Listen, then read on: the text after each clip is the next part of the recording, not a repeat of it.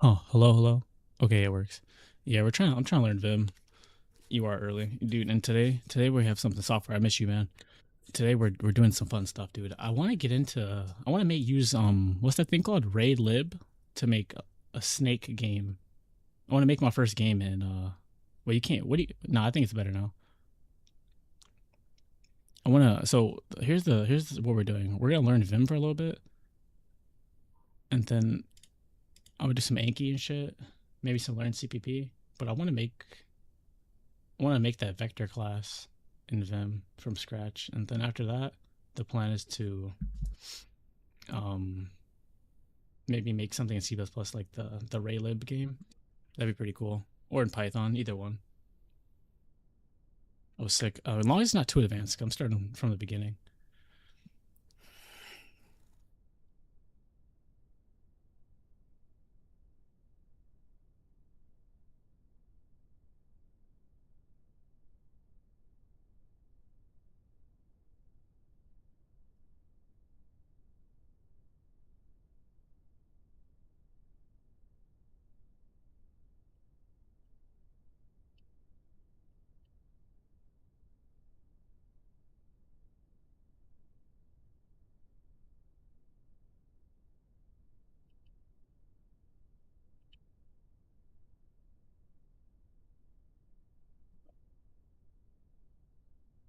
Wait, are you gonna send me the repo or what?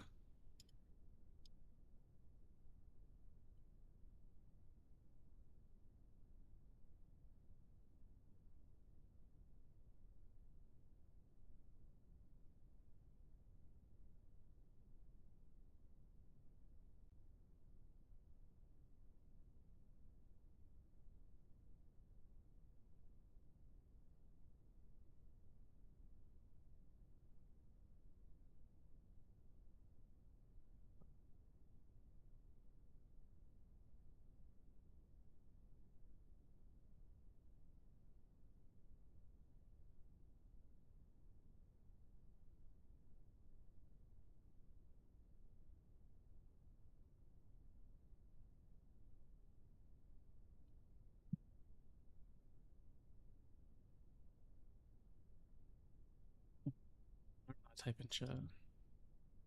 Wait, are you're trying to send me like the GitHub link or something? EG.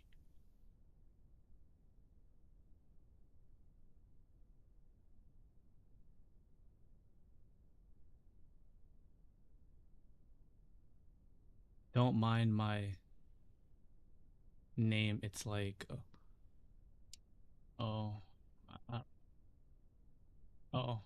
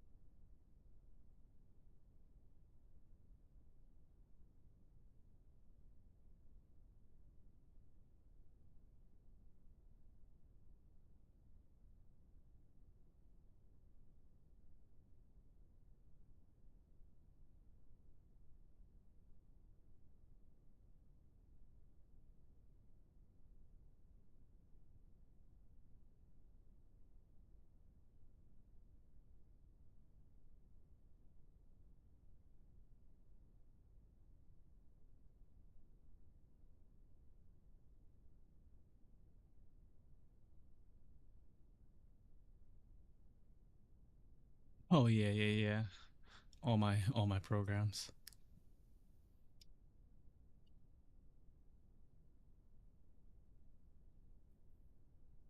Nice.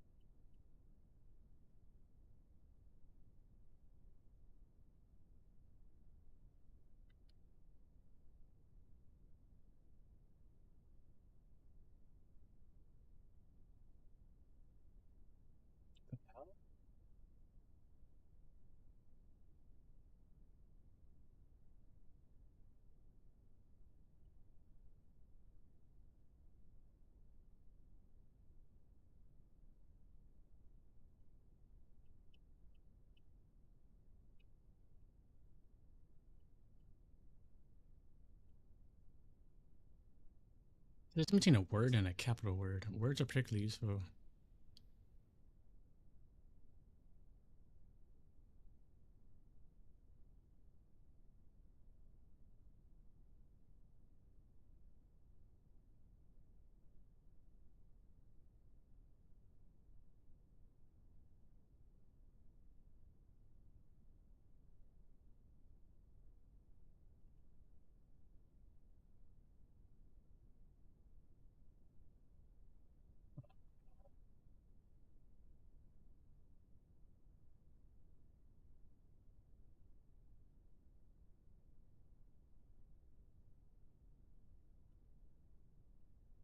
Cool.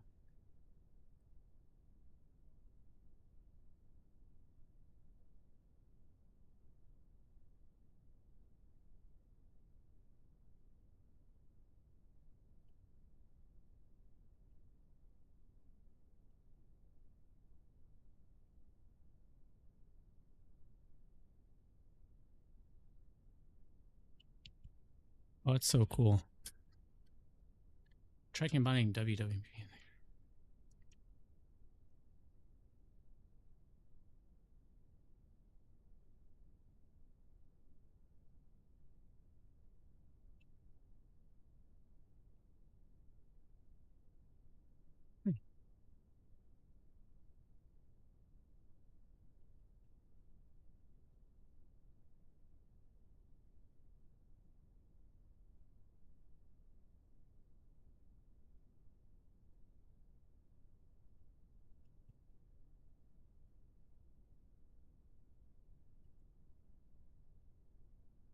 Clang.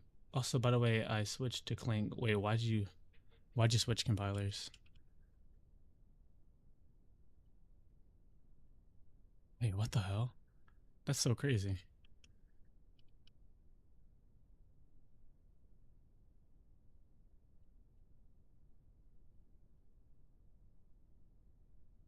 One, two, three.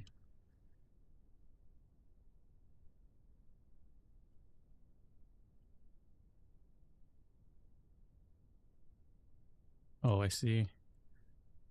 Now let's try something different. E to jump to the end of a word. Okay. E.g. to jump to end of the previous word.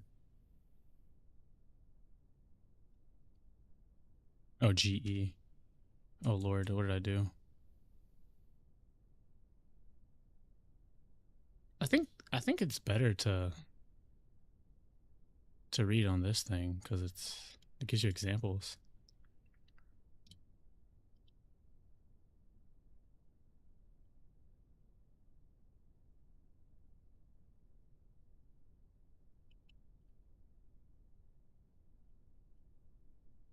The fuck? What did I just do?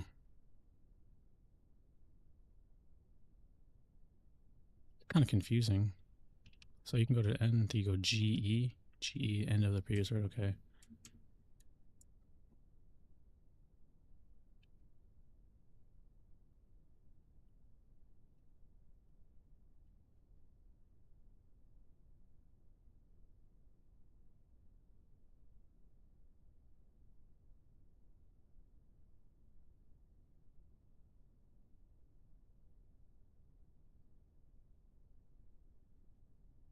didn't really get what the difference between a word and a word is, like the capital version.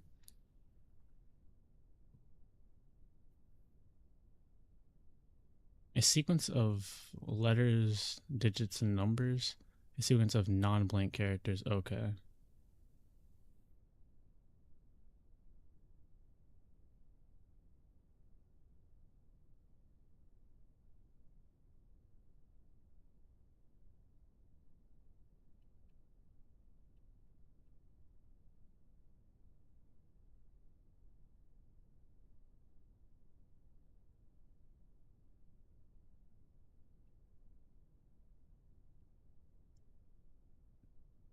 I don't know if I'll be using the GE thing. I guess GE is cool.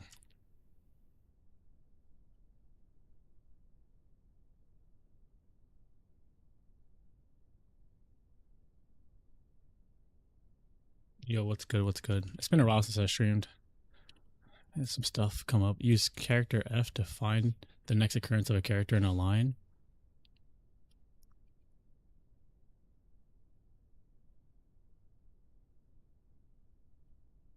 Wait, what?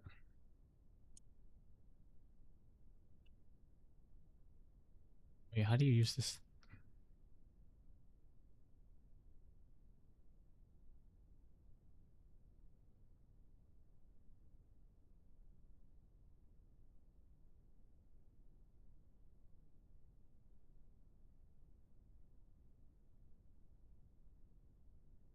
Yeah, we're learning them.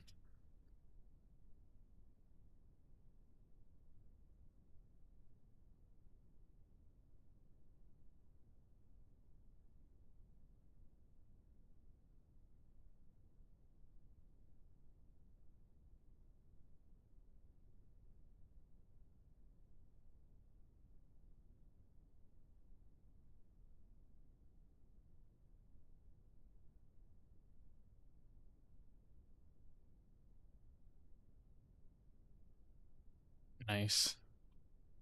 Wait, so you need to use F and then what the fuck? What did I just do?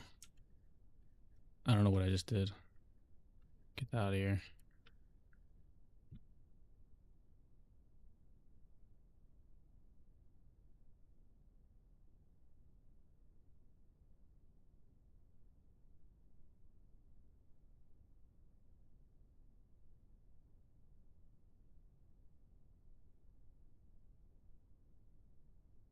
I'm so confused on this. Like, use. So I type in to find or move to the next occurrence of a character in a line. So if I use F, now when you go to move. Oh shit, that. Oh my god, that works. F. Oh. That's like. Oh, I use to find the previous occurrence of a character. So capital F and then. That's kind of cool.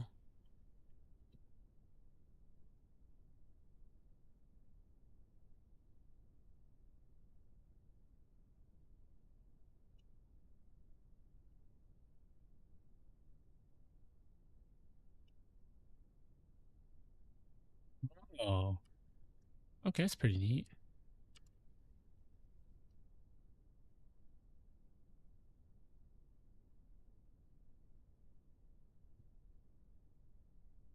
Now try going back with F. Going back to where?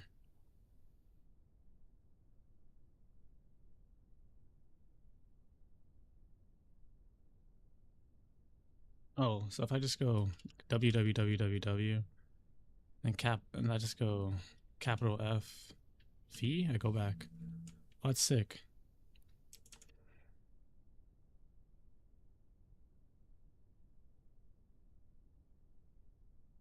Oh, yo, all right, we got a little challenge to do here. I don't know if I really need this. It's kind of helpful. So we just go F F. It only works on the line though, so FD doesn't work. I have to go down.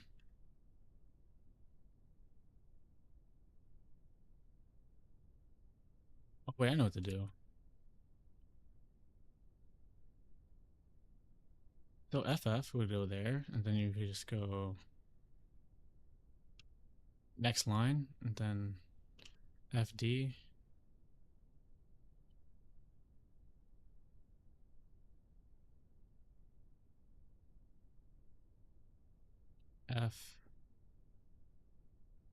FX. FO. F, and then how do I go back?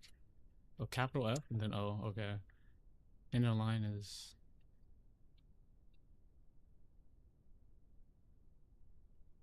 nice.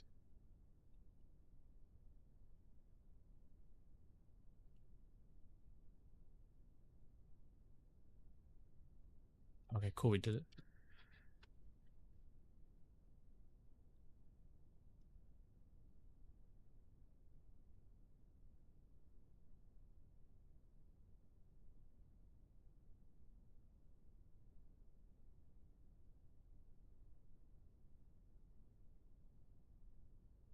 Const fireball function target.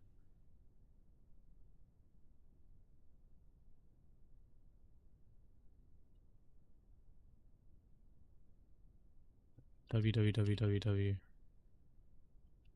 Okay.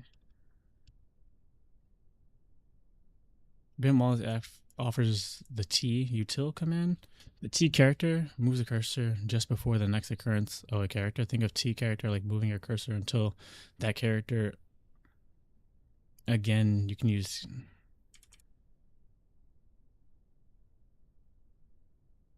So T moves it, F moves it on it, and T moves it. Um.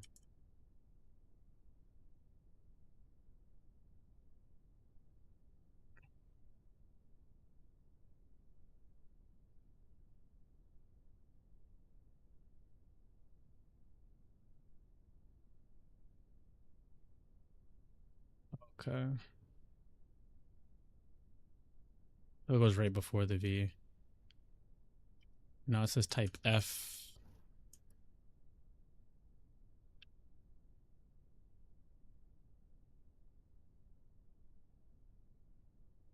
Okay. Try to collect all the dollar signs in this other circuit. We shall be so rich. Okay. The dollar signs? Oh, okay. So we have to use the T and go backwards. So like, no. TF, easy.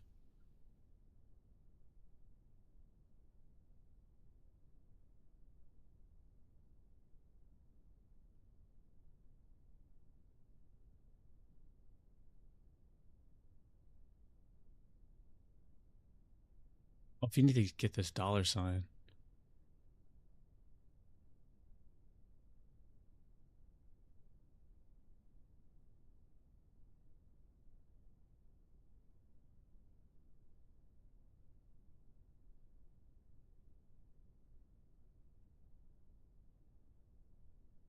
So annoying.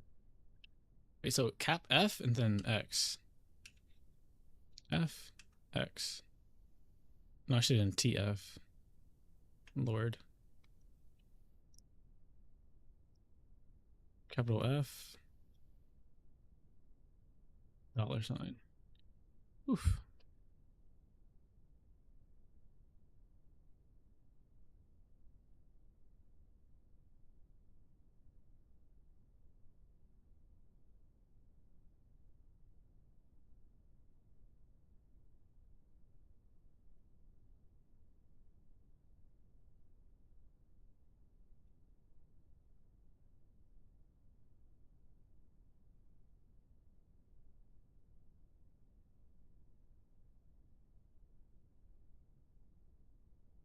What happens if I use the backwards one, like capital T and then this? Oh, nice.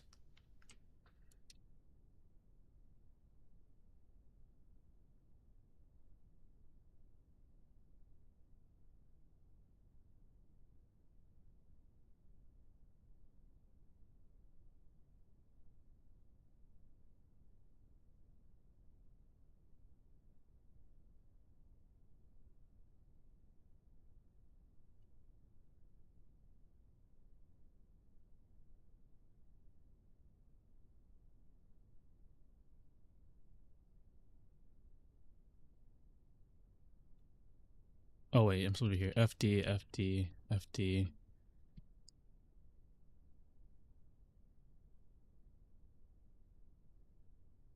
FD, and then...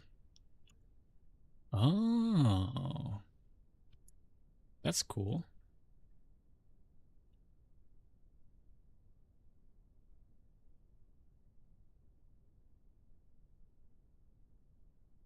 Zero moves to the first character line. Okay.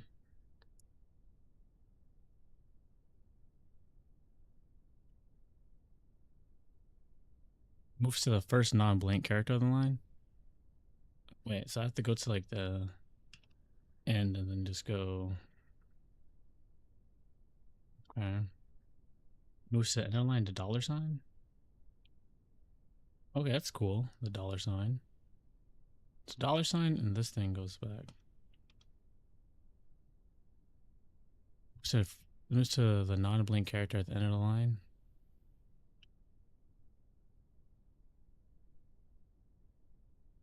Is that the same as the dollar sign? I don't get it. What's the difference between G underscore?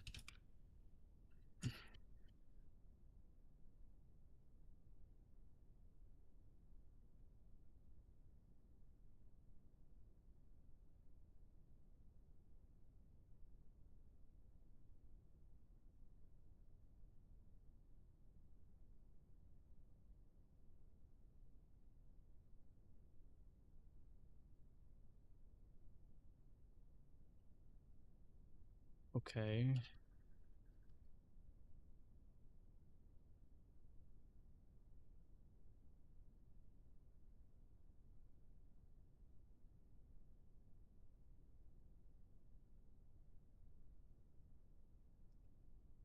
Oh, yo, this is so like unintuitive for me.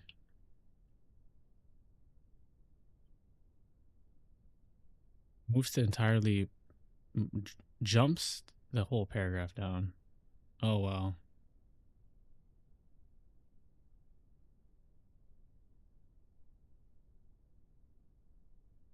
Control D lets you go up half the page by scrolling the page.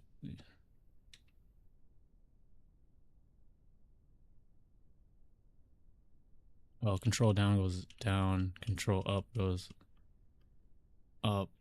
Okay.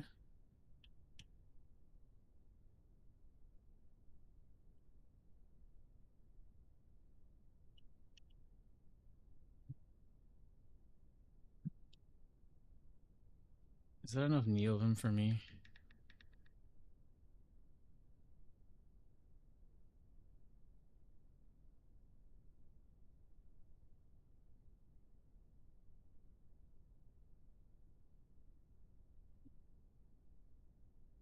If you go down the file using, to compare it to using Control D, use the stop below the bookmark. What? This goes a whole paragraph? Did I just insert that? Shit. Wait, no. So this goes up, down, then Control D, Control U, Control D.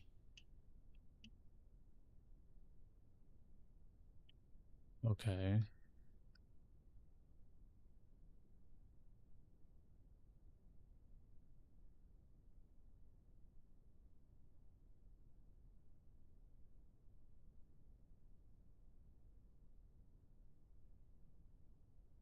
Wait, what happened to my... So am I done for right now?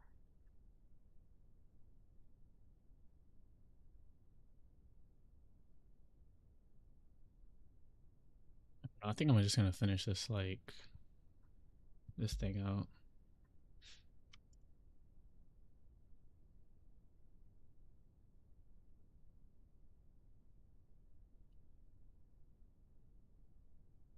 High precision vertical motions with search patterns. To move anywhere on the file, you have to target... You have to have your target in mind. The best option is to search using slash pattern.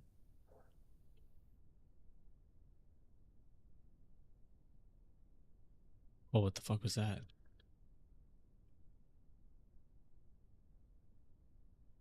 Oh, that's it.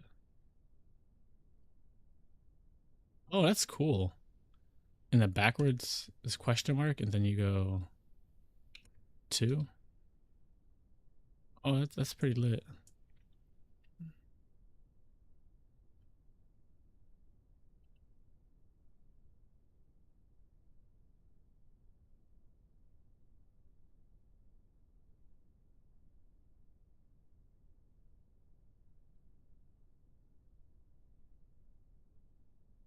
Let's take searching for a spin. Why am I moving?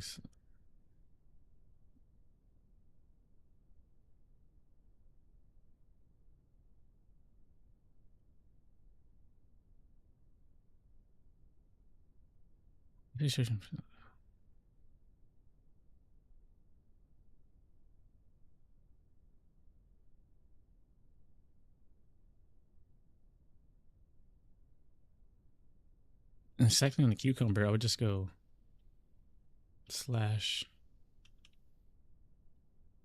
Oh wait, no.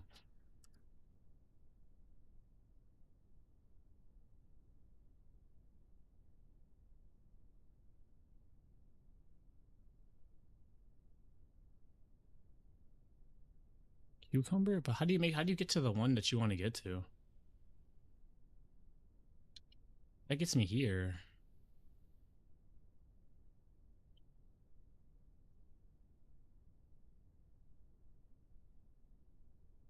Cucumber?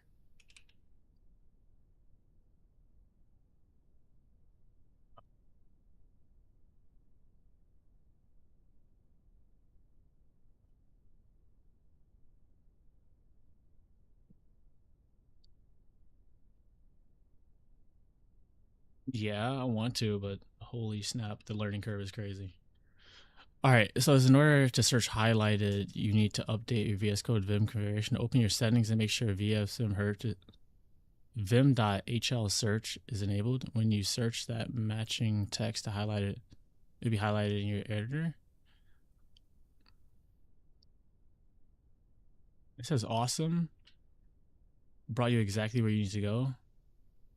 You need to type the whole word though. Okay. CUC.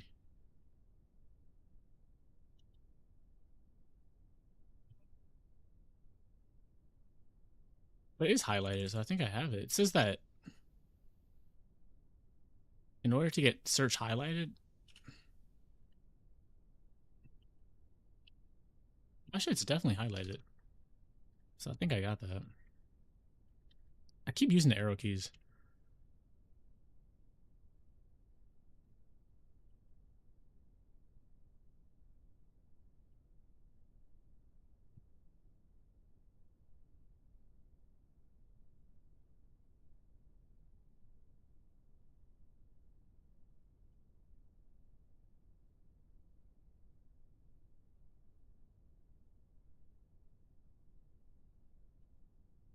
All right.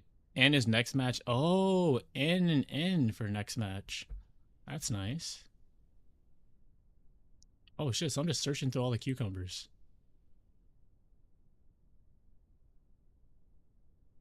And this goes back. Wow, that's so cool.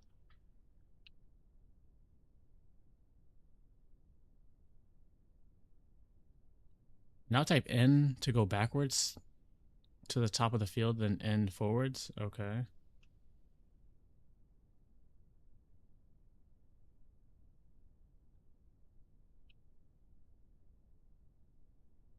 You can use the backwards pattern without the pattern changes direction.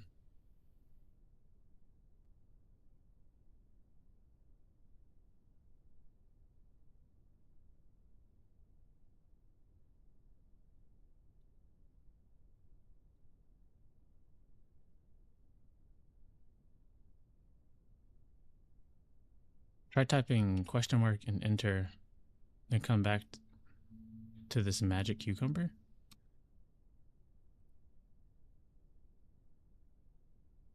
Okay. The pattern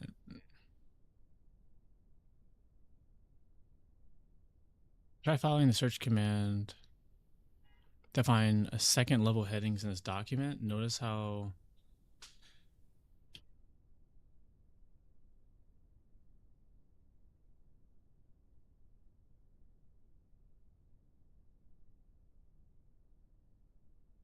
wait, it says go through the document to find the next title.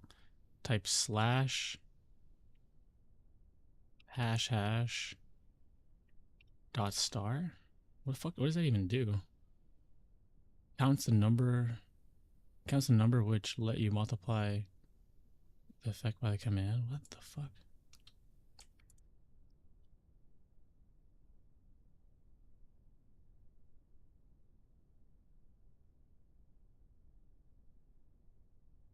I don't understand. What does this do? Slash hashtag dot star? What does that even do? If I go N. Oh, now it moves. Okay, and if I go capital N, it goes up. I guess that's kind of cool.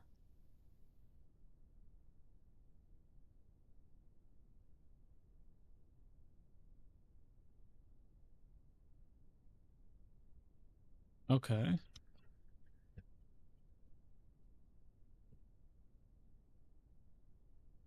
Counts the number which lets you multiply the effect of the command.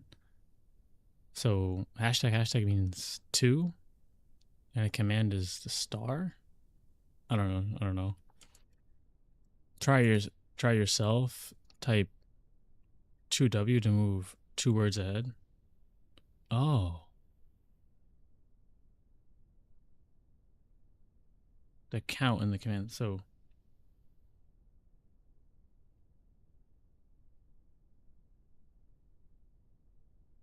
that's kind of crazy.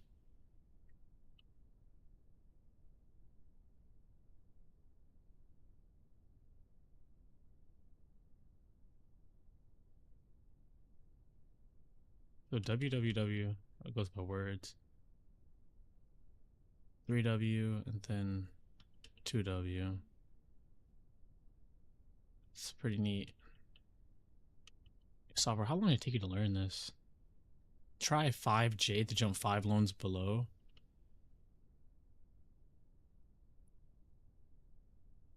That's kind of... Try finding an array within an array.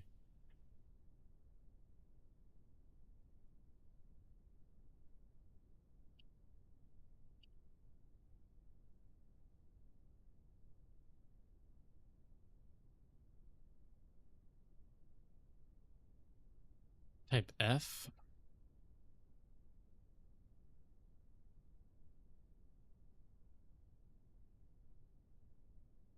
Oh, there's so much stuff to learn.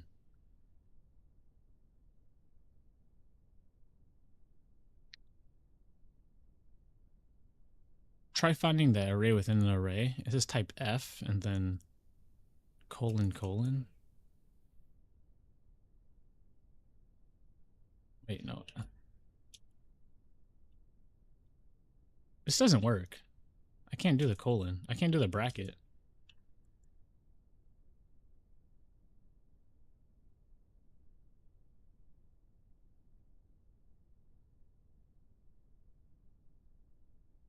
Oh, I'm in insert mode like a retard.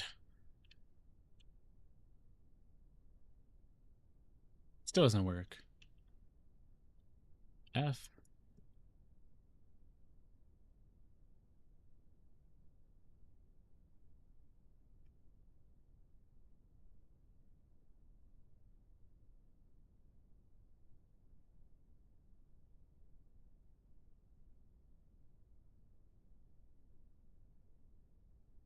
Yo, you understand what this is talking about? This is...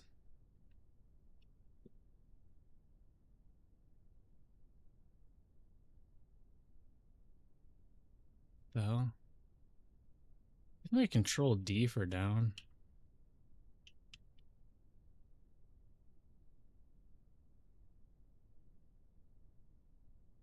Yeah, I was here.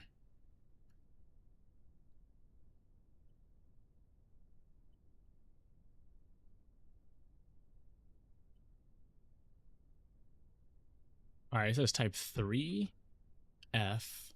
Did it not let me use the brace? Oh, wait, it worked. So it's the third brace. That's actually insane.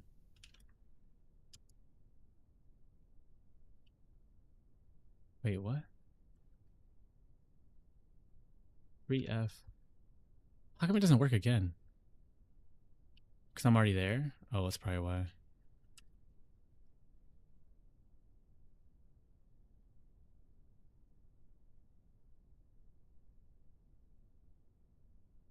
Oh, that's kind of cool.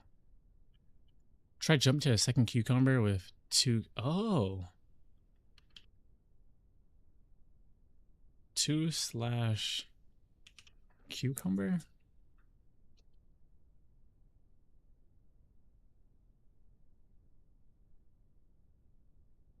2/. Oh, it goes to the second one. That's pretty neat. If you just go to next. You get more motions that come in handy from time to time. GG lets you go to the top of the file. Line GG goes to a specific line. So if I go.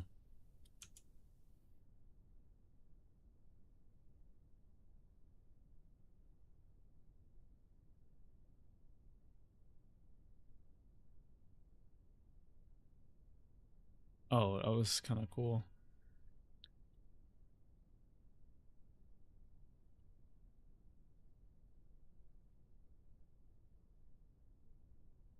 G to go to the end of the file. That line thing. Let's see if I can go to line 353. So he says use like 300 GG. Oh, that's so cool. 350 GG. 352 GG. Oh, wow. Capital G just goes to the end.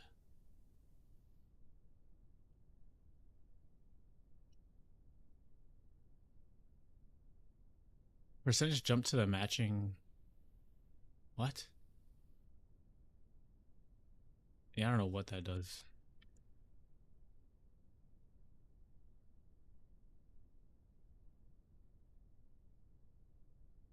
Oh, percentage just goes to the matching race, I guess. Try going to the. Try going.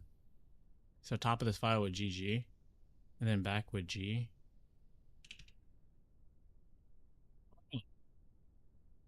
Now jump in between the two matching brackets until you want to go to sleep.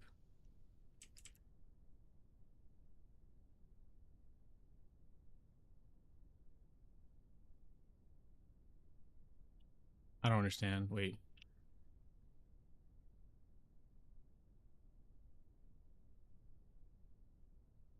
Let's just start here with F.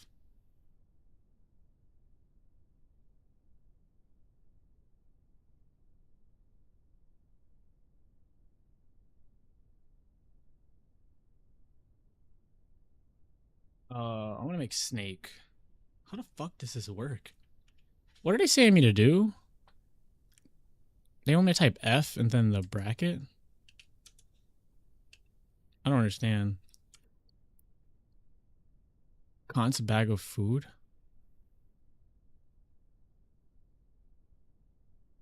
Oh, I think I have to start here. I have no. What do they want me to do? Oh, start here, as in here. Then. Oh. Oh, it finds the matching bracket. Okay, that's cool.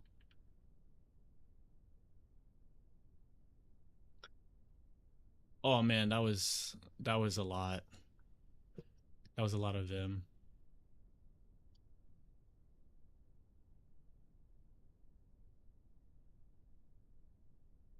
Uh,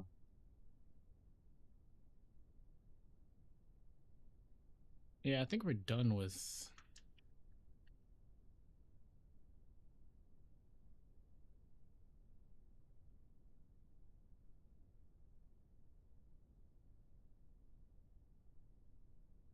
Learn Vim? Toggle Vim.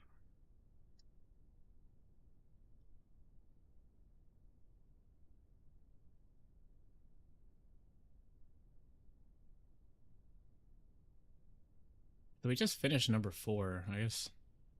How do you go to the next one? I guess that's my question.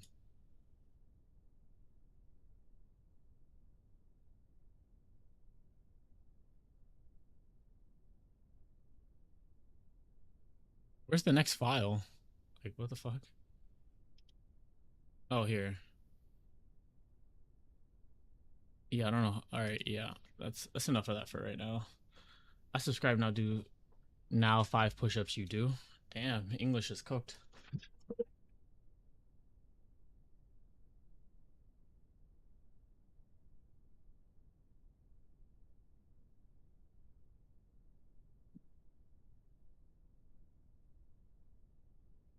All right, we learned Vim. That was,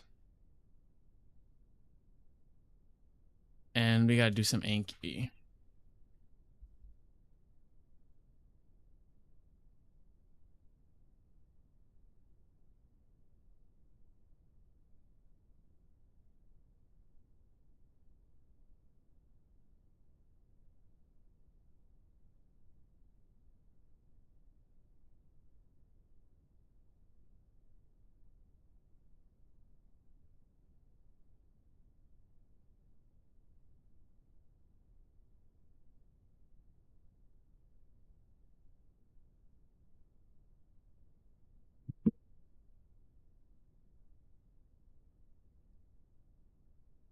Damn, that Vim stuff is crazy.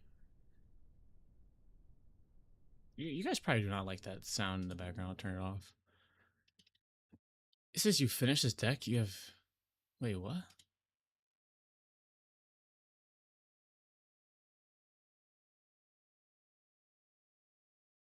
Wait, I literally had decks to do.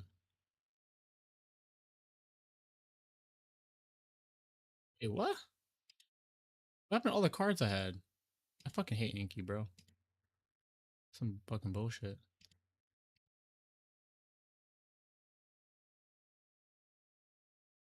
Wait, what happened to all my cards? Some fucking gay ass.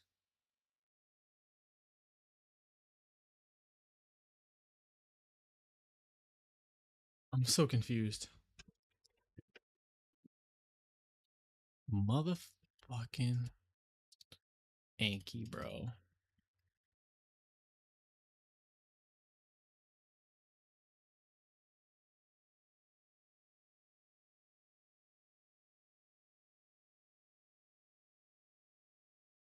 Dude, I literally had.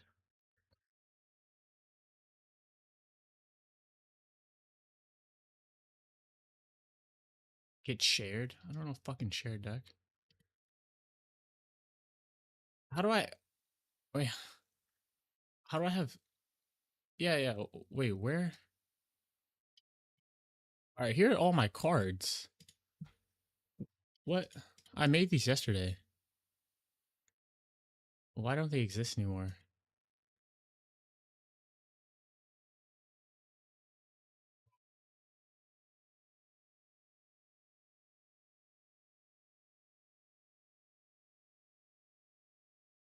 Yo, why don't I have any cards? I'm so confused.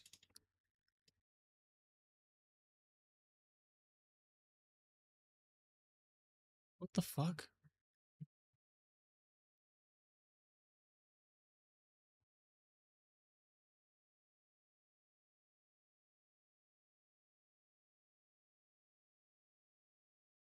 Yeah, yeah, no, it's all good, man. I'm just messing around, and your English is good. Dude, where's the deck study deck?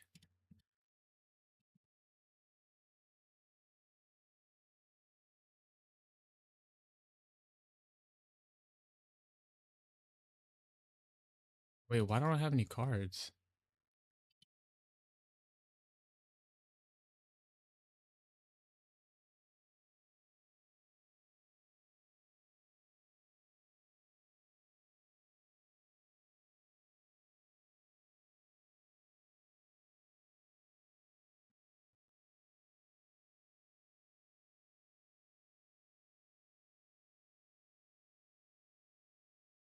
I guess I can't study Anki today. That's broken.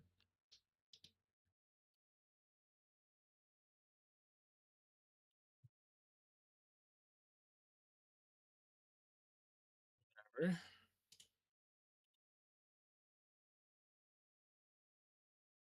I guess we're gonna do something else. These are literally the cards I have. Like I literally made all these damn cards for what?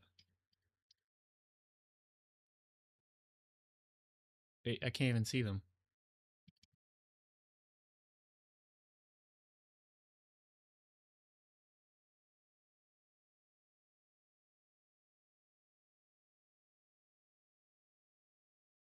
I guess I gotta make more or something. Whatever.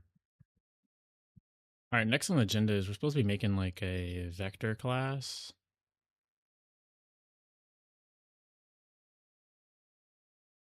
And are we so and we're gonna make some raylib stuff. Yo, check out this. It's playing Snake. Kind of crazy.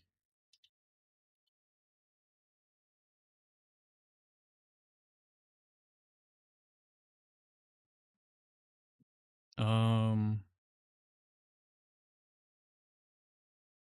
okay, what do we do now? We're supposed to be building vector class.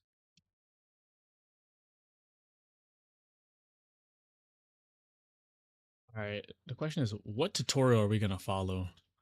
Bomb subbers or are we gonna follow how to implement a vector class by this guy? We could do vector class or snake. I'm doing vector class. Yeah, wait, what do you think's a better tutorial? I think clearly the. Maybe I'm gonna go this one. It's a bit longer. All right, so let me open up another VS Code thing. No more Vim.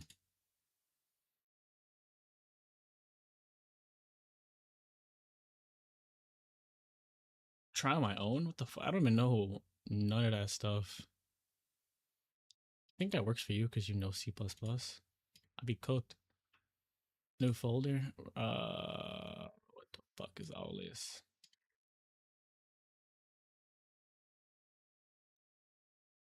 We gotta get a new folder.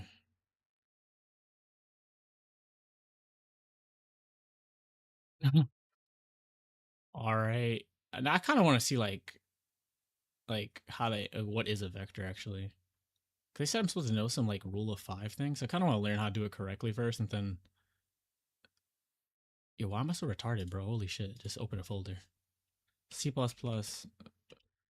vector from scratch. Okay, we're in, boys. I think we should make a repo, right? Because repos are good. Yo, am I weird for coding in VS Code and not like Visual Studio? Um, I'm gonna say touch main.cpp. Okay,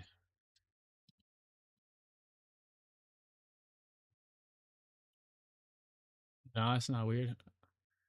I can explain it basically. The top of the file, and you just go to.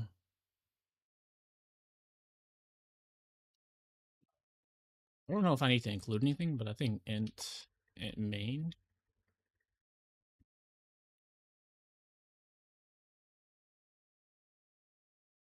All right, so int main, and I don't know, turn 0. We can invite you. Okay. Wait, hold. Okay, let me actually open this up. All right, I'm gonna put a 25-minute timer on the timer.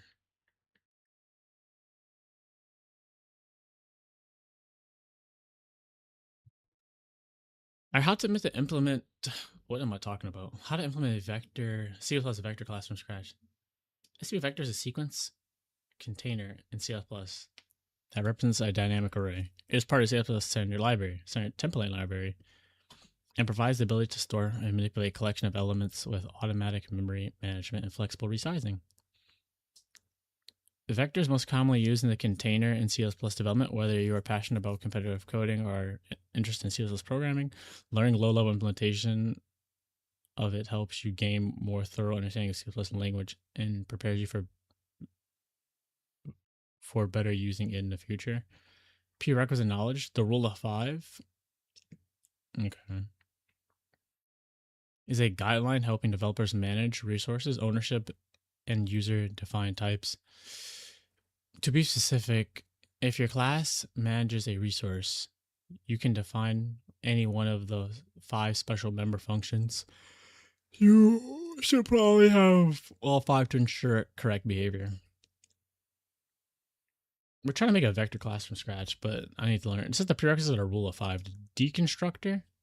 All right, I get that. I know what that is. It's like, you know, when it goes out of scope, it like deletes itself or something. We got the copy constructor, the copy assignment constructor, the move constructor, the move assignment constructor. I don't know what that is. Reinterpret cast, T expression. Reinterpret cast is a low-level type conversion operator in C++ used to interpret the binary representation of a value as a different type. Oh my god. Two important thing about it is it does not perform any type safety checks, and it simply treats the bits of one type as if it was another. Yeah, that's why we're learning how to do this.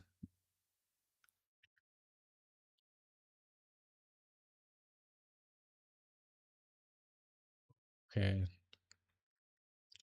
Two important things. Oh, it doesn't do any types. So there's operator new and delete. Okay, I know about that one. That's how you get like allocate memory on the heap. Is a built-in global function C++ that allocates raw uninitialized memory to the heap. What the fuck does raw mean? What's uninitialized means it's not. Well, it's not like it's not. It doesn't have a value, right? I think that's what it means. This is not the same raw expression. Wait, it is not the same as a new expression, though the new expression uses it internally. The : scope resolution prefix ensures that you're calling the global version of the operator, avoiding any class-specific overloads.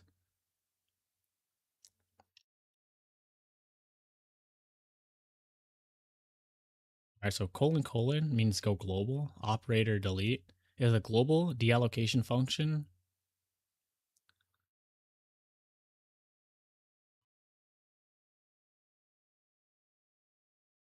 To free raw memory that was previously allocated using new. Should I learn what the rule of 5 is? Or should I just continue? Like, what even is the rule of 5? Copy. Maybe I'll just learn as we go. To implement std vector, first we need to define the private fields of this class. All right, we got a t is a pointer to the generic type t. Fuck. A pointer. What is type? What is that t thing? What is this? Does t just mean like any type? And what do they mean by reinterpret cast, a low-level conversion type? Using a generic type like I did? What does that mean? Does that mean like you can take any type? Is a low-level conversion operator in C++ used to reinterpret the binary representation of a value as a different type?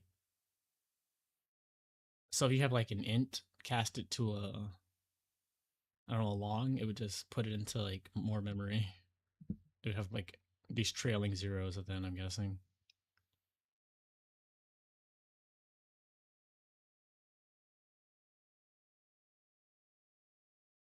What am I supposed to do instead?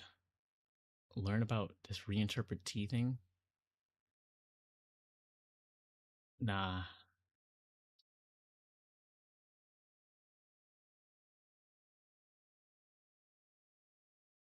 A date.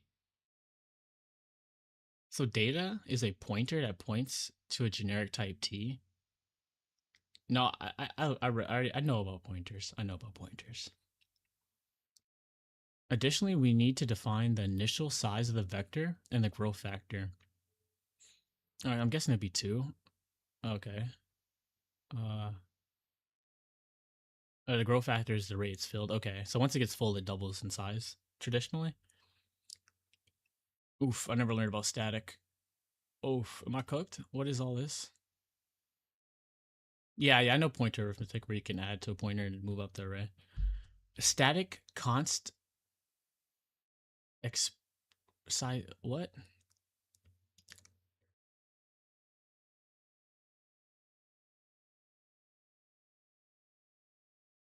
Yo, what the fuck is this?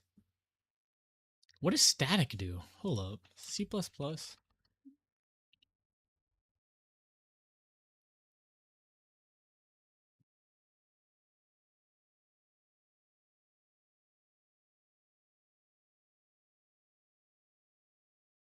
All right. The static keyword C++ is used to control the scope of program elements. It allows certain members to belong to the class or file rather than individual object or function calls.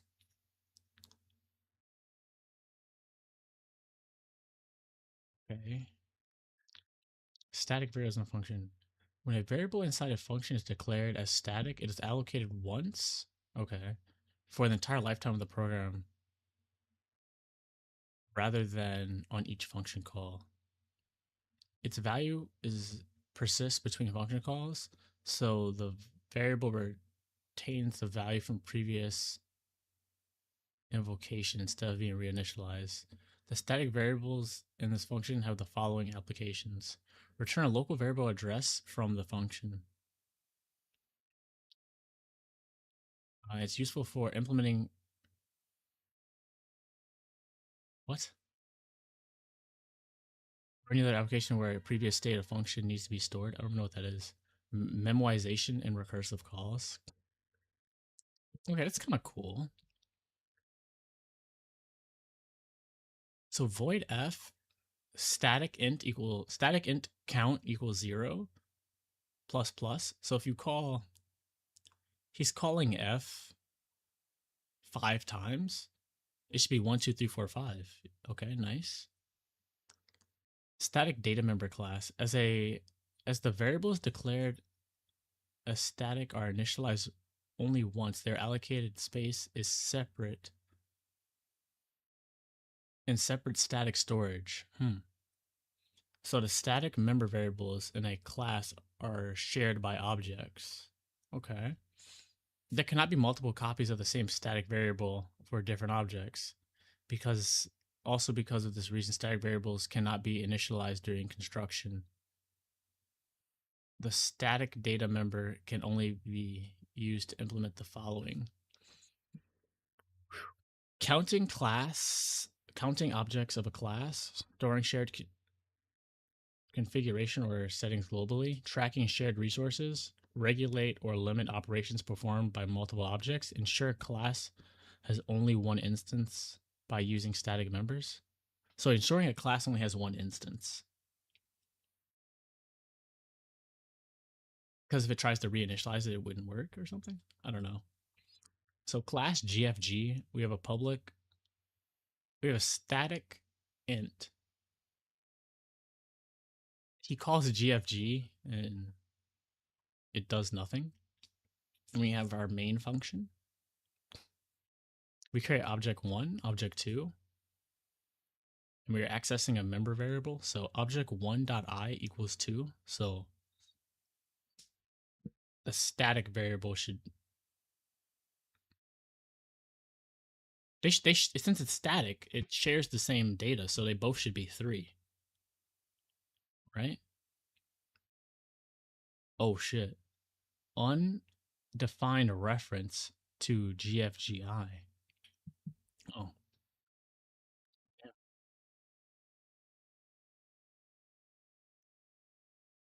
As you can see in the program, in the above program, that we have tried to create multiple copies of a static variable for multiple objects, but this didn't happen.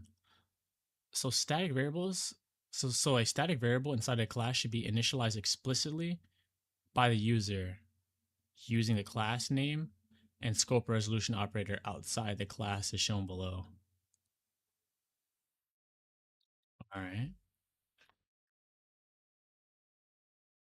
So we have the GFG class. It creates a static integer, same thing.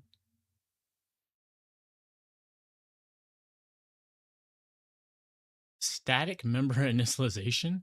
So int GFG : I.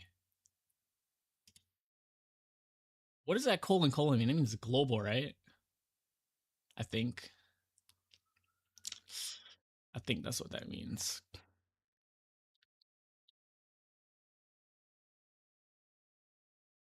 Oh, you don't use the dot. You have to just use the : because it goes to the global. Because if you use the dot operator, then it would be like trying to create multiple copies of the static variable. But you don't want to do that. So you only can have one instance of an object if you use standard static, it seems like.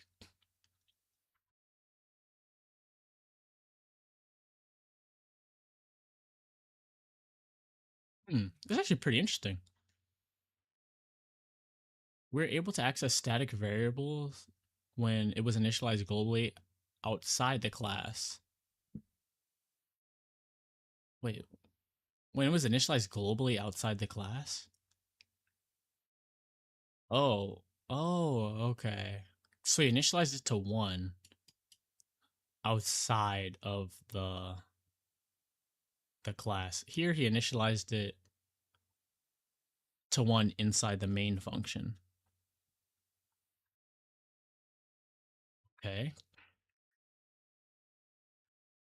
Moreover, we can access the static data member without creating an object of the class itself. I kind of get it, but I kind of don't see how this is useful yet. Static member functions belong to the class rather than any object and should be called using the class name with the scope resolution operator. Let me read that again. Static member functions belong to the class, okay, rather than any object. Okay, so the class itself, not instances of the class. It should be called using the class name with the scope resolution operator. Okay. They can access only static data members and other static member functions, and cannot access non-static members of the class. The static member functions have the following uses in C++.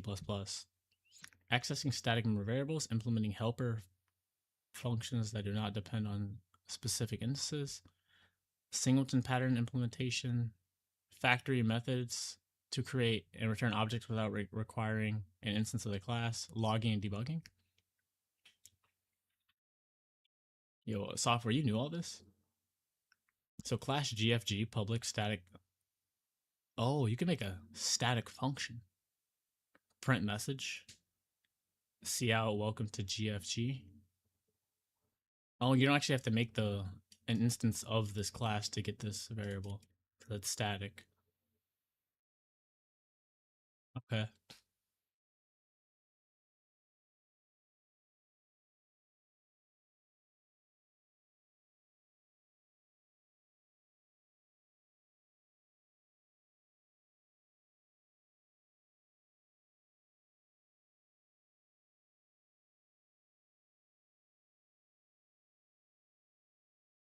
Internal linkage, meaning it is accessible only within the file it was defined, where it was defined. This ensures that its scope is limited to the current translation unit. Oof. Translation unit, I kind of forgot what that is. That's like Shit, I forgot what that means. Preventing conflicts with variables in other files that may have the same name. Oh man, so much stuff to learn.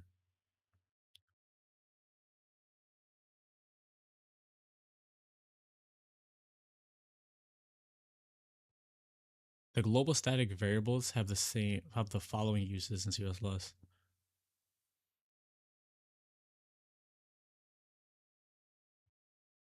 A global static variable is a static variable declared outside of any class or function. It's not initialized but declared. Okay. Unlike a regular global variable, a global static variable has internal linkage, meaning it is accessible only within the file where it was defined. Limiting variable scope to a file and prevent conflicts, ensuring variables is accessing only when the file. Global counting or flags. Used for shared resources in scenarios where frequent initialization and deconstruction can be avoided.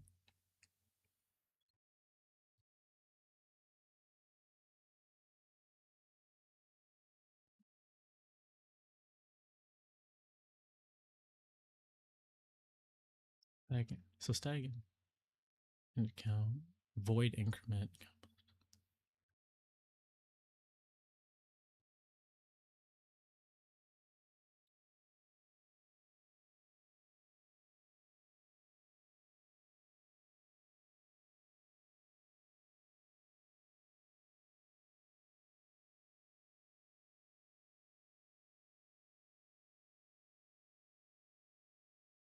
Okay. Okay, I get what that does now.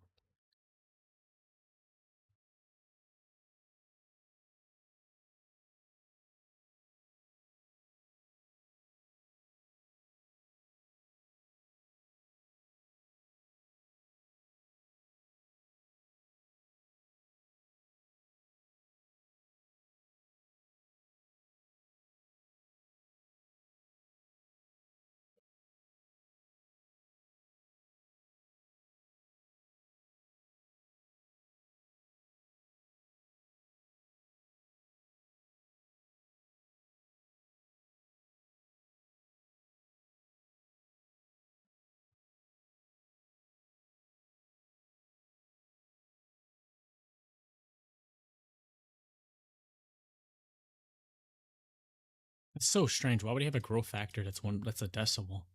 You can't have like half a. I mean, it would just round down, I'm guessing. I don't know. It's so weird.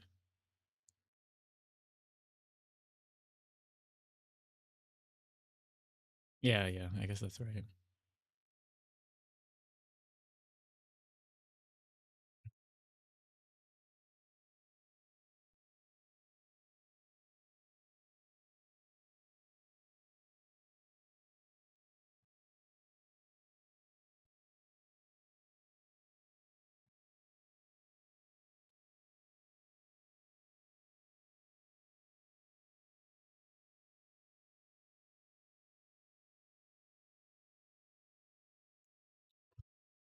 I don't know if you're still here, software, but what the hell is const experience? Like, I've never even heard of this. I don't know what that is.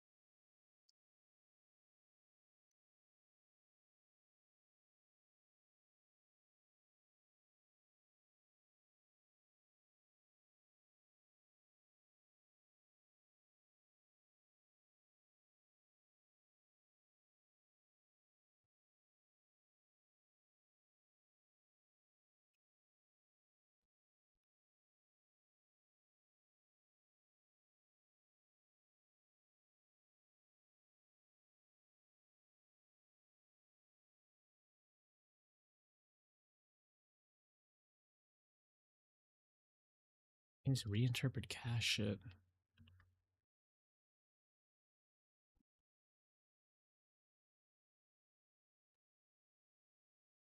Right, so if I need to just learn about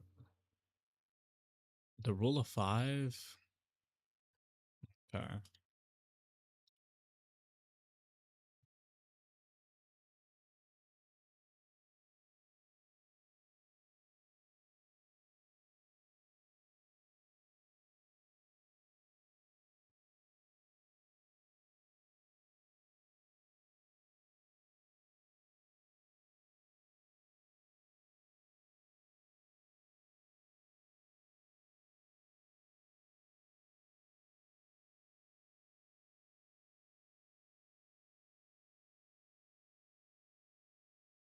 I actually have to learn so much stuff before going here. I need to know about operator new.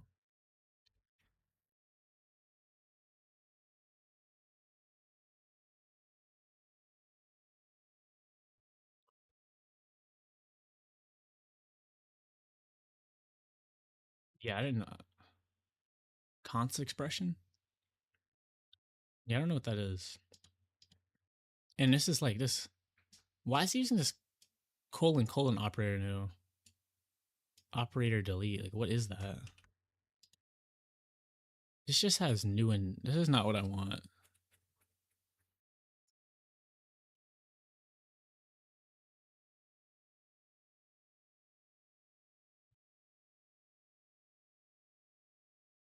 Operator delete.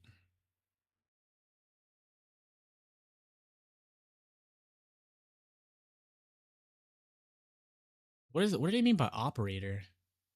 It's like const expression, variable, or function defined at compile time. Oh, expression means a variable or function. Okay.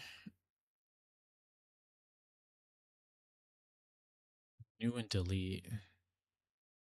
What is this operator new and delete? Like,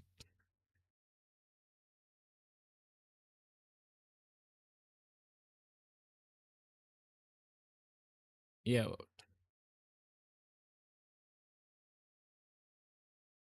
delete is a regular function that is can be called explicitly like any other function. But in C++, delete is an operator with a very specific behavior. An expression containing the delete operation first calls the proper deconstructor. Like, what the fuck are they talking about?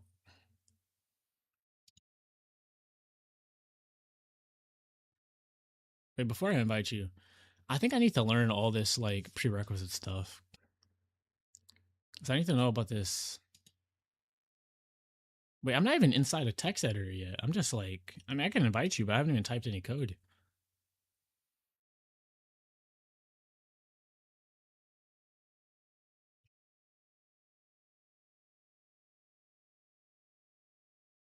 Uh,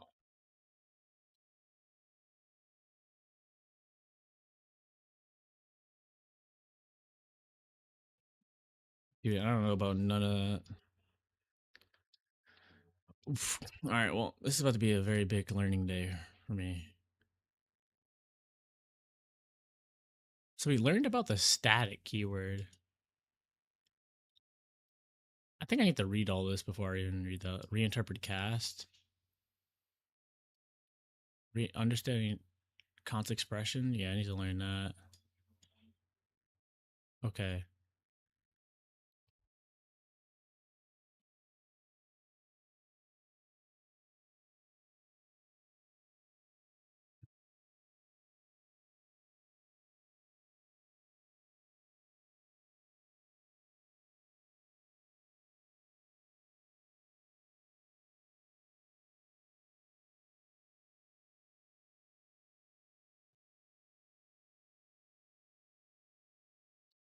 I don't understand what the fuck. What is this operator delete? Like, what is that?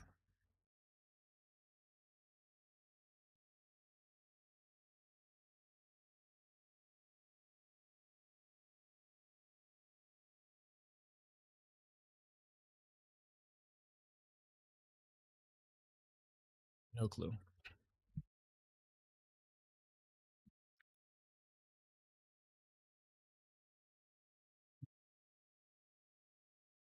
Taking a 5 minute break. That was a good 20 minutes.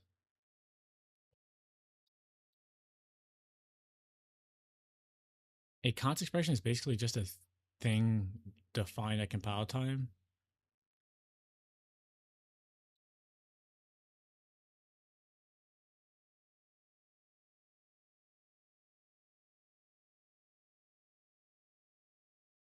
What'd you just do? Here, t is an int, but t can be anything.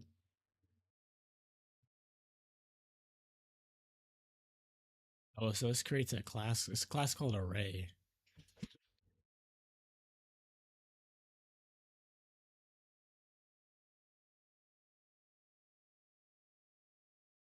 Oh,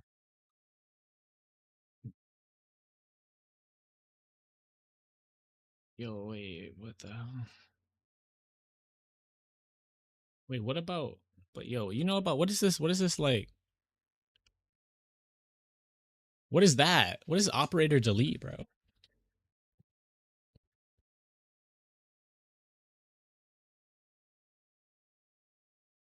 Bro, I don't even know what that means.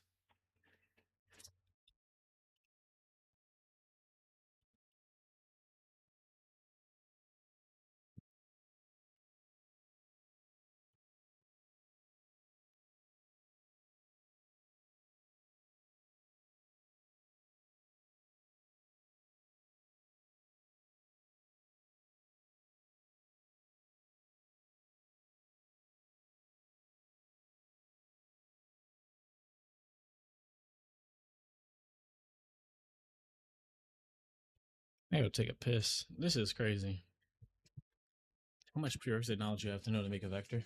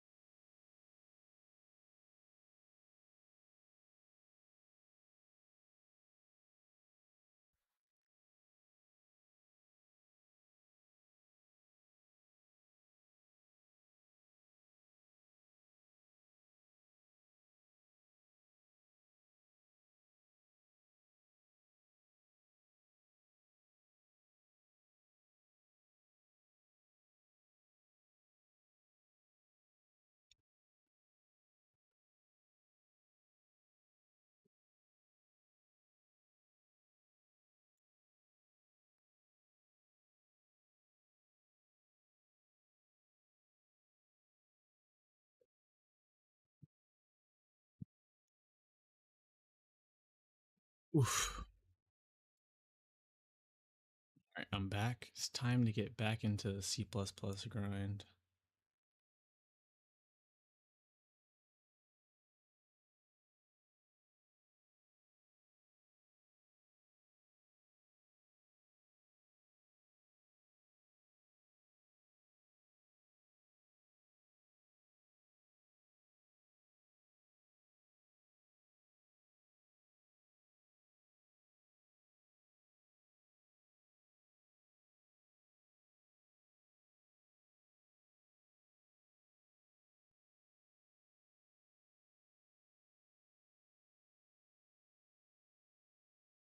All right, well, Back to the grind. Learn about the rule of five.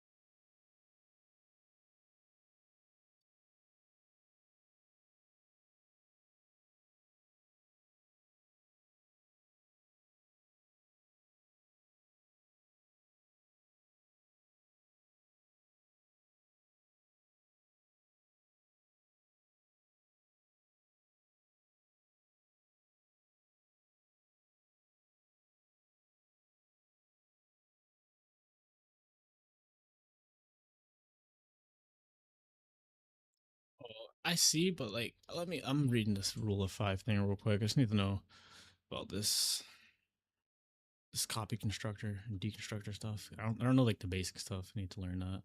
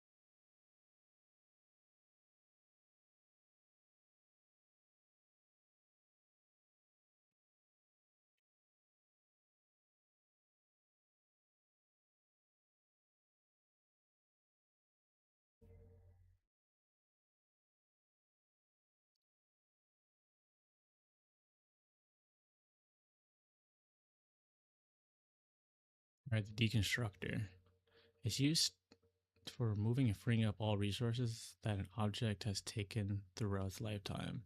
With the help of the deconstructor, we can make sure that any resource that is taken.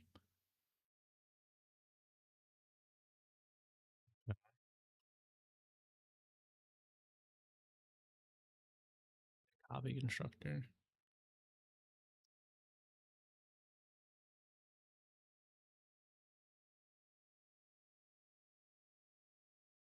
used to make a new object by copying an existing object.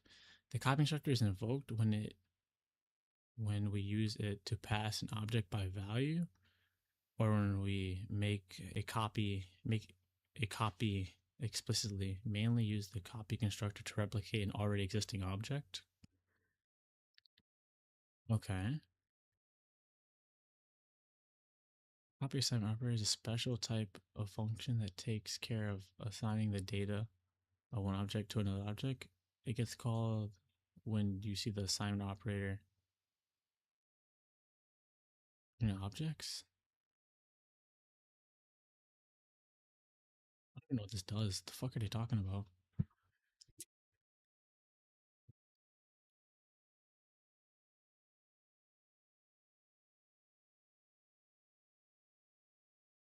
Yo, I don't even understand this.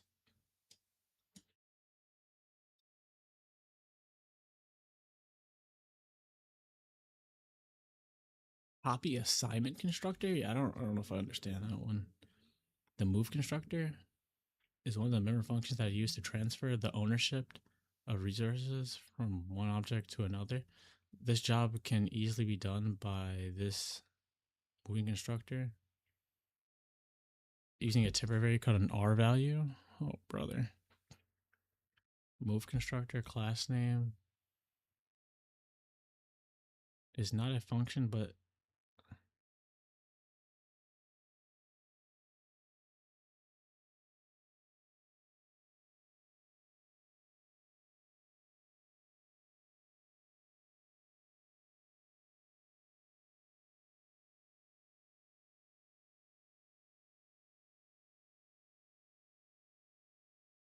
what is this double ampersand?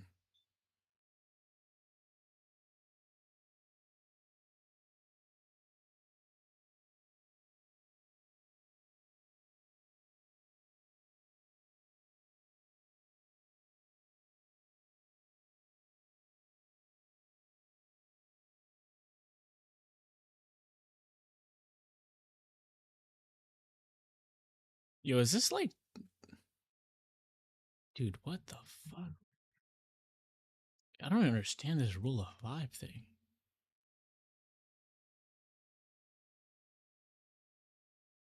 Link for semantics. Constructors. Oh, Lord.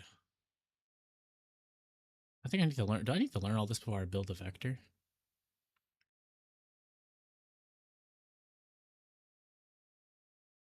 Okay. Move assignment operator. Move assignment operator is comparable to the move constructor. It is used when an existing object is assigned to a. I don't know what the fuck a R value is.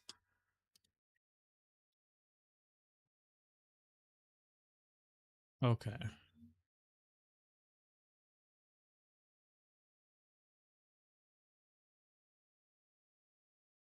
Meaning, okay, so I get it. I don't know what template is. Array. We have the constructor, the deconstructor, or private.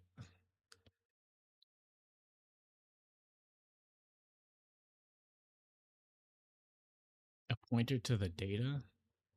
What's the data? Pointer. Okay.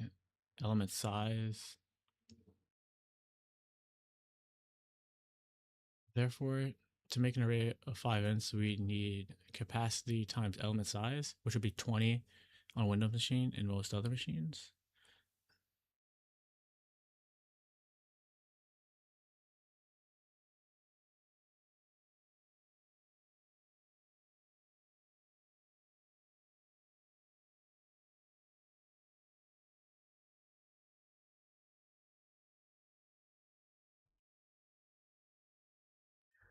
Because the data is a pointer to, this means that we can easily resize by just increasing the capacity, either by multiplying the capacity or two. Okay. If it exceeds, if count exceeds our capacity to not get memory access violation errors, because the data is a pointer to t, we can easily add to the back of the pointer. Wait, because the data is a pointer to t, we can easily add to the back of a pointer by using a pointer arithmetic. So the data and the size of the data, oh, so that's the last element. Okay. To make this function like a normal vector slash array, we need to use index operator, which can be overloaded like any other operator. Yo, what is like, I have like, what does like overloading mean? Like I don't even, everyone says that. Like I don't know what that means.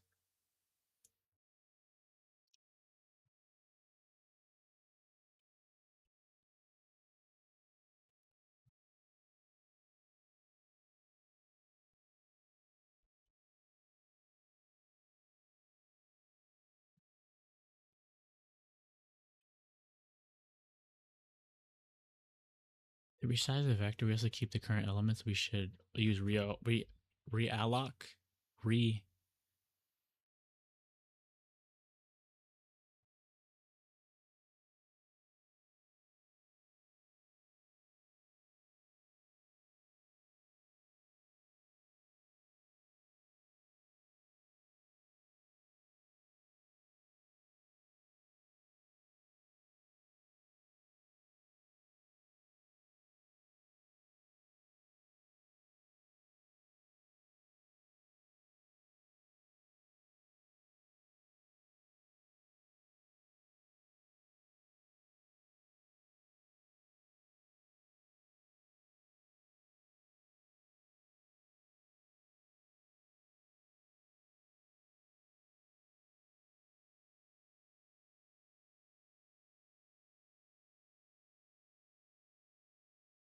Wait, is this similar?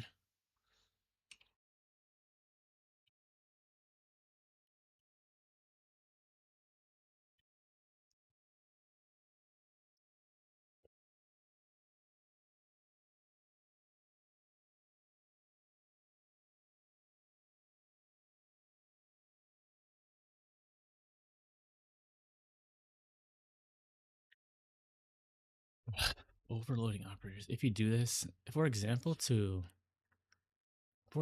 add an operator overload, you can add two arrays.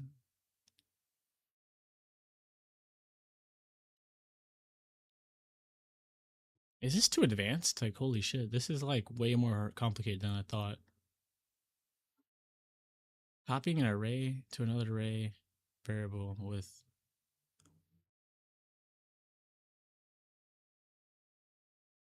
I don't understand this operator thing. Copy instructors are part of move semantics, which helps us things like operator st move. Holy shit, dude.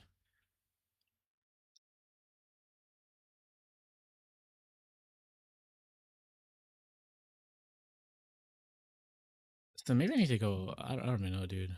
This is crazy.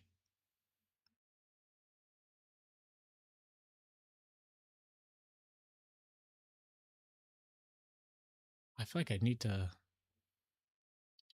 Maybe I need to learn the rule of three.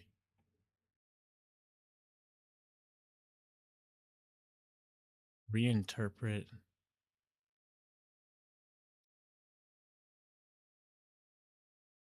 Am I even able to do this right now, or is this like over my head? Because I barely understand what the hell this shit is.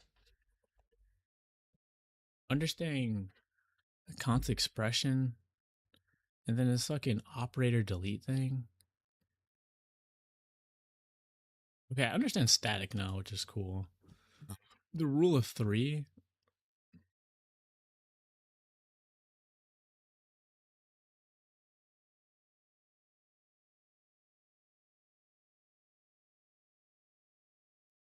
Copy constructor, assignment constructor. Okay, we need to know what the hell all these are.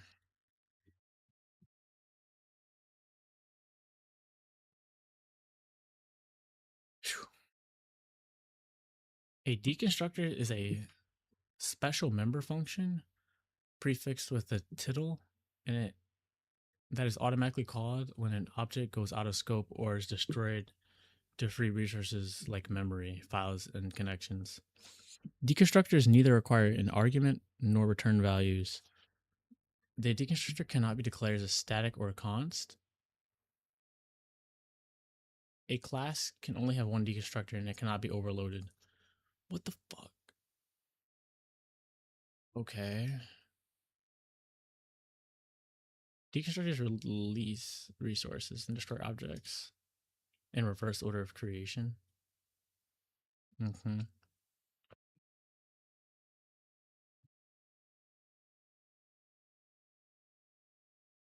This program demonstrates that the constructor is called when an object is created and the deconstructor is called when the object is destroyed.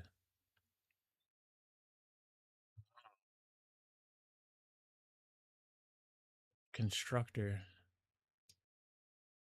called and it goes out of scope, so a deconstructor called. Okay, that's cool.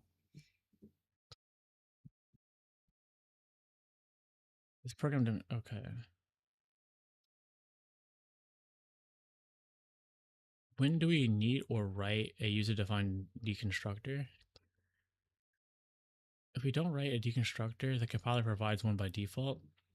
The default deconstructor works fine for classes without dynamic memory or pointers. If a class has pointers or dynamic allocated memory, we must write a deconstructor.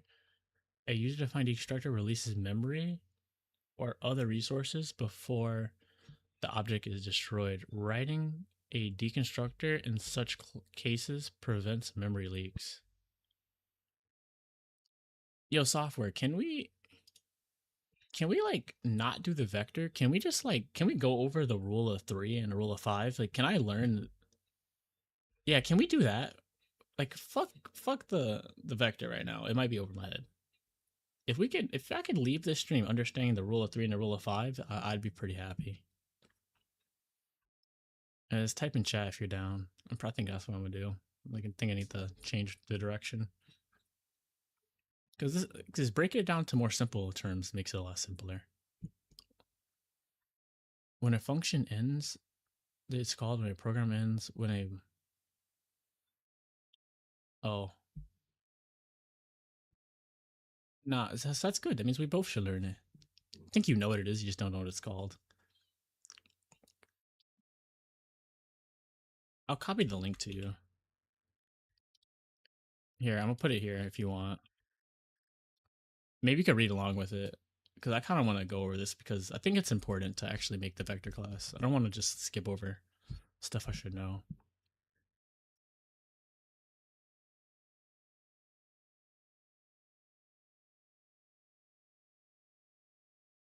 Basically saying that to make this more viable, you need to do this stuff.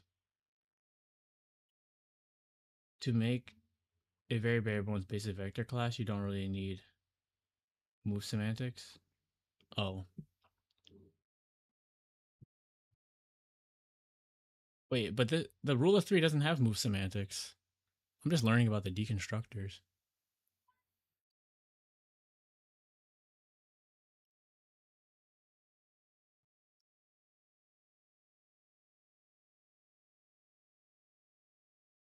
Program demonstrates the number of times a deconstructor is called. Like programs like this, I feel like would help. Like he has an int count, number of times constructor is called. Okay, I get you made them. I need to learn about them more formally.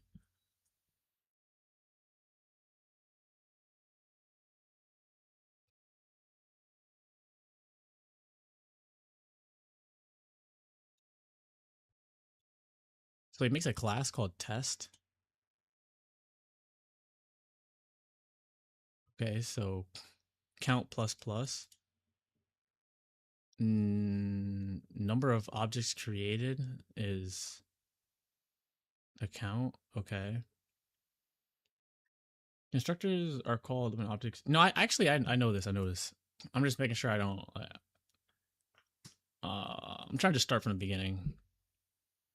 It will print in decreasing order.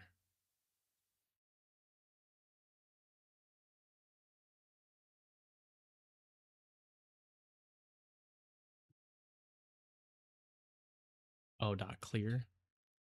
Clear just what does that do? Like takes it out of scope. It will print in decreasing order. So test one. Wait, so basically 0, 1, 2. Okay, so there should be 4. Here, here, here, and here. And then it should delete them the 4th one first.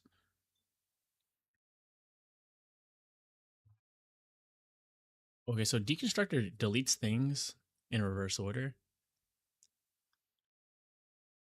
How do you call a deconstructor explicitly? Deconstructors can also be called using an object Oh, object name dot title and then class name.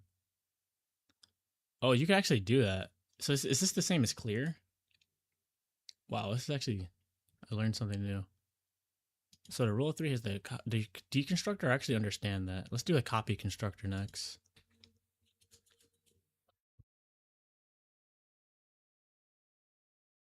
Software. I didn't realize C++ would be so difficult, man.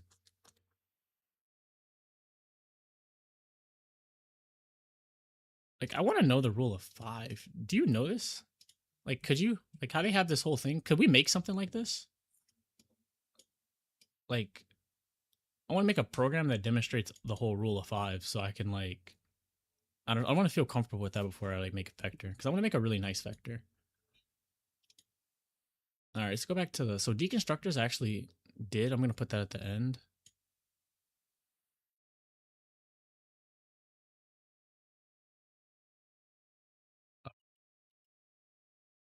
Static, I did that already. Let's do a copy constructor. A copy constructor is a special type of constructor used to create a new object using an existing object as of the same class. Compiler.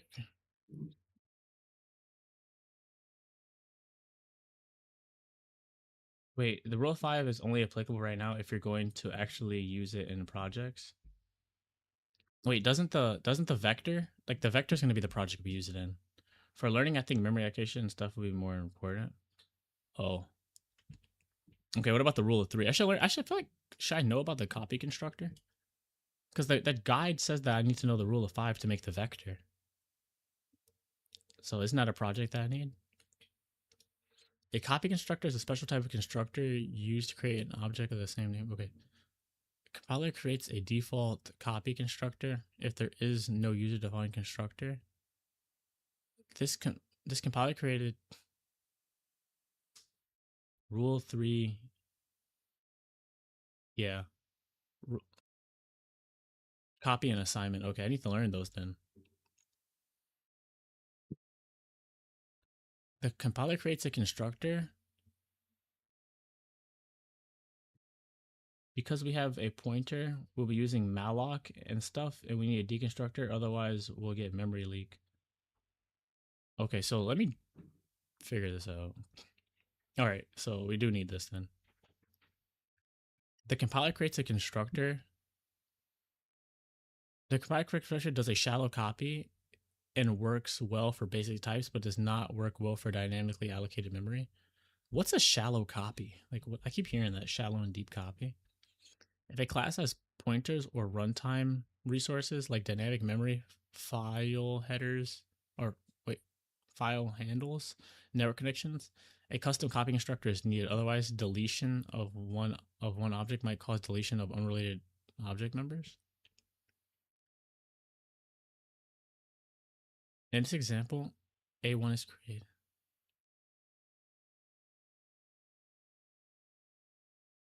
A1 is created.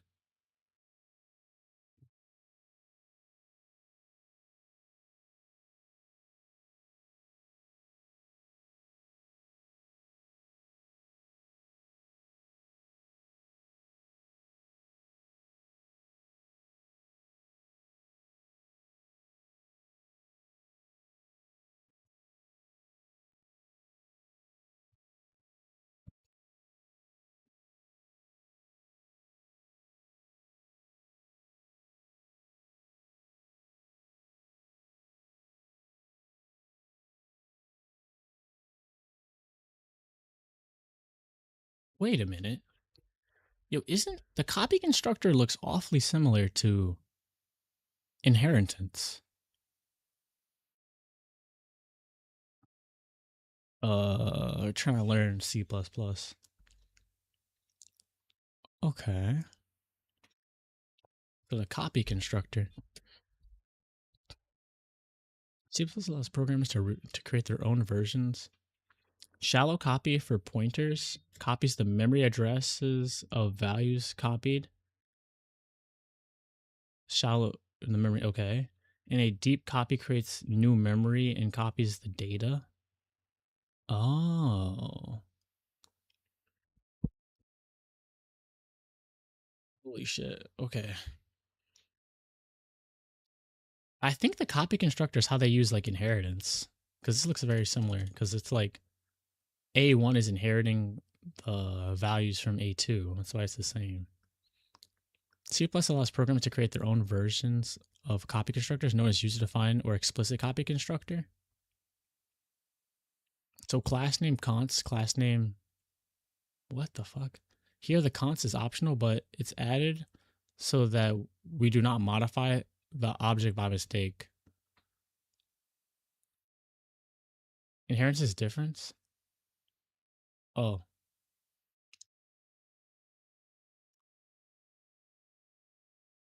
Copy constructors takes a reference to another object of the same class as an argument. So class name, const, and we don't want to wait. Oh, we don't want to. Fuck, I'm so confused. Why do we use const? Const is optional, but it's added so we don't modify the object by mistake. Wait, which object? Oh, the old object. We don't want to. We don't want to. Fuck. Edit the old object, so we use const. Okay.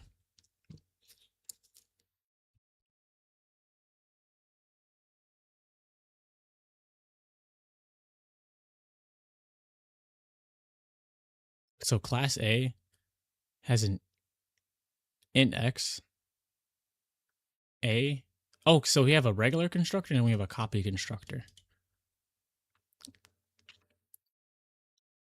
Like a regular constructor doesn't do anything, and the copy constructor literally just he didn't use const, but it's okay.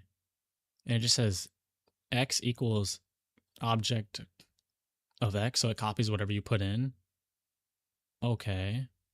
Creating an object of class A. Creating another object. Okay. Actually, I kind of get this now. This is making more sense. Wow. All right, software. I'm on. It's been 25 minutes. I'm taking my 5-minute break, but I think this really helped me. Because after I read this, I'm gonna read the copy assignment operator, and then we're gonna get into some coding. I think.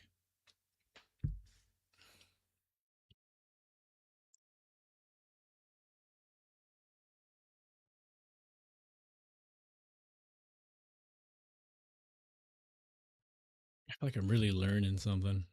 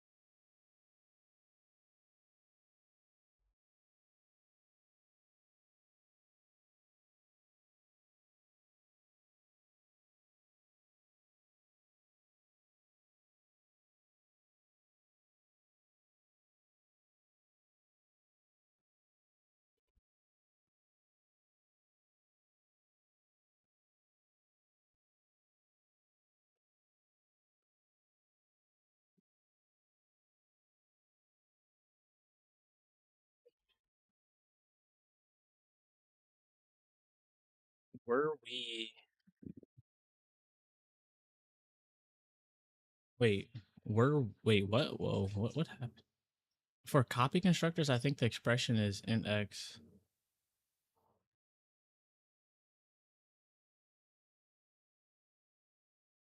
All the wait, am I on copy constructor? All the equal does something in the class they equal to or is input.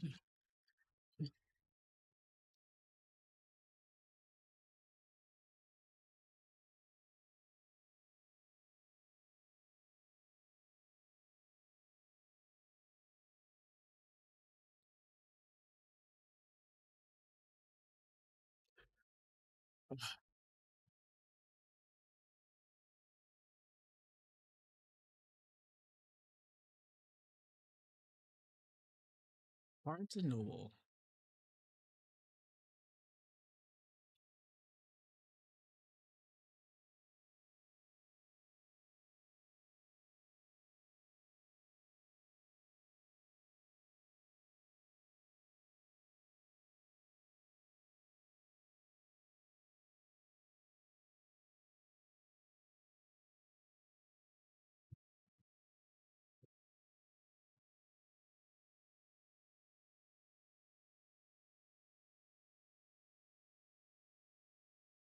Native user defined copy constructor. If no copy constructor is defined, C++ has the default copy constructor.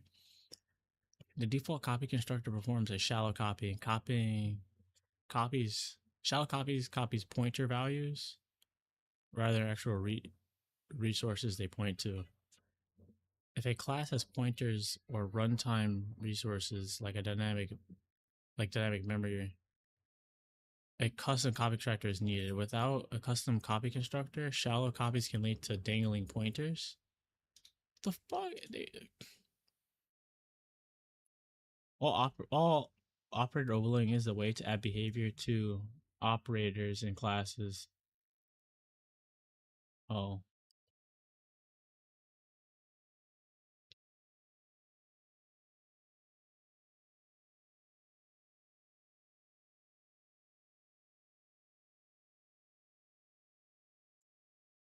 if no constructor, okay.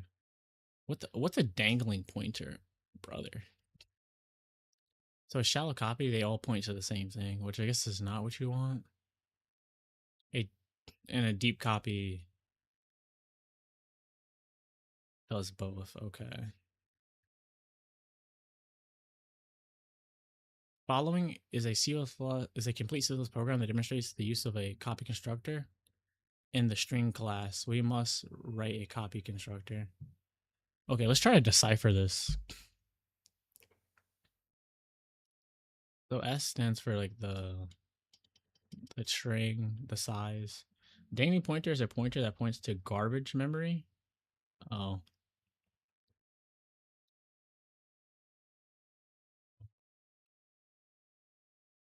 Public. Yo, maybe we should have made a string class, dude. Why the fuck did I make a vector class? I feel like that would have been easier. Size is the string length.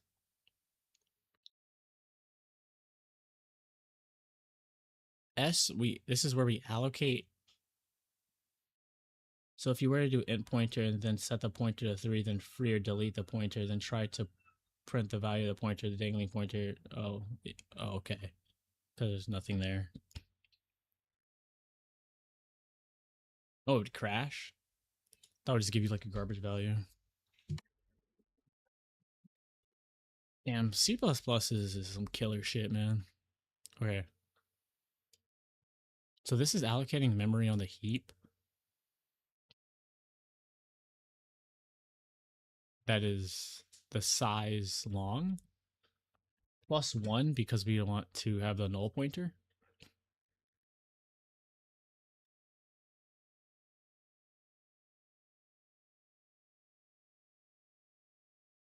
Const char. Wait, what's str? I'm so confused.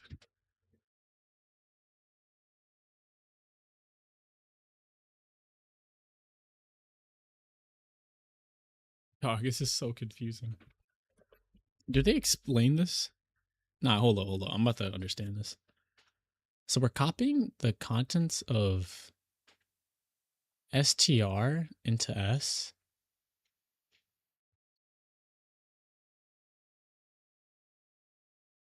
Okay.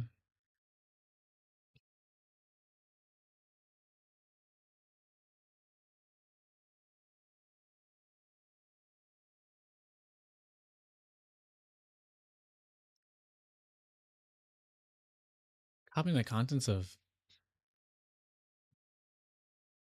str into s. So this is, what is this doing?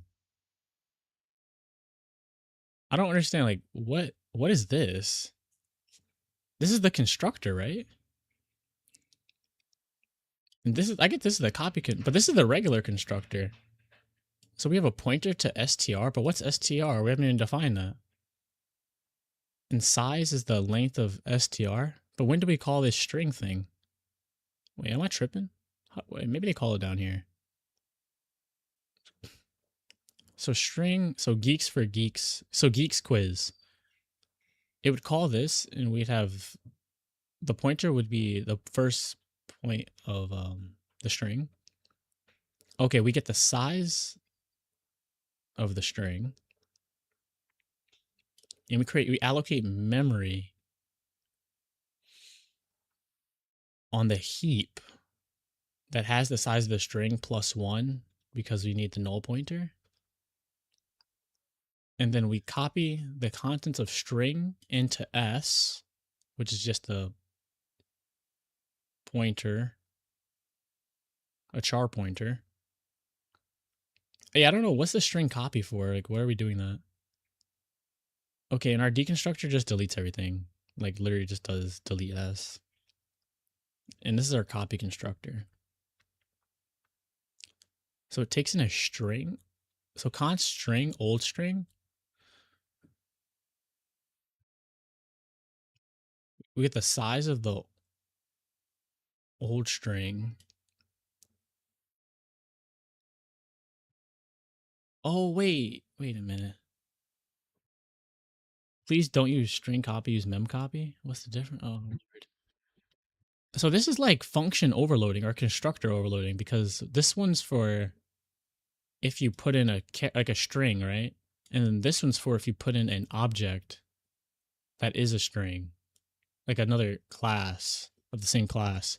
And then it would copy the contents of your old string, allocate memory on the heap for your new string, and then copy that over. That's cool.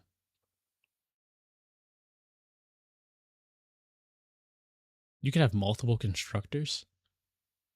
That's not constructor overloading. Am I tripping?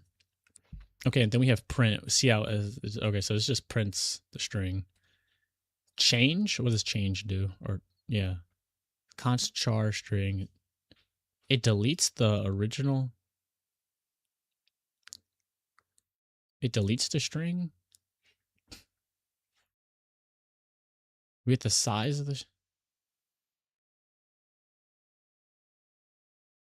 Yeah, we can make a seamless.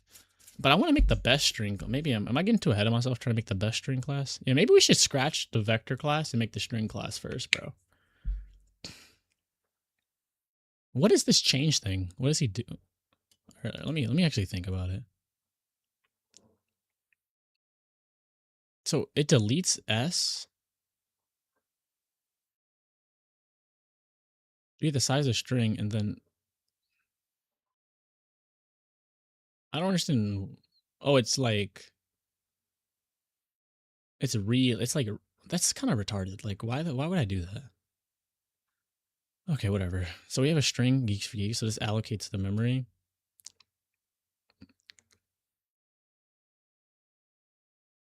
Print. So it should print. Oh wait, hold up. String 2 equals string 1.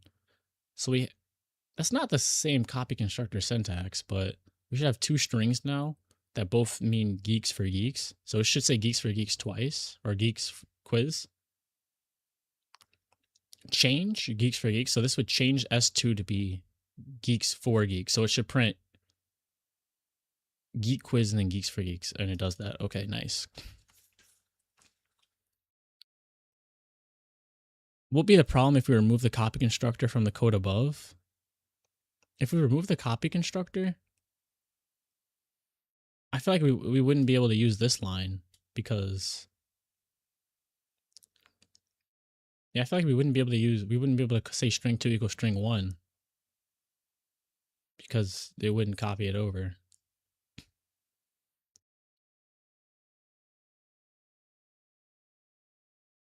Note that such classes do need the overload assignment operator. God damn, there's so much to learn. If we remove the copy constructor from the above program, we don't get the expected output. The changes made to string 2 would reflect in string 1, as well as which is never expected. Also, if string 1 is destroyed, string 2 data memories pointers will be a deallocated memory. Oh.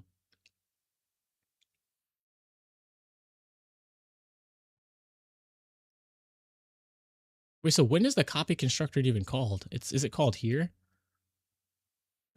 Because oh yeah, so it doesn't. Oh, because it allocates new memory for the new class.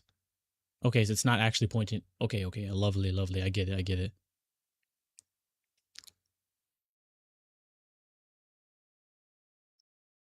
When is the copy constructor called?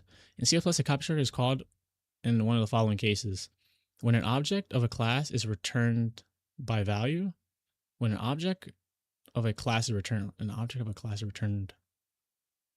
by value. I don't really understand what that means. When an object of a class is passed to a function by value as an argument. Okay, yeah. So if you pass it by value, you have to copy it over. I get that. When an object is constructed based on another object of the same class, so like when we did here, the copy constructor should have been called. When the compiler generates a temporary object. Oh, I think change, right? Wait, I don't know. Yeah, I have no clue. I don't know what they mean by this.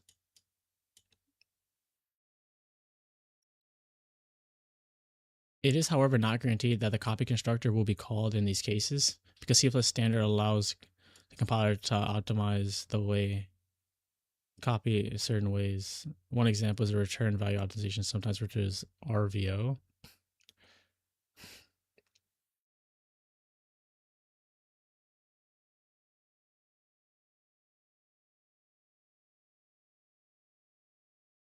The main difference between the copy constructor and the assignment operator is that the copy constructor makes new memory storage every time it is called, while the assignment operator does not make new memory storage. Which of the following two statements calls the copy constructor? Check VS Code. I set up and added a few comments. Ignore the old ones below main. Okay, I got you. Let me just finish this question. Which of the following statements calls the copy constructor, and which one calls the assignment constructor? One or two? My class.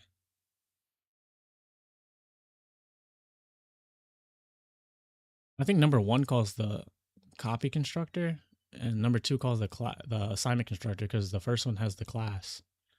The copy constructor is called when a new object is created from an existing object. A copy constructor exists. The assignment operator is called when the already initialized object is assigned to a new value from another existing object. In the above example, one calls the copy constructor. Yes, I was right. Okay, we just learned about the copy constructor. All right.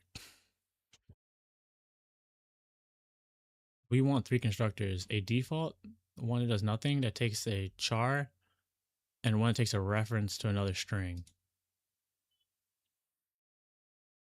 Okay. Okay, I think I'm almost ready, bro.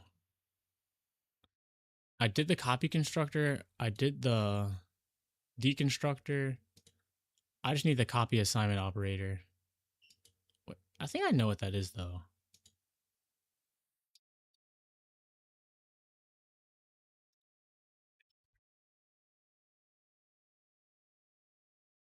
Okay, it's not that long. A copy assignment is just often called the assignment operator. Wait, it just means that this is equal to this. But let me make sure. Maybe I'm forgetting something.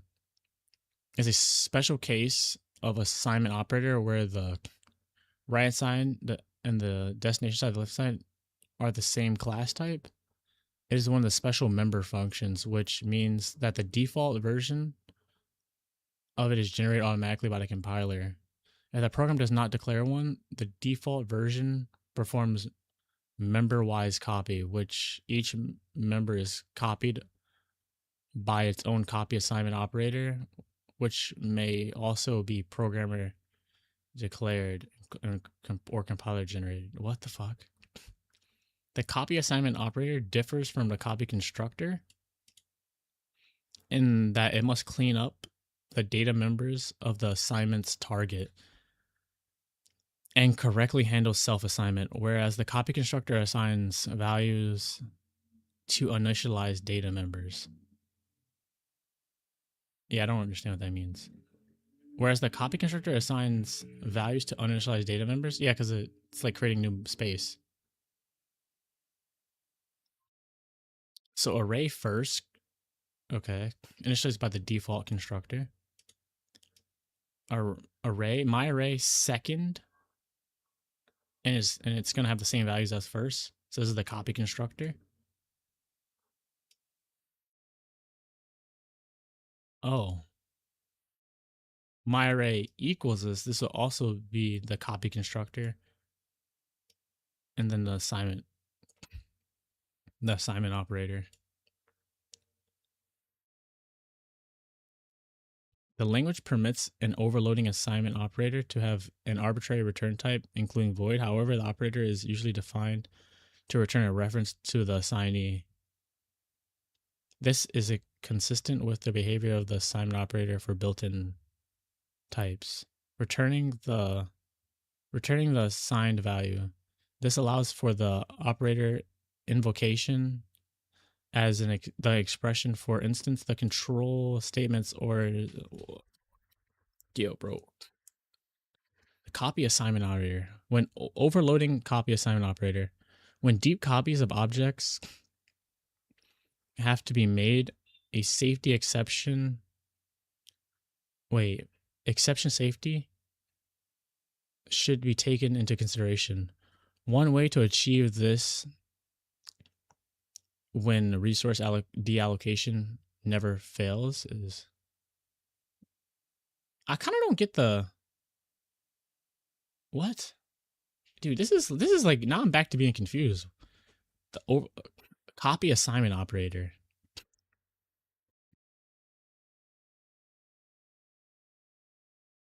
So we have a class myArray. Okay, we have the array, we have the count. MyArray, and there's a memory address operator equals protected against invalid self-assignment. Oh my god. So if the class is equal to itself, then if it's not equal to itself, then we say a pointer new array, and we get a new block of memory, and we copy the, what the fuck? Other array, new array? No clue what that does. And then we deallocate the memory. Assign new memory to the object. Array equals new array. Count equals other count. And return a pointer to this.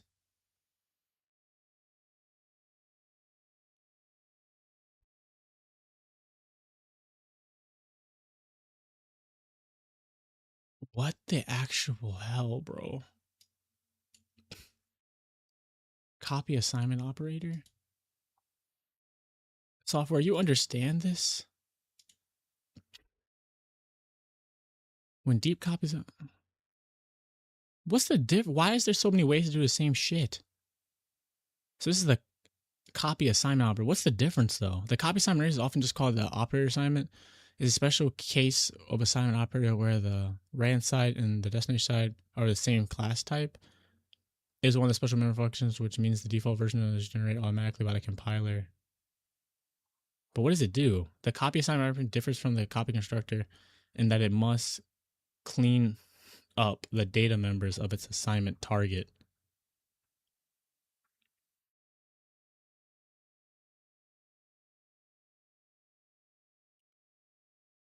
Software, this is painful, bro. I can't hold you, man. Oh my god. So this just stops you from like assigning the fucking same object to the it? And this std copy shit does what?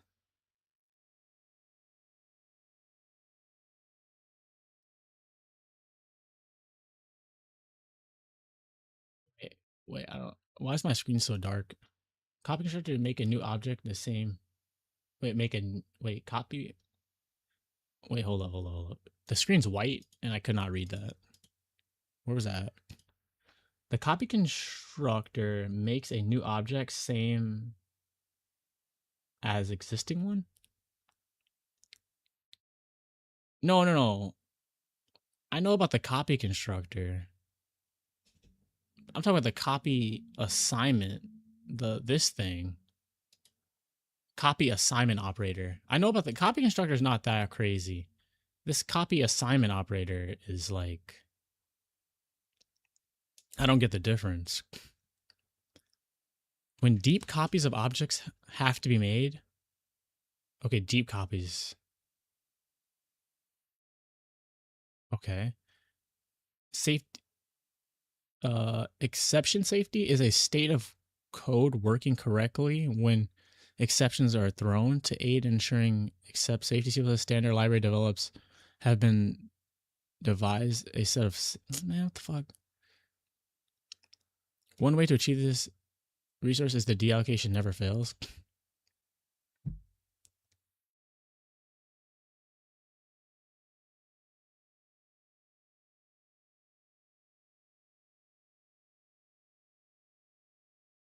However, if no fail, no throw swap function is available, all member subjects, which should...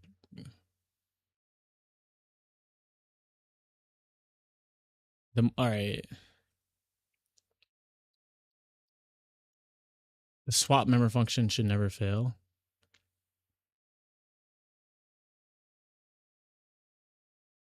Swap all members and based sub object if applicable.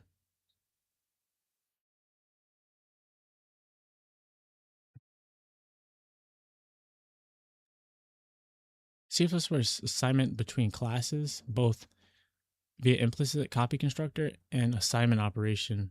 Wait, so or do they both use the...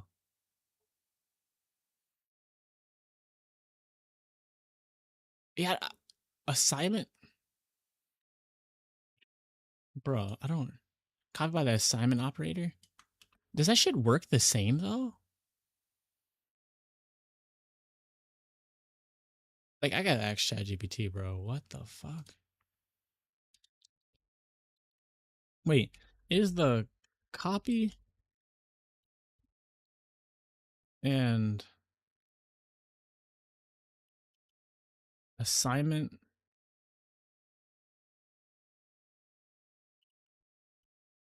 the same? Like, is it the same thing? Like, what the fuck?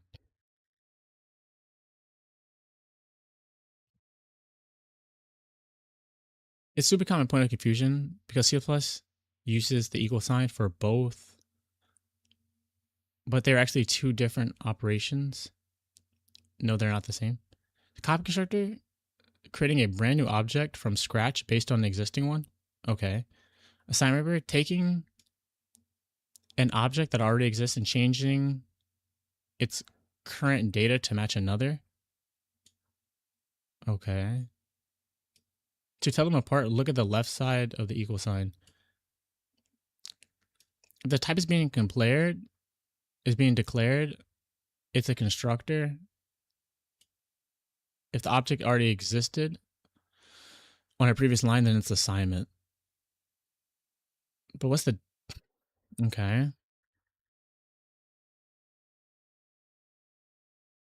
We're just overriding its current data from whatever it's in third.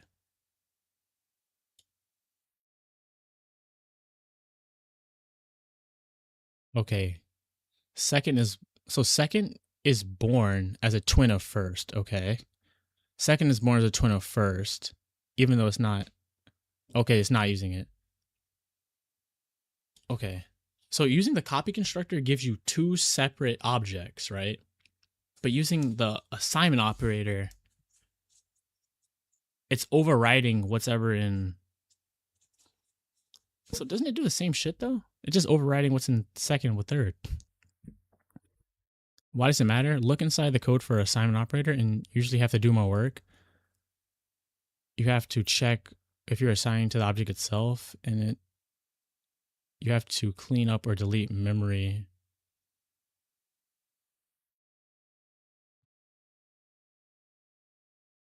What the hell? Because the object is starting from a blank slate. Wow.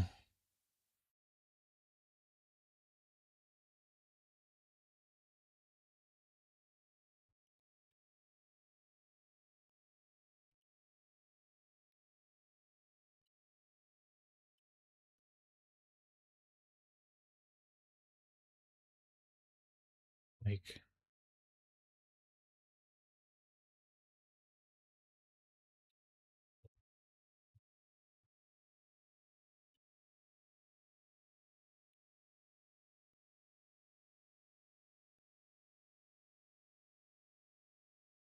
think of it like how it's the copy constructor, you're building a brand new house from scratch. You look at your neighbor's blueprint and you build, yeah, so they match. Since the lot was empty, you don't have to tear anything down first. The assignment operator, you already own a house and you decide to make it look exactly like your neighbor's. Before you can put the specific marble floors, you need to rip out the old carpet and dispose of it. If you're writing the code for a class that manages memory like an array, the logic changes because of leftovers. What the fuck? What are they talking about? Copy constructor new build. Okay, risk none, because the object didn't exist a millisecond ago. Assign ripper renovation. Since the object already existed, it might already be holding onto data. The self trash risk. If you write A equals A, if you ever delete your data, if you delete your data before copying, okay, you just deleted the data you were trying to copy. You need a... Oh my god, that makes so much sense. Oh, because you delete everything and then make it equal to that, but you just deleted it. It usually returns a reference, this. Okay. Yo, software, bro. I think I'm ready. I want to make the thing for the thing now. I think I understand the rule of three.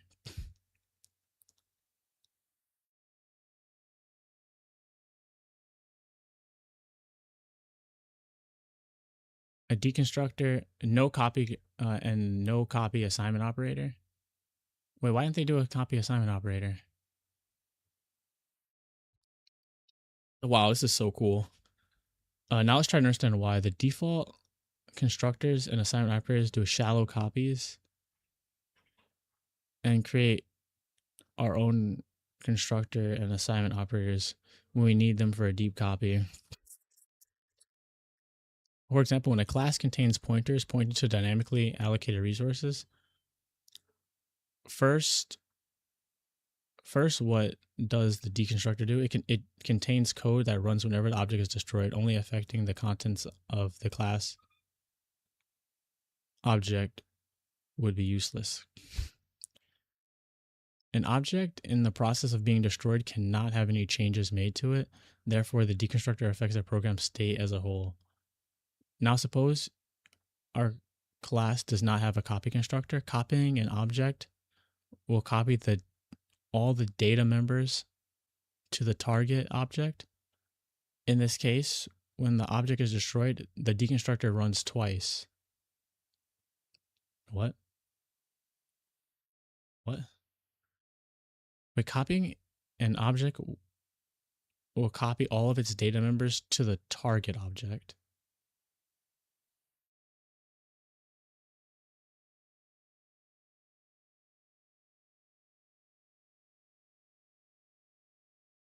Oh.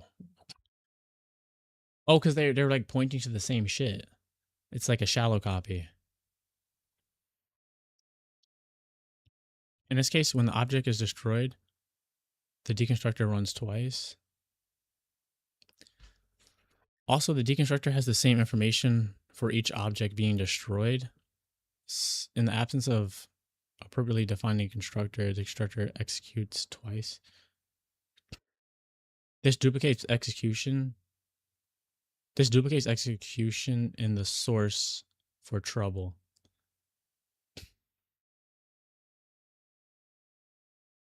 So he has a okay.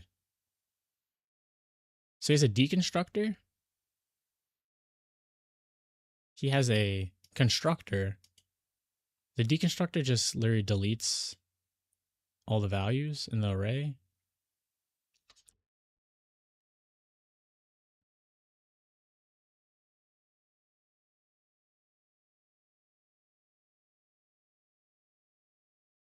So this is the constructor signature. I mean, like body. Size equals s. So I'm using size as the first parameter.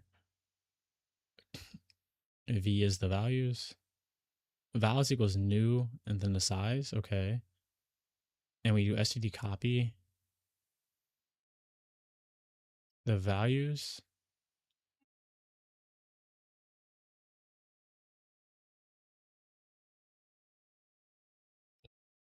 Value plus size.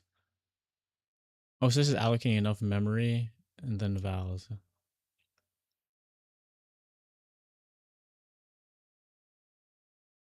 Int vals. So we have 4. Okay. I need to learn how copy works too. I don't really know how that works. Now we say array 1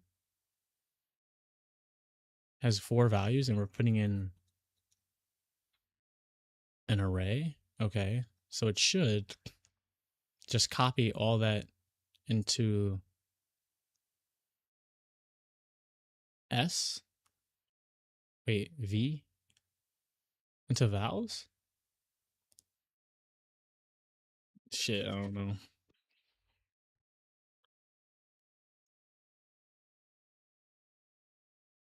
All right, so let's actually read it. In the example above, once the program goes out of scope, the class deconstructor is called, but not once, but twice. First, due to the deletion of A1, okay, and then A2. The default copy constructor makes a copy of the pointer values and does not allocate memory for it. Thus, the deletion of A1 deletes. Oh, deletion of A1, the deconstructor frees vals. All subsequent vals containing instances trying to be deleted by the deconstructor cause a program to crash, as vals do not exist anymore. This is a similar case of the copy assignment operator. If the class does not have explicitly defined assignment operator, implicit assignment of all the data members to the target correspond. Okay. Damn, bro. This is crazy.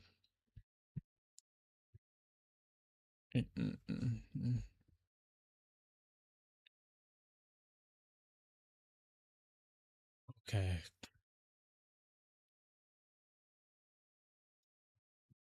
Wait.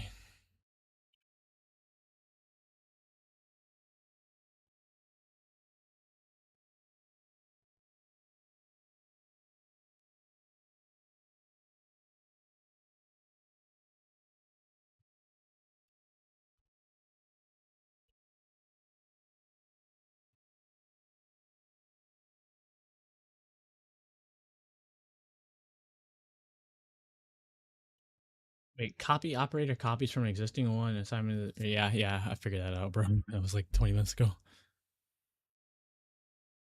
All right, the absolute best project of Master Rule 3 is my string class.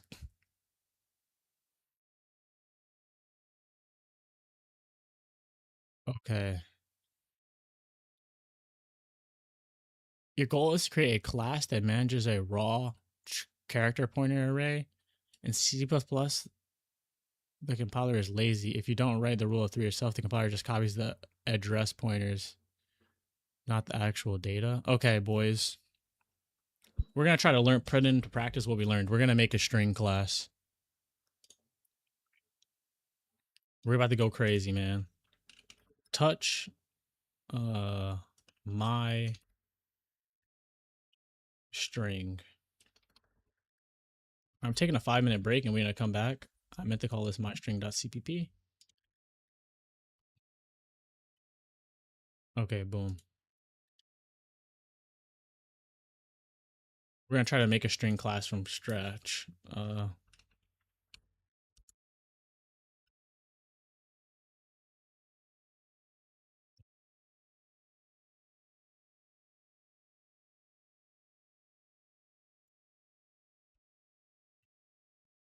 Goal,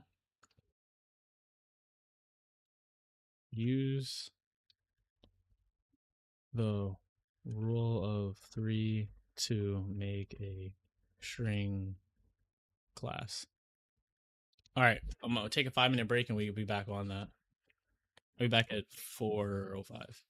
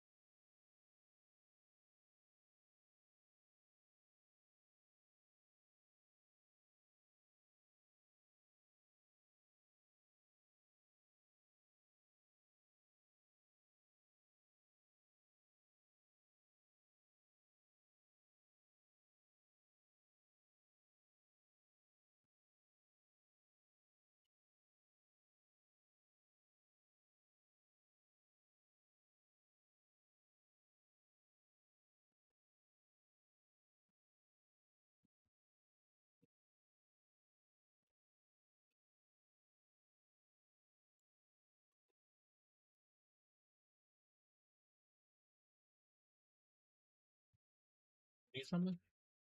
What do you need?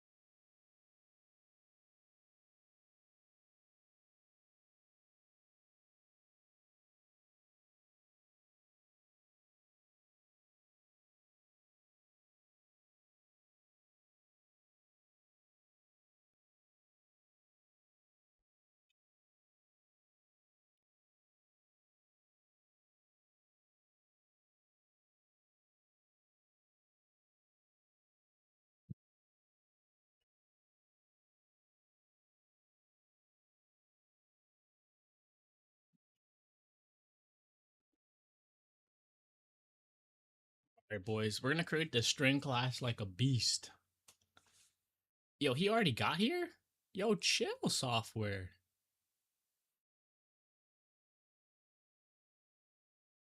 Yo, chill, chill, chill. Gonna go crazy, bro. I got you. What is that even? I know iOS lets me print stuff.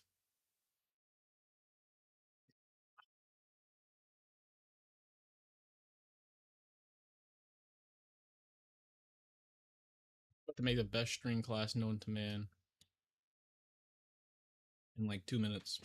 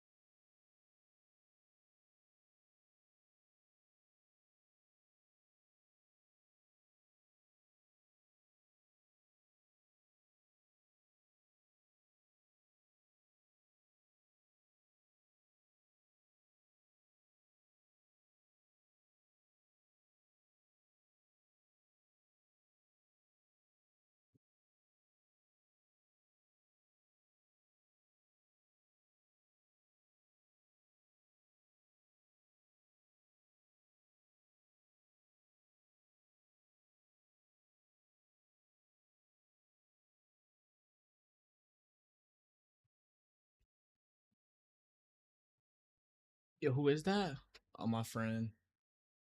Wait, hold up. We gotta make.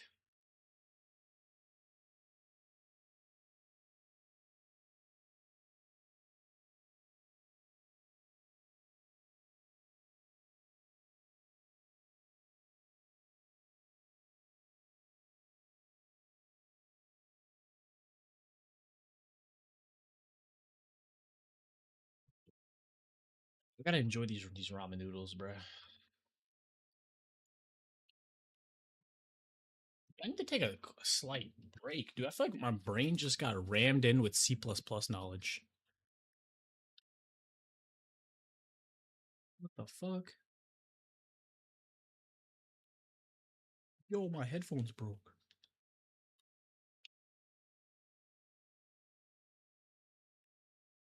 Yo, my headphones broke. No way. That's crazy.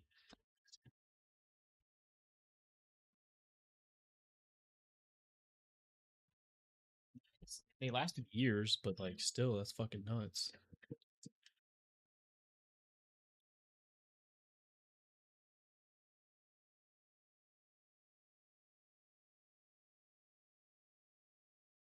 Yo, my headphones just break. Yeah, we could do some Raylib. I gotta do one leak code question because can we do Raylib in VS Code or I need to have VS Studio?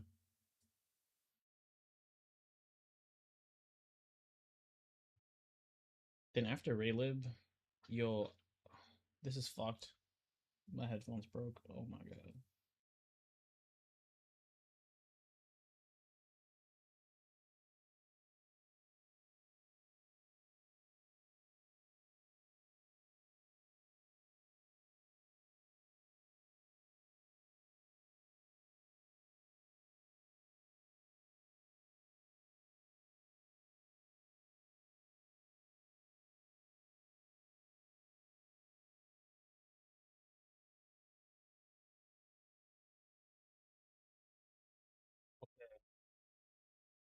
My headphones literally just snapped. Holy shit, this is depressing. I don't know what to do. Um,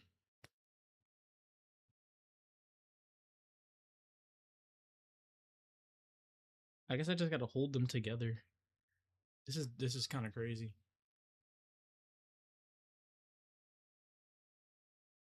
Just randomly snapped. Like what the fuck?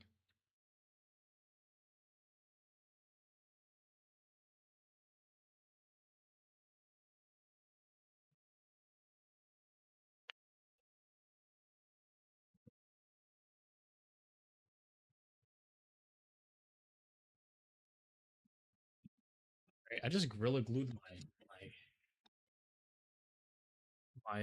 headphones. I hope that they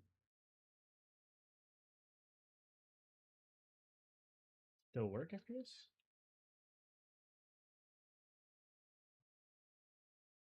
I'll let them. Oh no, they're coming apart already.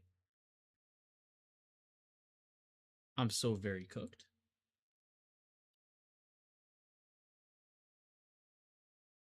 Bro, how the fuck did these break?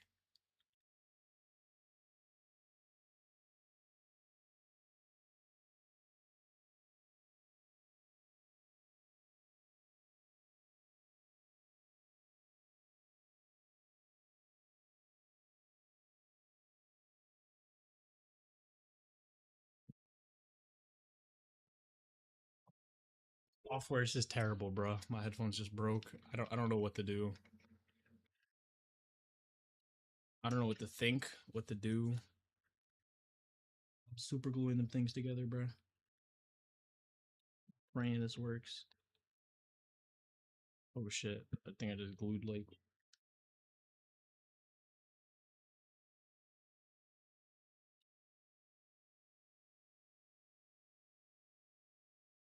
damn.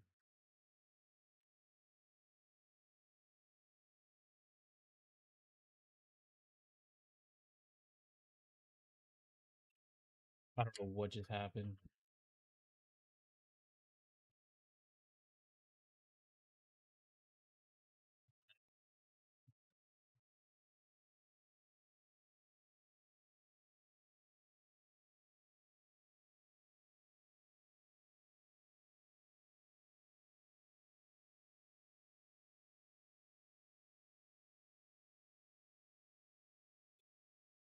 They lasted years. And now they fucking broken.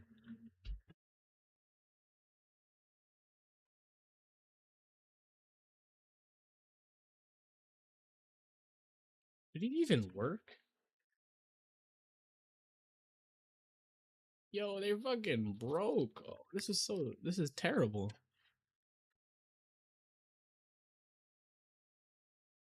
Let me play a song. Yeah, it works. It's just fucking what just happened?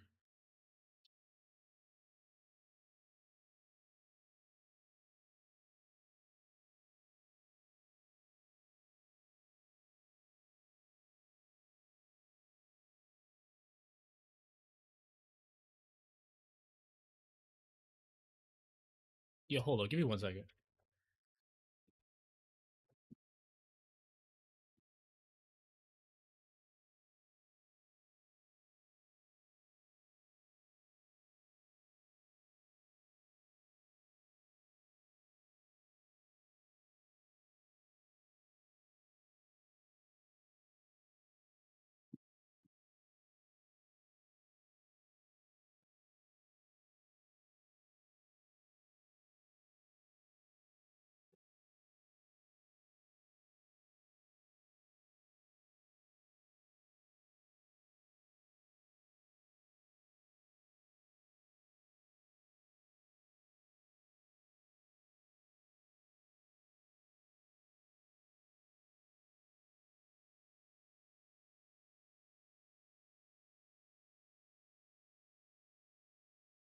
This is very not good.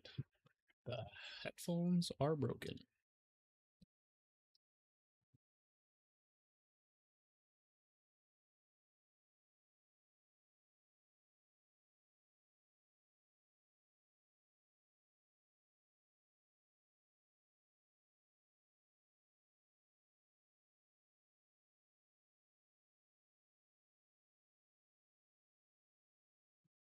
What do we do? What do we do? What do we do?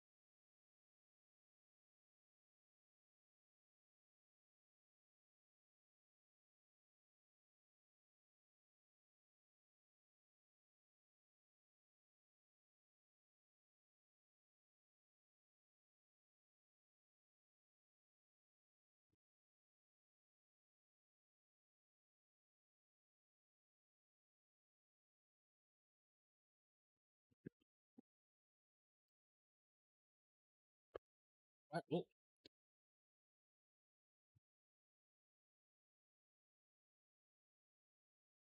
just gonna let that sit there.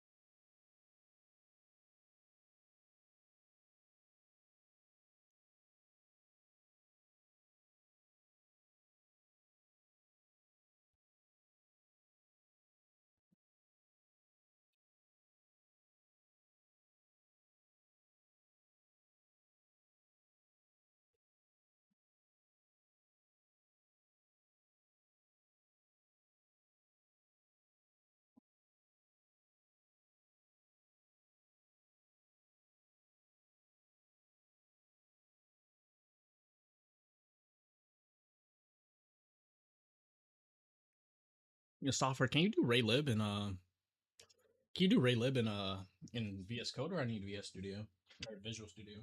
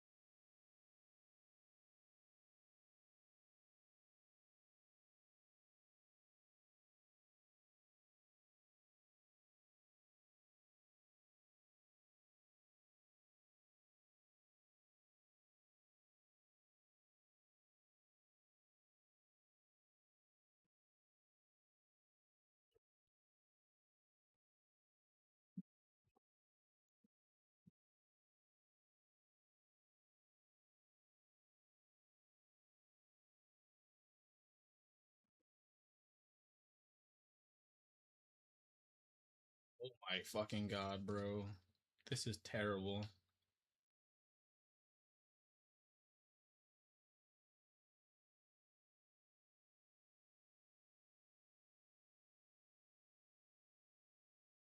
I fucked this up so hard. Dude, I fucking broke my headphones, bro.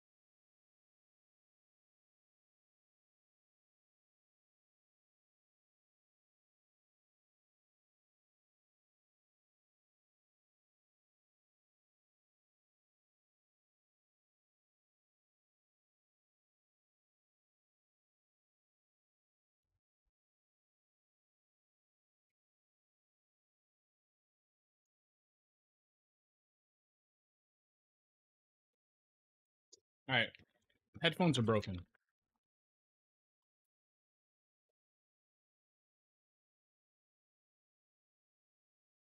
Very tragic. Very tragic.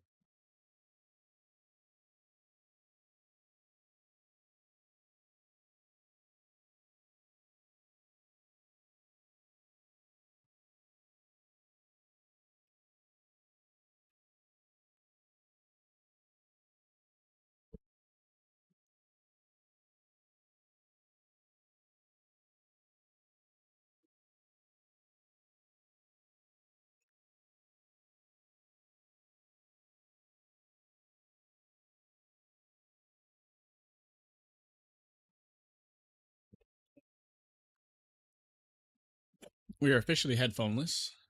That is sad.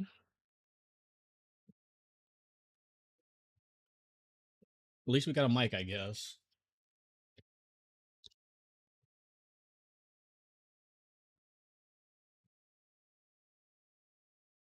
Alright, let's do it from scratch. So we got class. Wait, I forgot to put on the timer. If we get this done in 20 minutes,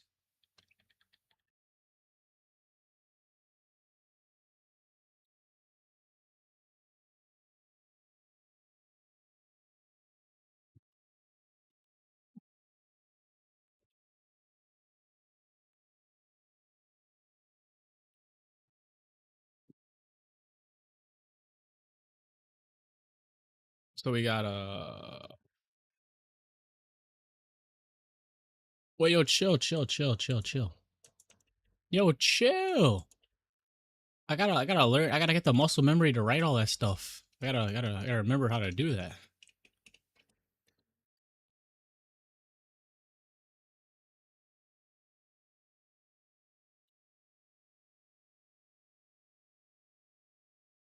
Um,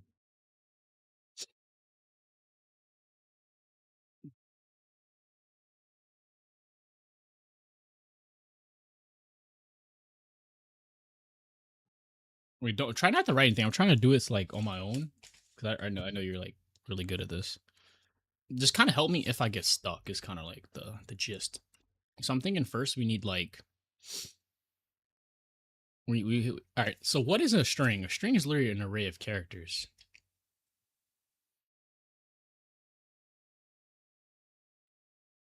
So this will point to the first element, and I'm just call it C. No S maybe. Then we have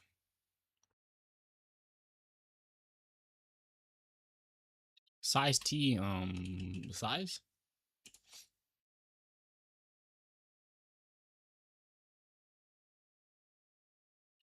Okay, so we have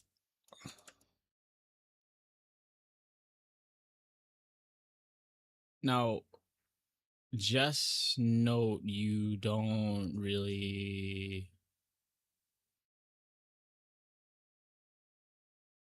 Because if you change it manually, it'll break the whole thing.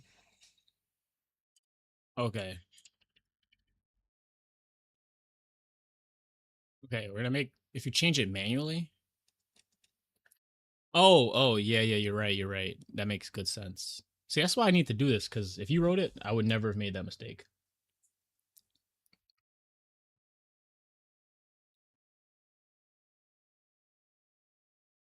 All right. Um. So we have our should we private should be first. I feel like I don't know. And then we need our constructor.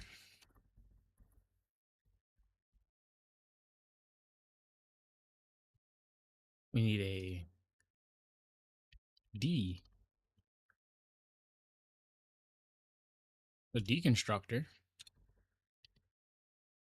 What else do we need? Oh, copy constructor.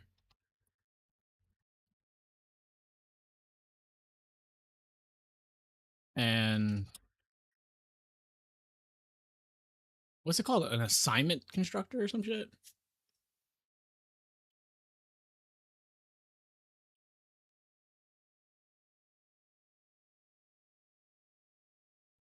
Assignment constructor? Okay. Me personally, I think it'd make more sense to put this up here.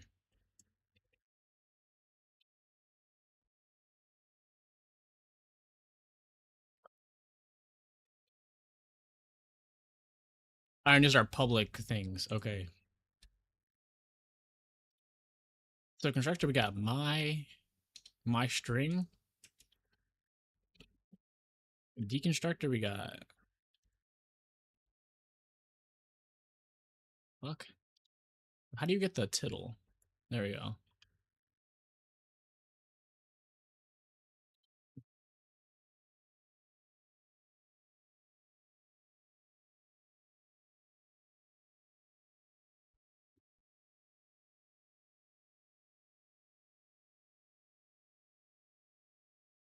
Okay. So in the constructor, we what do we want? What do we want? We want the constructor to have the string we want to copy to, right? So it takes in a string, right? Wait, no.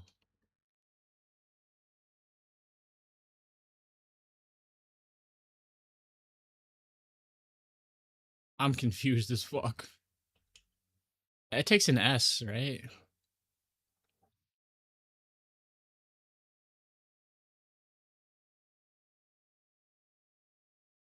All right, Gil, give me wait. So the constructor, what we want to copy all the contents of whatever they passed into the as an argument in the constructor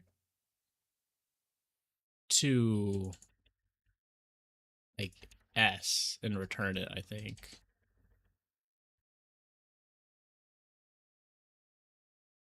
so. It takes in. Okay, yeah. We want to have multiple constructors. Okay, because if we don't have an empty one, we will always have to provide an input.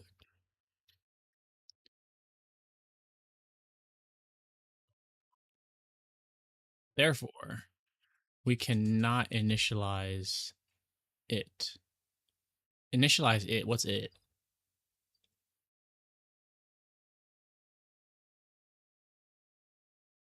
Oh, so we have a empty constructor?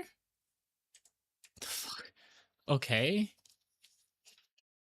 Oh, but isn't the default like if they don't provide a thing, it's just going to be an empty string. So I would say str equals an empty string. Right, because like that don't we want to use a default argument because like if they don't provide something, we just have it equal an empty string. Right? Like there's no point in having a Like that would make sense to me.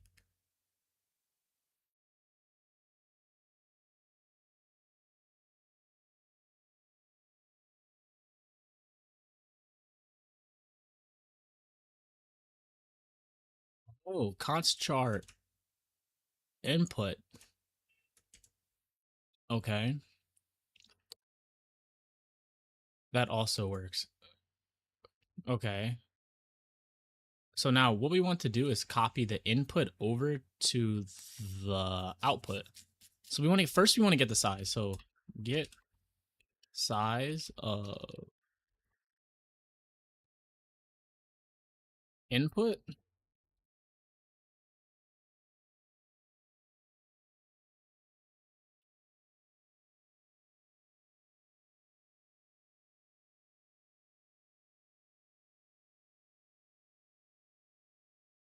Yo, why is this guy writing the code?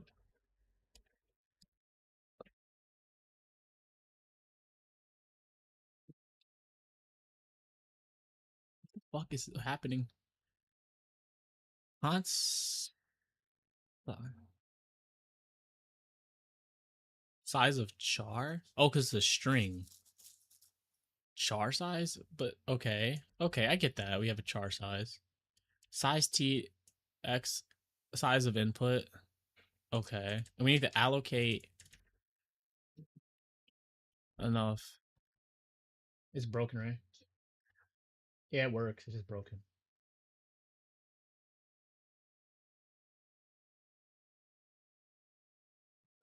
Allocate.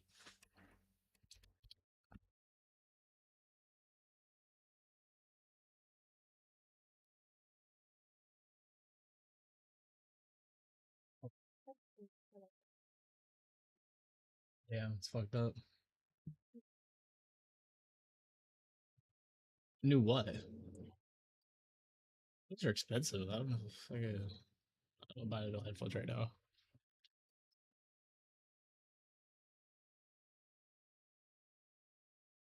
Oh, I don't know.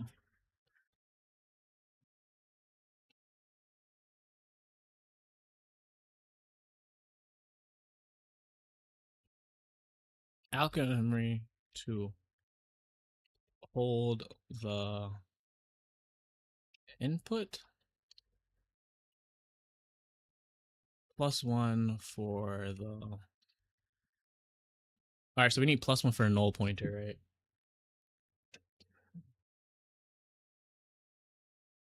Okay, and after that,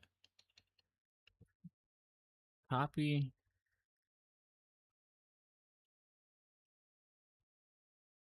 contents of input into our.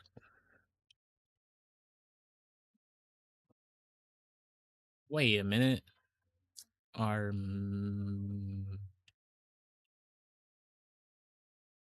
allocated memory, something like that. Dude, I can't believe I broke my head. Like, what the fuck? The post just snapped off.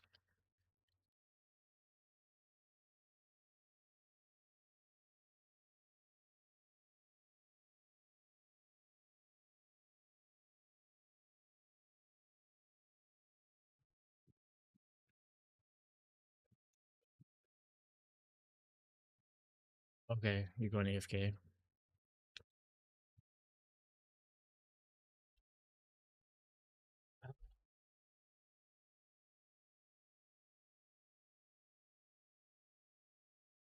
Okay, let's do that.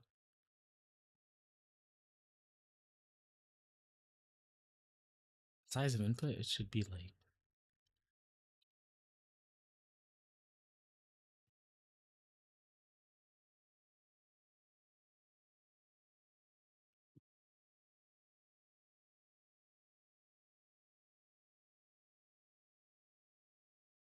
What the fuck? Is it a string? So it's an array. So string. I don't know. Const string.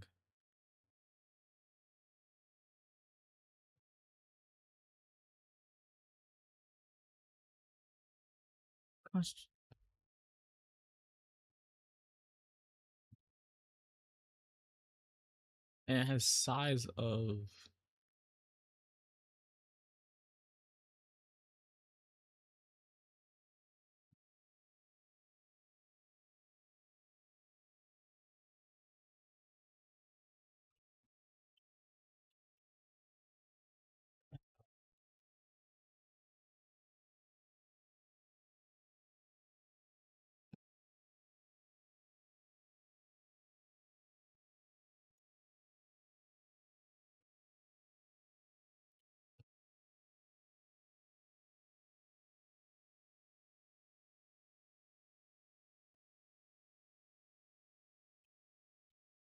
All right, equals new. So it's allocating memory on the heap to get us. We want it. I don't even know.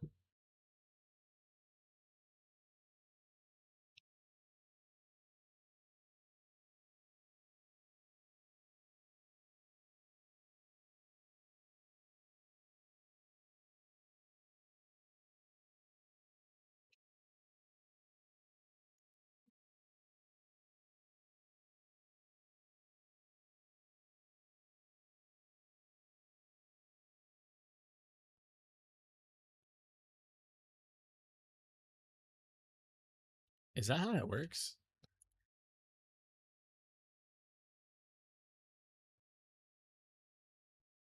Why is it glowing?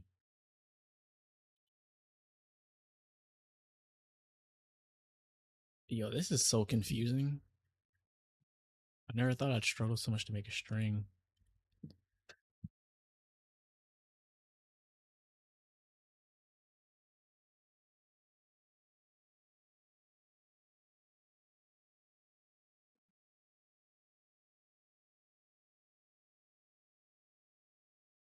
That's an array. Holy fuck. Won't size of always give 8? Won't size of always give 8? Why would it give 8? Isn't a char 1 byte?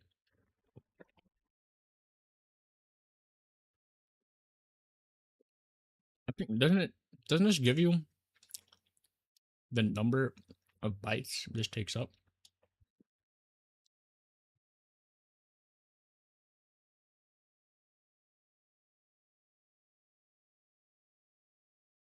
I'm so confused. What the fuck am I supposed to do? Const char equals elements?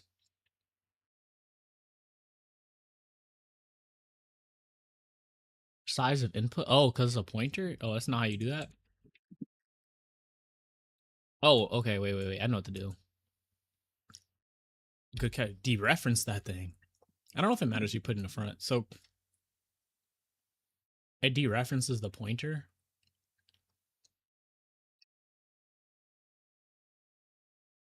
No, this is retarded. This is retarded. This is retarded.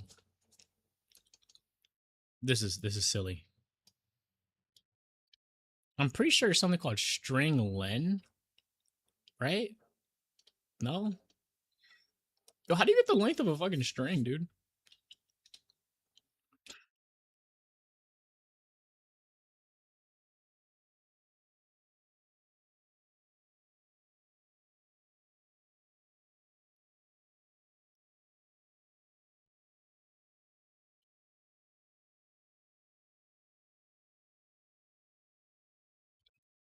Oh, size. Yeah, there is string len. Okay, yeah, I think that makes more sense. So we should get the string length of the input. Okay. I think that string length must come from some like library. Totally forgot about that. Don't know.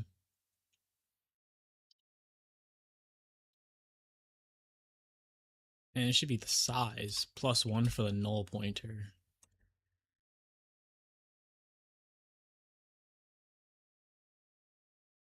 Wait, I don't think I actually have to do anything. I don't actually have it equal anything. It just says STD. Oh. Oh, because I'm not using namespace. Okay. I'm so used to using namespace. Nah, it's still fucked up. Maybe because see out both main TI check. What? Nah. I don't know, man. I think does this is this come with C++? I think I need to import something, right? Standard template library has no thing. Bruh. I mean, just include the asterisk, bruh.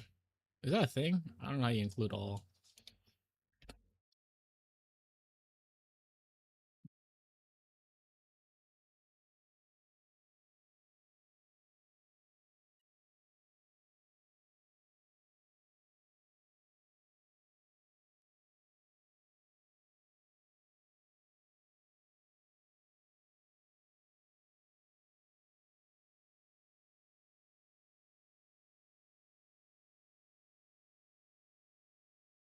Yo, this is so fucking crazy.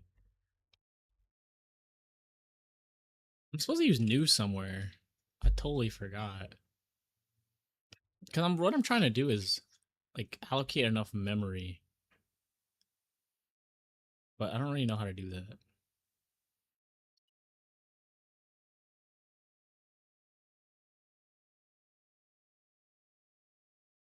Yeah, I don't know how to allocate memory. It's my first time actually using new. All right, back to the CS string H header. Oh, okay. I have to do include.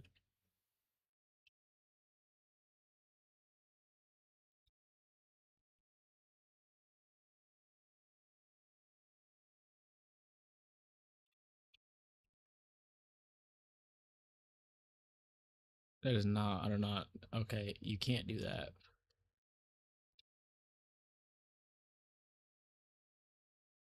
I don't know. How the fuck do you include this thing, bruh?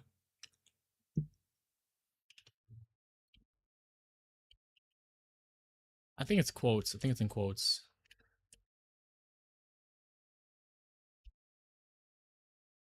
Okay, no.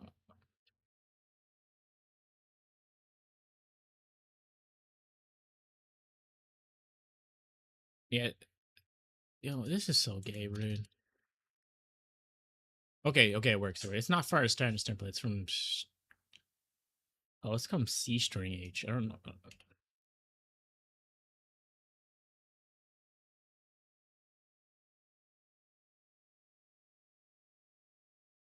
Yeah, why is this red?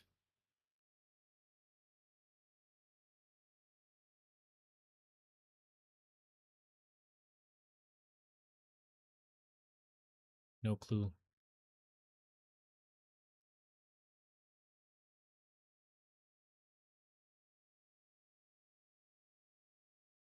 Implement a string, so I just do like.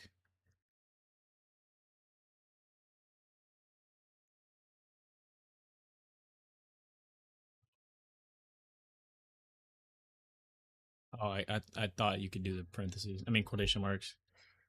I don't. This is so retarded. How do you allocate memory, man?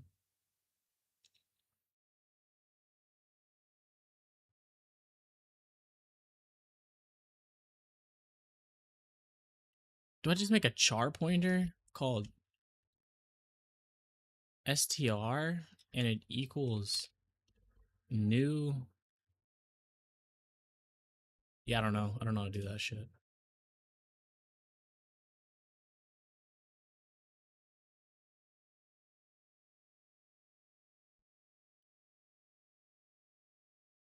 Wait, how do you?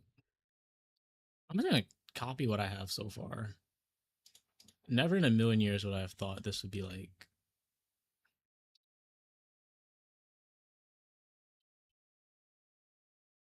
Why the fuck does that say that? Oh my. Well, I'm afraid you can't copy and.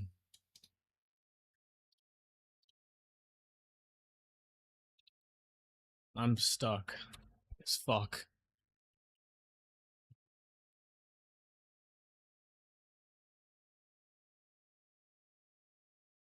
Allocate enough memory for the text plus the null terminator. So, oh, new char. Okay, that's literally all I need to do. It's. Are you supposed to call it a buffer? Okay, so that gives us enough memory, like a buffer. Okay.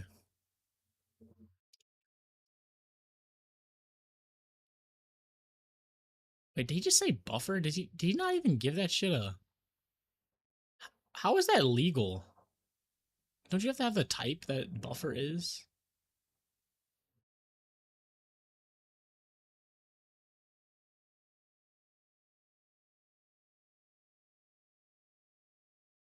That's crazy.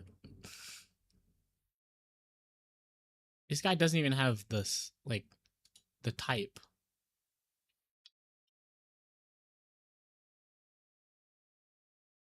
Equals new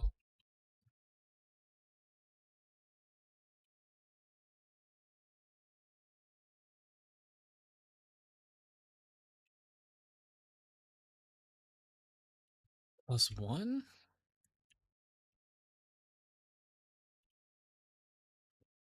How is this a? This cannot be allowed.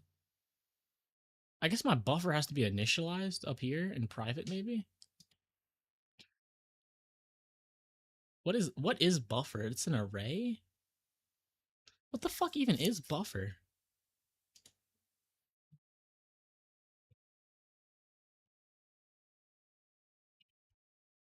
What type is buffer, bro? Is a char pointer? Oh, okay.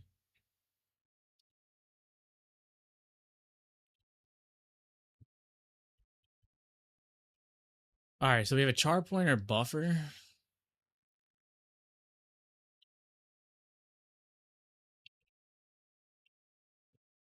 Yo, how do you search for new lines? I think it's like totally forgot. I know Control D goes down.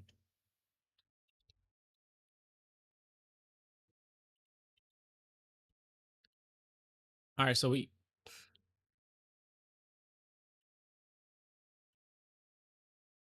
that should work.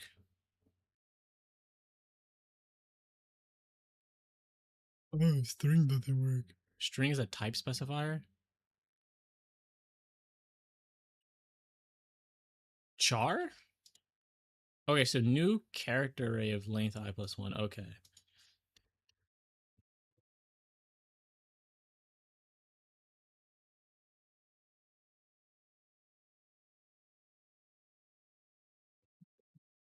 So buffer is literally just a. All right, we're gonna get another 25 minutes. Buffer is literally just an array. I mean, just a pointer to a character.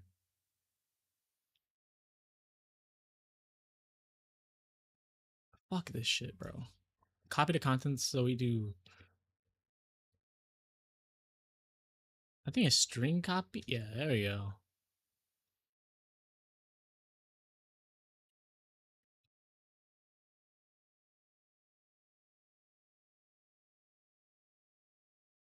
And we want to copy the contents of. So we want the buffer to get everything that's inside of the in the input.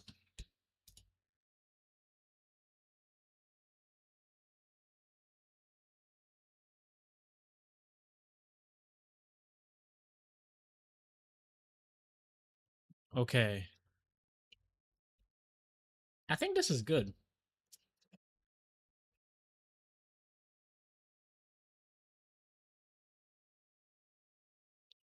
The deconstructor, I don't know. I'm guessing we just like. So we copied it over and we have the null terminator. I don't think we added it though.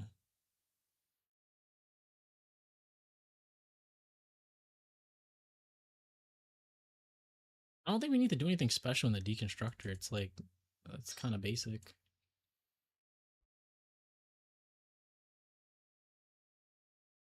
Okay, the copy constructor. All right, I kind of forgot how this goes. So the my string, it takes in a my string type. Let's say called string, right? No, we don't want to modify it.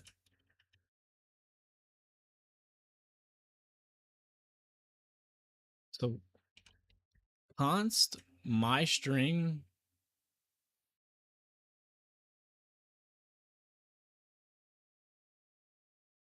and a pointer, right? Because we want to.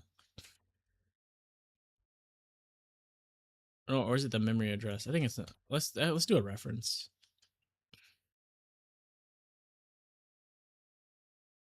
So if you pass in the constructor with an object that's already like it's already there, we want to copy the contents of the buffer into the thing.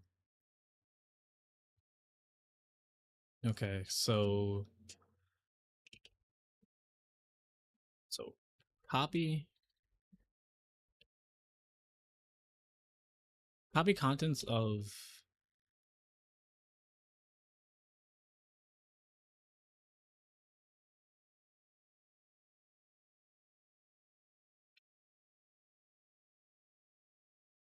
copy the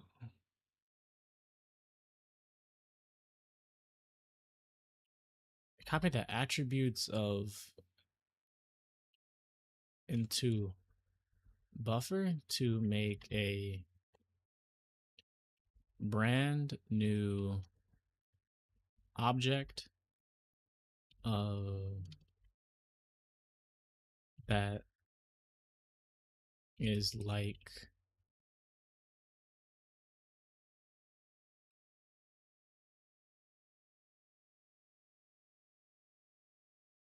the string is like the object passed in.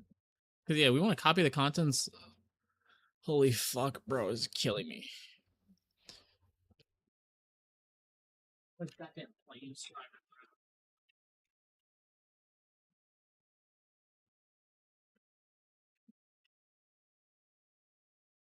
Broke my headphones. Shit's fucked up, man.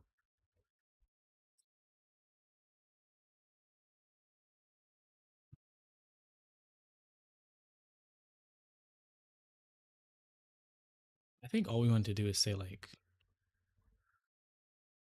buffer equal. Wait, no.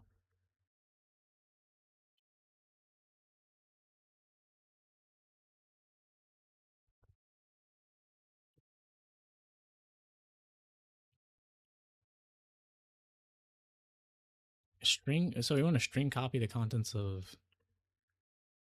No, that's not what we want to do. What the fuck?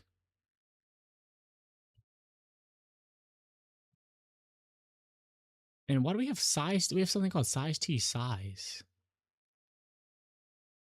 Oh no. Length equals that. Why do we have a length if we have the fucking size? Like that seems so weird. Shouldn't we just have size?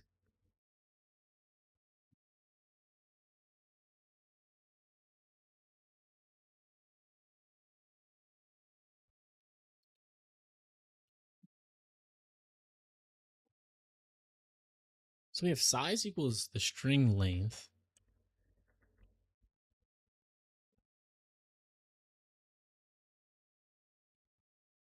The size will be we're gonna allocate enough memory for our buffer and then copy all the elements from the input to it. Okay, this makes more sense. Deconstructor, like, I mean, who gives a fuck?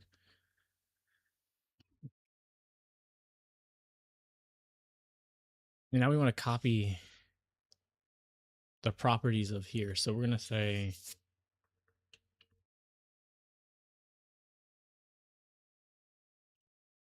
size equals string dot size and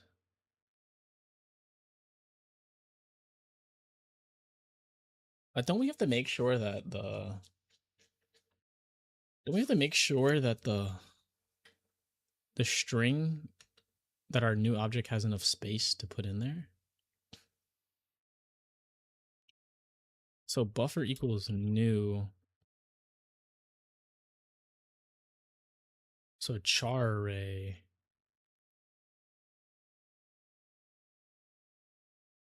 of the size of the original string. And we don't have to add the +1 because the if it's a string already, it should already have had the null pointer.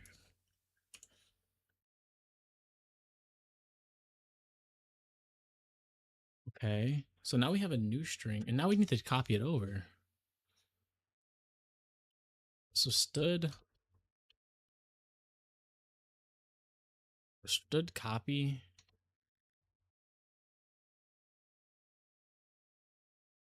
stuff to the buffer. We're gonna copy the stuff from the buffer and the string. So that would give us like a deep copy because now the new string should have.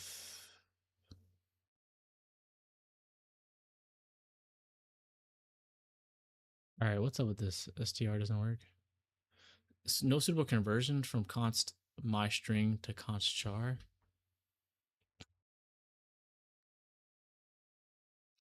Yo, bro, what the fuck are you talking about, man? So this is a my string type. Oh, wait.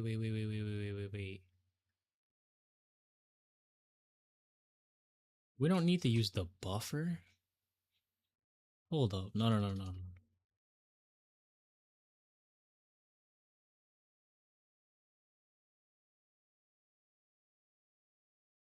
Don't we need the data?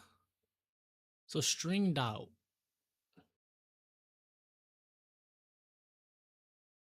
Yeah, I was thinking that string dot buffer. Because what did I do before? I tried to copy the original string, and the original string is a my string type. So now these are both char pointers. Okay.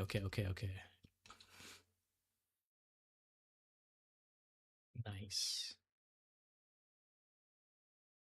All right, so just to re-go over what just happened, we're using a copy constructor, and we have the size of the goddamn string, and we're changing that to the size of the new string, so they both have these same attributes.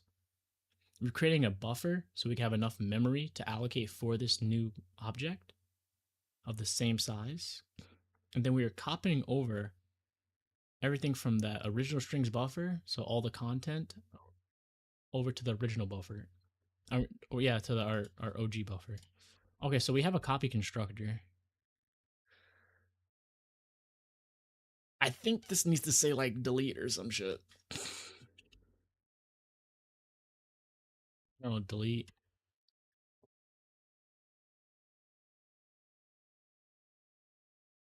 Wait, what did I ever use this char s?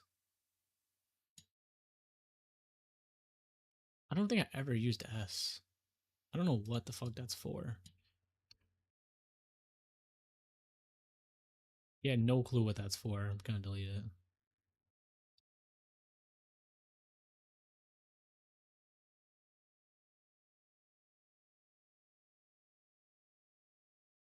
Oh, we need to make a print function.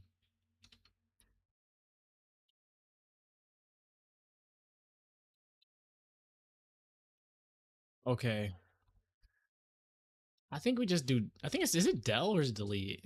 I don't know. I think it's delete. I'm just saying delete. Like delete the buffer. I feel like that makes sense. The assignment constructor. Oof. I don't know if I feel like doing that right now. Let's see if this works first before we fuck with that. Um, I think it's not gonna return anything. So void print is gonna have doesn't take out anything, just does see out.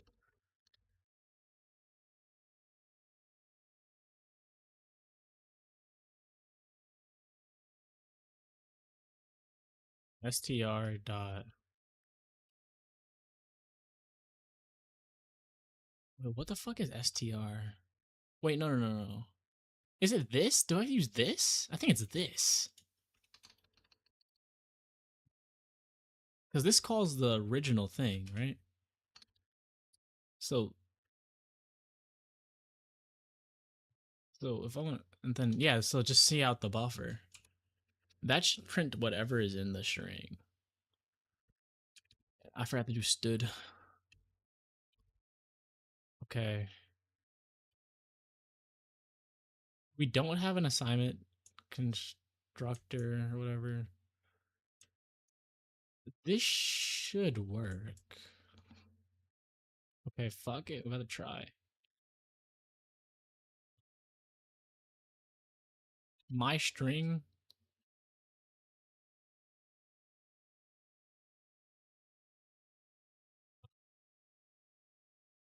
test.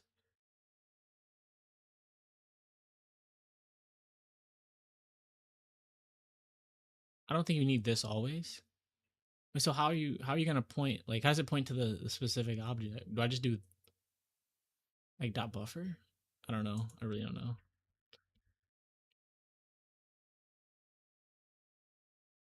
Yeah, I'm low key cooked, man.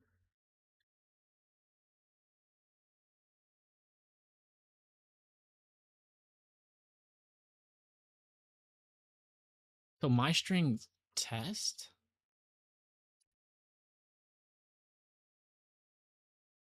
S1? Is that how you do that? That's not how you do that. How the fuck, man? Oh man. Oh, you have to do. You just call it and then call something else. Okay, that's how. That's the syntax. So S1, and then we do my string and test. Oh, it's my string a test. Oh,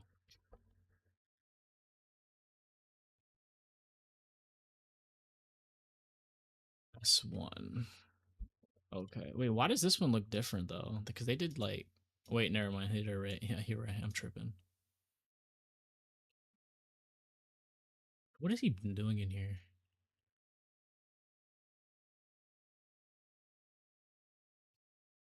So I should be able to say, why is Google calling me? Hello?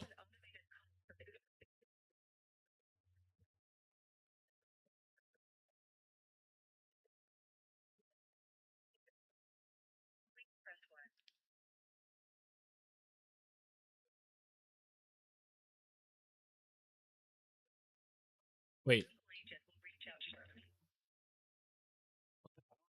I don't know. Google just called me. What the hell? No, I don't need help. I don't need help. I'm chilling, bro. This works. And I should be able to say S1 dot print. Who the fuck? Who put void inside my main?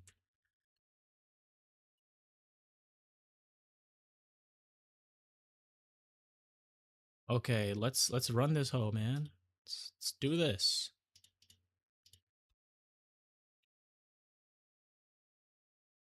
Okay, so vector from scratch, I need to cd into, wait, let me see, ls. Okay. G++, my string cpp. Should get it out. Okay.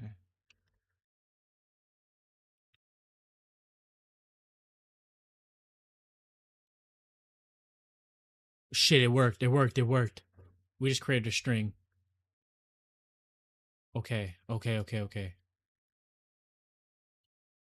That worked. I don't know what to do. I didn't expect that. Okay, let's see if our copy constructor works.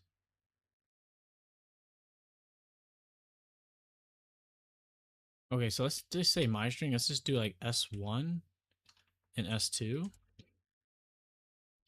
comma S2. Okay. And then we wanna test out.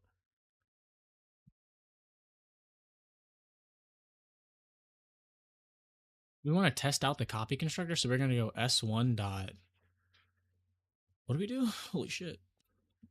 Um,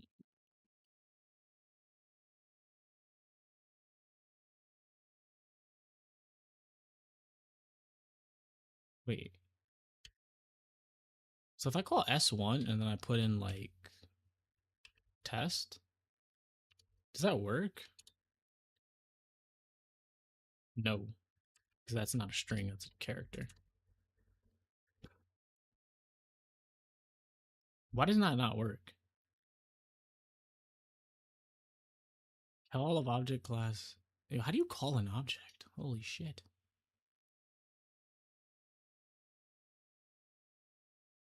So he has A1.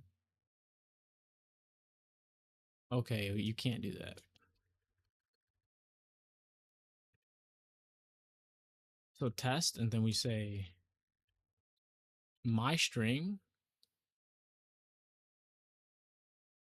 and it's gonna okay. S2, and then we're gonna put S1 in here.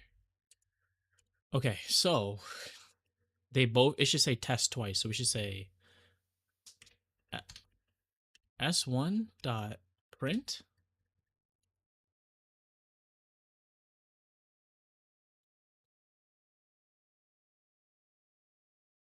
S2 dot print.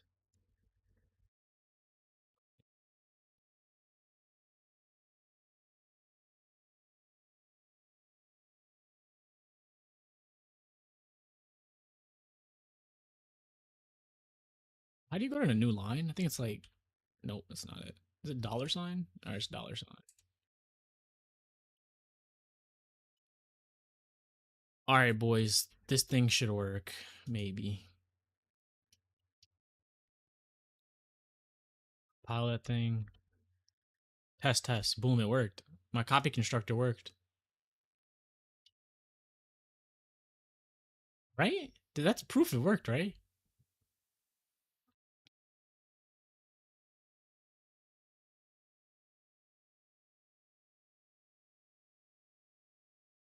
I think. Is there anything else I need? This worked, right? Like we were able the copy constructor worked.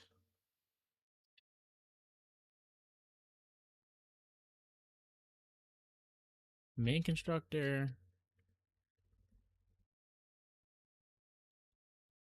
the copy constructor. But I think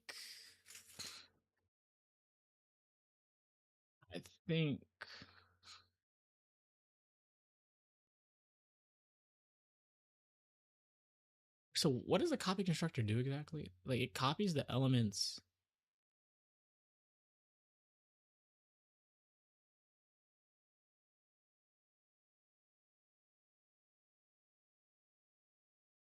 I mean, I think that's good. I don't think I need anything else.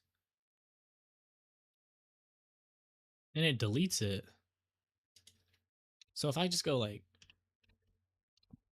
std C out and then like I don't know, deleted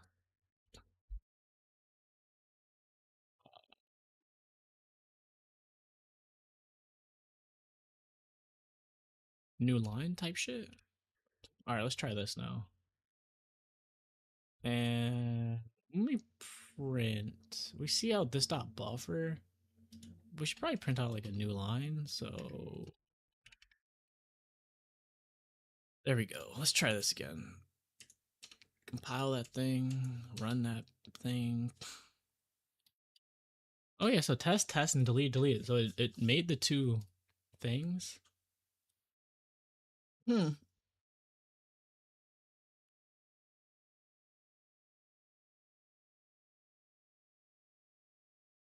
What if I wanted to change the contents of S2? So we said S2. Can I like can I change it to equal like I don't think that's legal.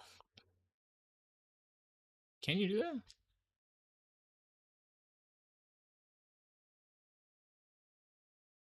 So what if I wanted to? What if I wanted S2 to like? What if I wanted the S2 to like be a different string? What do I do? It's a little confusing.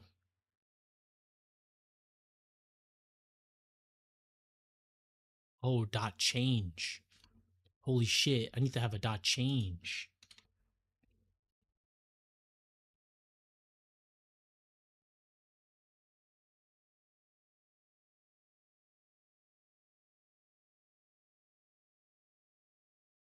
So we have S2 equals like I don't know.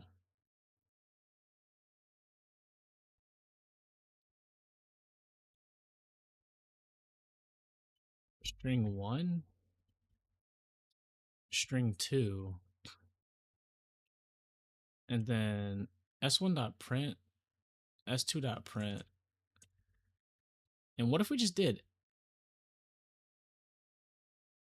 S1 equals S2? Does that even work? Oh, I can't do that because I don't have the operator, assignment operator. Oh, okay. So we need to add that.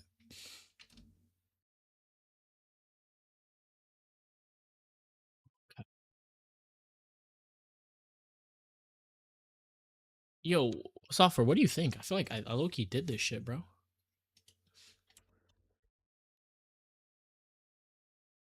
That was a pretty cool project.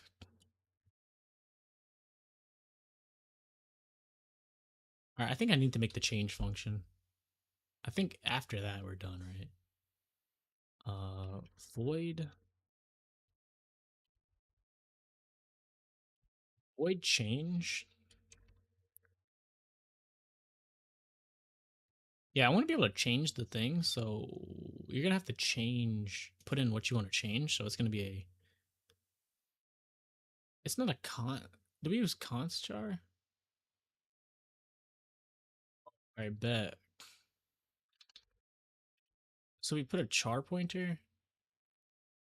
All right. So if we want to change the value, what we're going to have to do is whatever the input string is. So we're gonna have to take a char pointer called string or str, and we're going to all we have to do is just do stud string copy. Like wait, oh shit. Wait, oh yeah, no, no, no, no. And then this. Wait, hold up. This dot buffer. Yeah, this dot buffer, and we're going to copy over.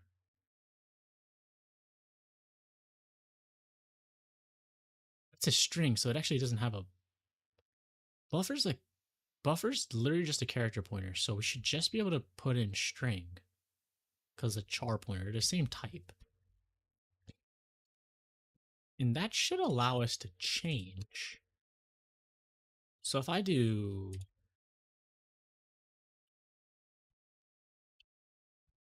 string 2, all right, so let's run this.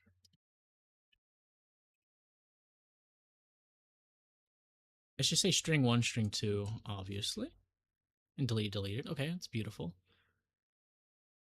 Now we want to say, before we print, we want to say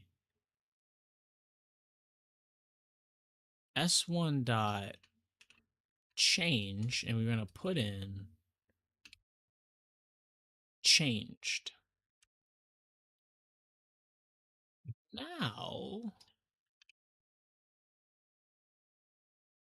we'll have my string CBP. Oh shit, what happened?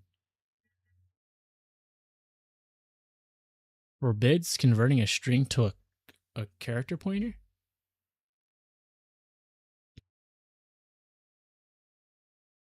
Wait, what? I can't. How does change not work, bro?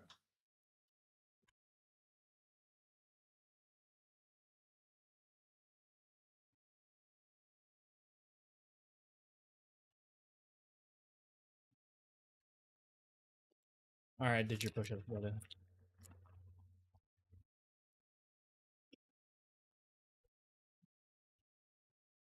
Wait, why isn't my fucking why doesn't the change work, bro?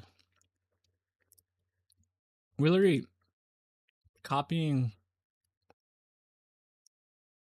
this dot buffer to just equal.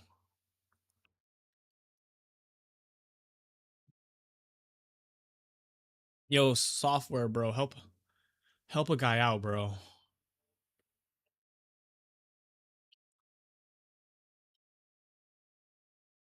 This changes a chart pointer? Isn't that what a string is? I don't know.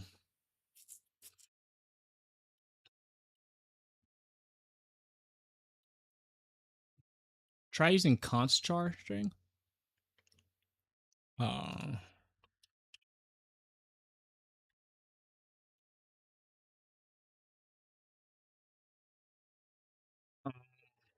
okay.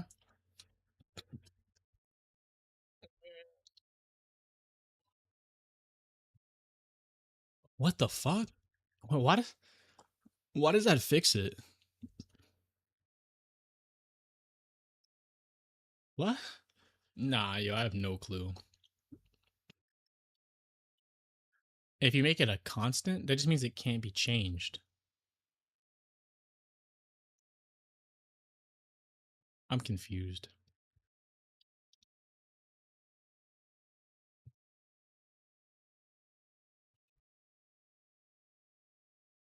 What is why do I have to have const char in order? Wait, it changed. What do you mean there's still an issue?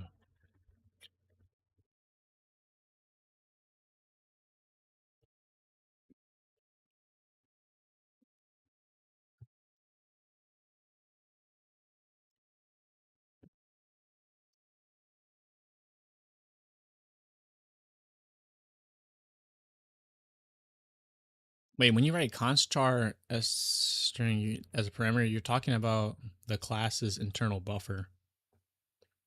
You are taking you are talking about the input string.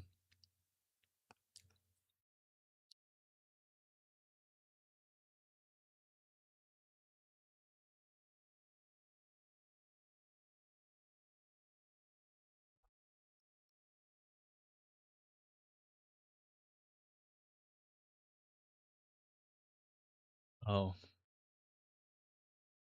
Oh, yeah, yeah,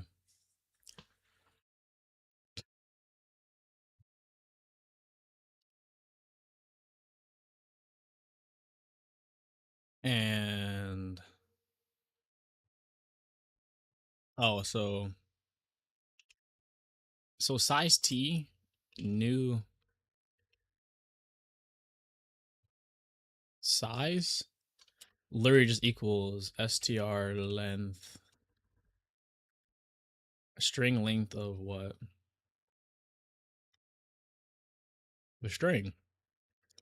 Wait, holy fuck. It's a pointer. That means I have to dereference this pointer.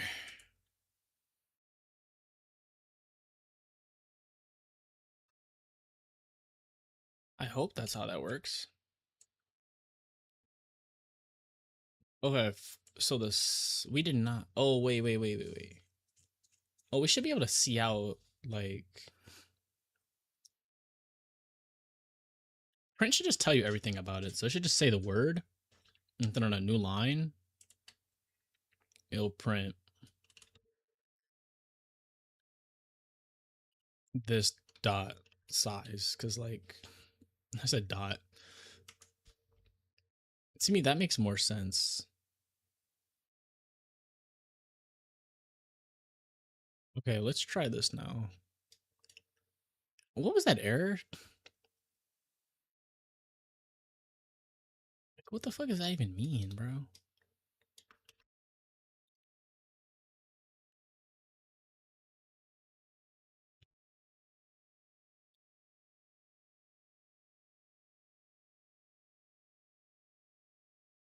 Oh, the pro version? Oh my god.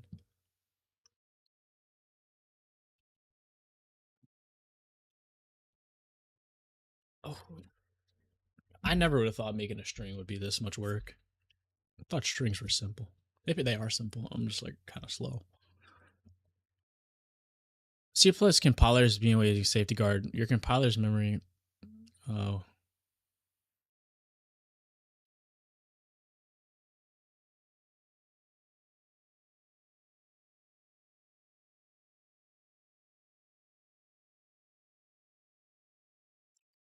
All right, man.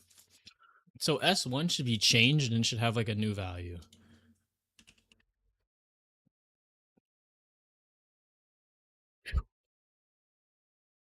Oh no. I can't compile.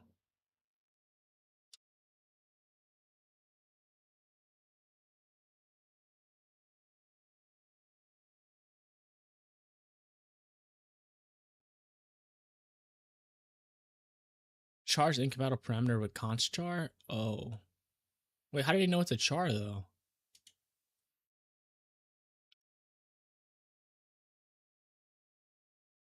I need wait. You have to put in the type? What the fuck?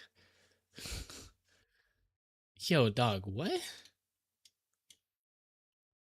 Yo, man.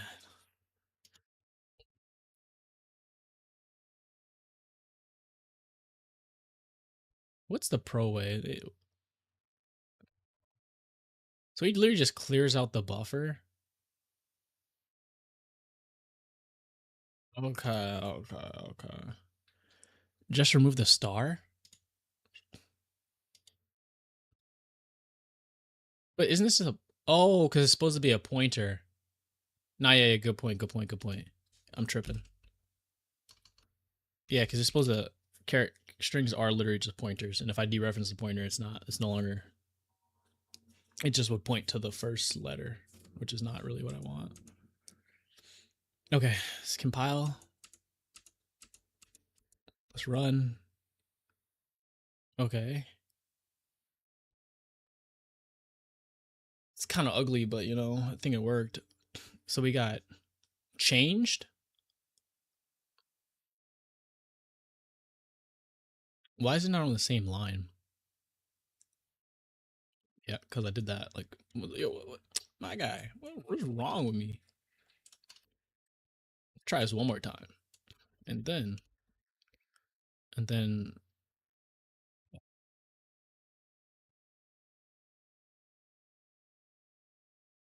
maybe we can probably make the CL a lot more beautiful because this dot size. It should just say like space and then like length. Maybe just like length colon here.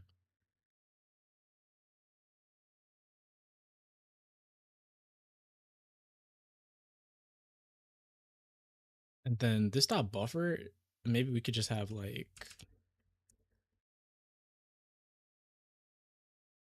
um just have string here. This looks better. And then once they get deleted, I just literally delete on a new line. I think this is better. Bang bang. Okay, it's all on the same line though. That's not exactly. Did I forget the new line? I forgot the new line.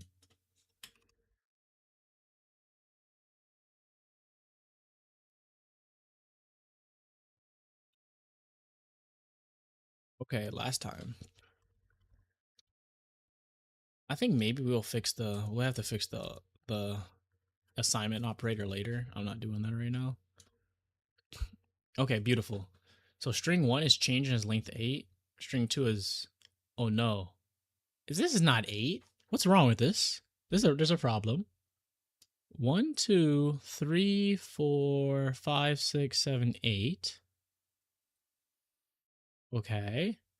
1, 2, 3, 4, 5, 6. Does it count?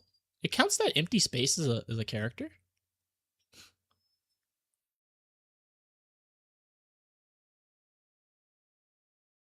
I don't know. I don't know. That's weird. Did I fuck something up? Oh, I didn't change the size. So the new size is string length. Yeah, I didn't fix that. And then we need to have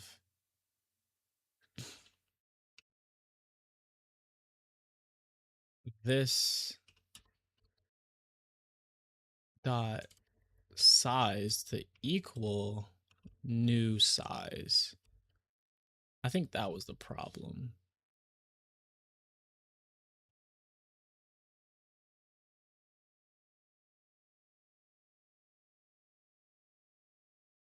I think.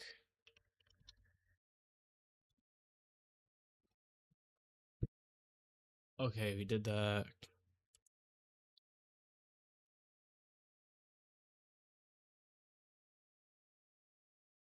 Wait, it's still length 8. Is that? I'm guessing it counts.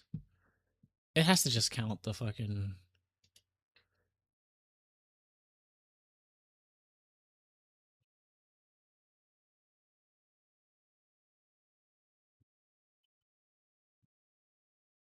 Space is a. Oh, the space is a character. Okay, okay. I was assuming that. That's why I wanted to just double check. Not use one without spaces.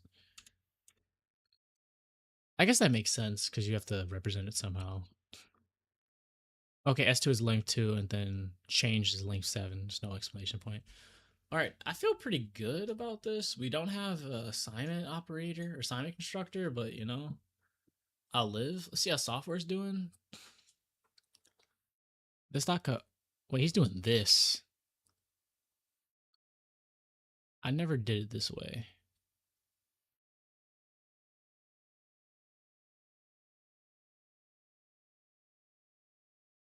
Why? How do you even make an assignment shit? It's like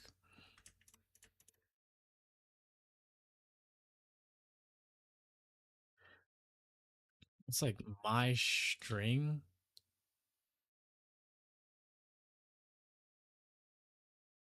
It's like fucking operator.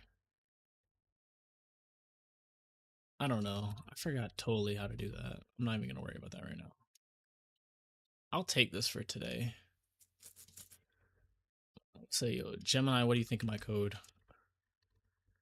What do you think of my string class?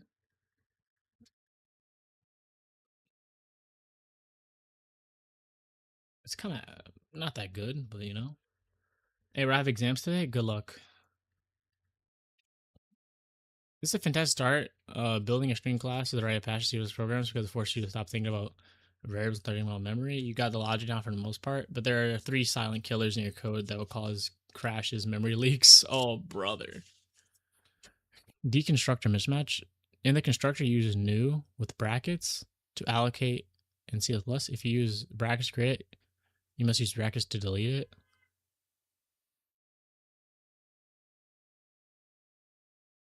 Oh,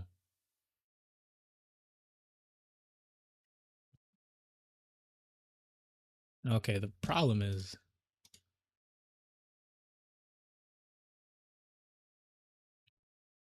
so we need to say delete buffer like this. Okay. Copy constructor off by 1. You remembered to add +1 for the null terminator in your main constructor, but you forgot to add in a copy constructor. I thought, what? I figured that the size, I gotta ask about this. Because I figured the size of the old string would have had the copy, the null terminator, so I wouldn't have to like get it. Oh, string length doesn't return the null terminator, so I do need +1. Okay, okay, fair enough, fair enough.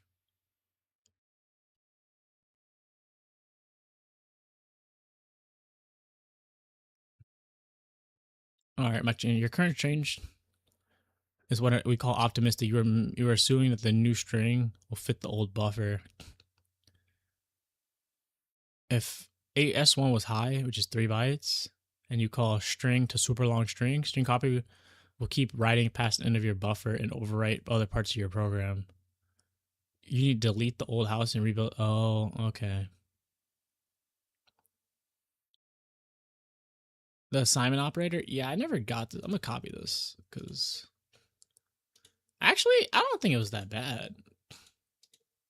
I have to look at this because how does the assignment operator work? Well, it doesn't. It's not even that crazy. Don't copy itself. Delete the old memory,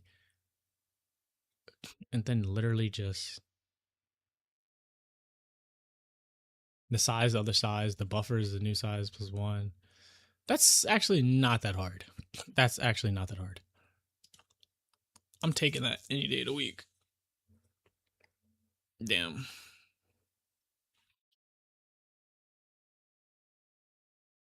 1 out of 10.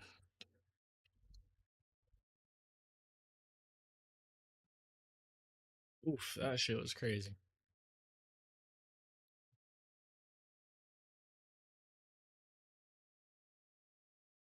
8 out of 10 for effort and logic. 4 out of 10 for production safety. Averaging out, I give you a 6 out of 10. Okay.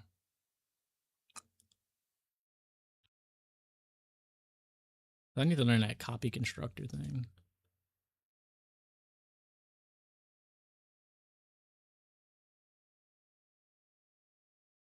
Raylib now? Holy shit. Yeah, I'm so tired. How long? What the hell? Oh wait, no, this is Raylib. All right, I'll set it up. I don't know if we're recording anything right now. Go to github.raysan. You can go to releases, get the latest version, and download the MinGW version. Okay.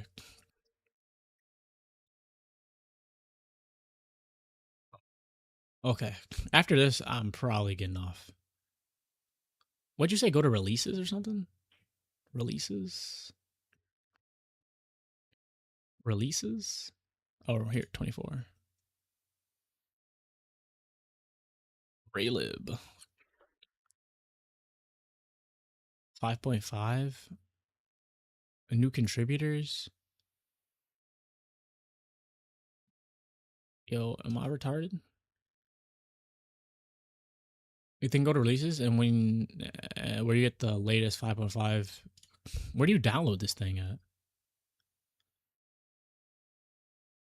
What? Here it is, latest, November 2024.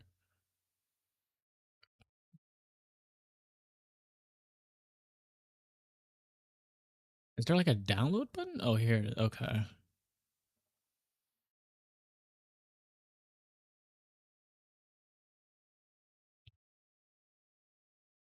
MS. No, no, no. I need my MinGW.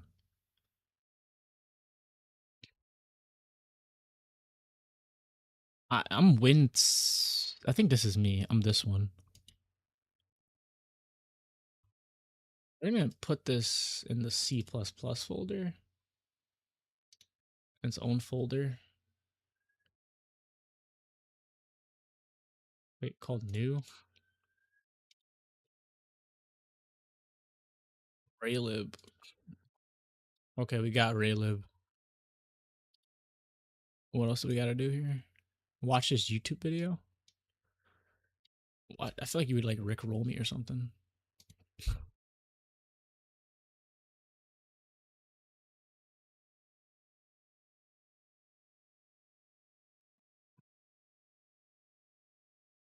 Oh, my video, you can skip the downloading compiler. The setup part? Okay. Wait, but I'm in Visual Studio.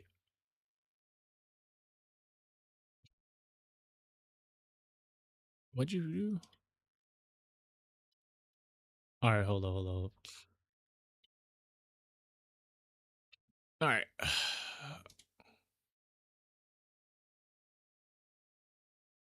Alright, so you downloaded. You got the zip. We go include. Wait, hold on. Let me go to the file.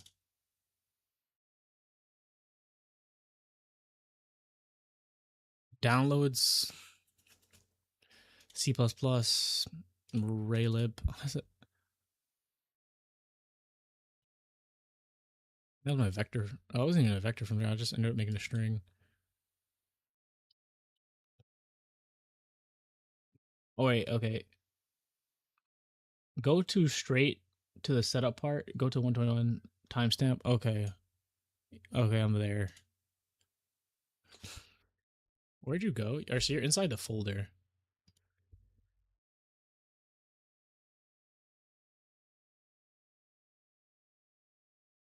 Okay. Are you just close that out? Oh, okay. Make a new folder called tutorial.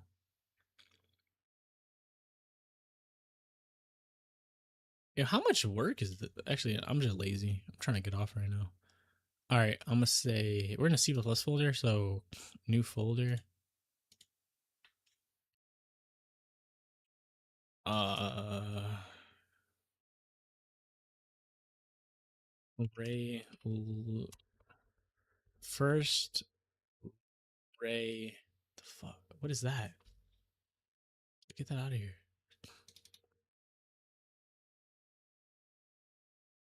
First Ray. Nick, yo, what the fuck? Why can't I rename files? Wait, all right. Yo, okay. Whatever. Delete that shit.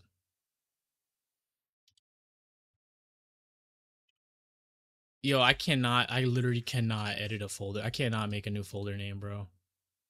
My computer sucks.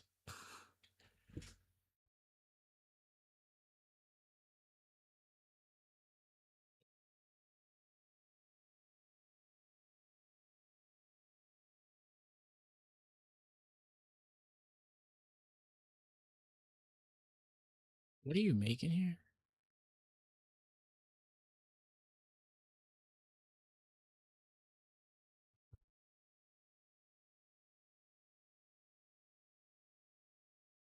Yeah, yeah. Bruh. I do not feel like doing this shit right now. Sir, my computer won't even let me create a motherfucking folder.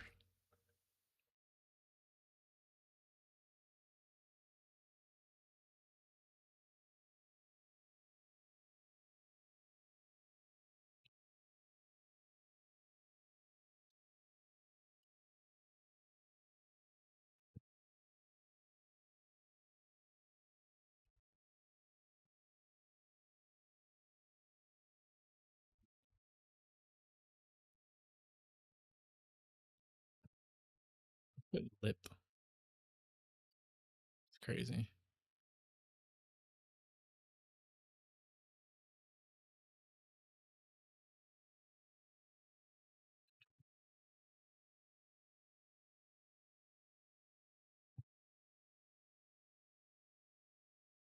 Yo, my god.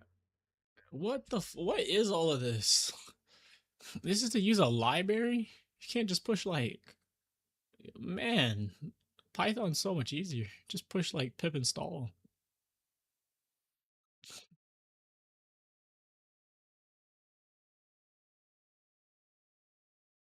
What does this look like at the end? Like, what do you get?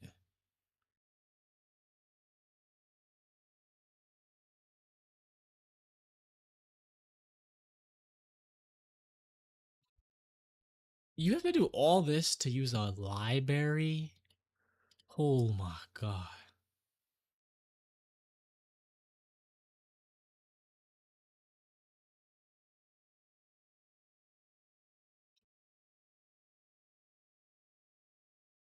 No, no, I could do it. It's fine. It's just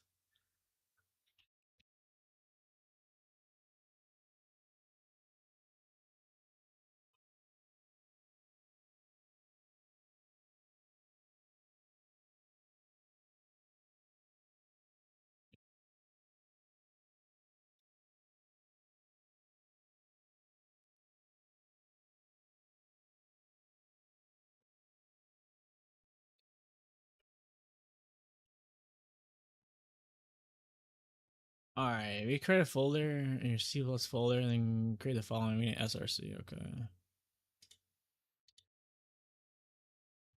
Yeah, def. All right, SRC folder.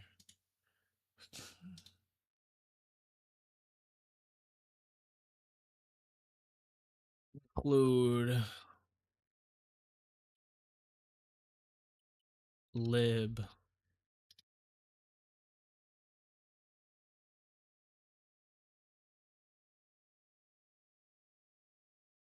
and bin for binaries. Inside of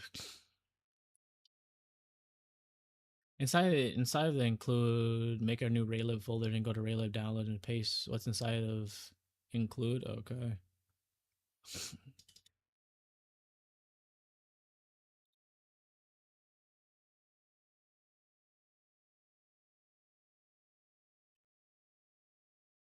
Raylib, and then we need to go to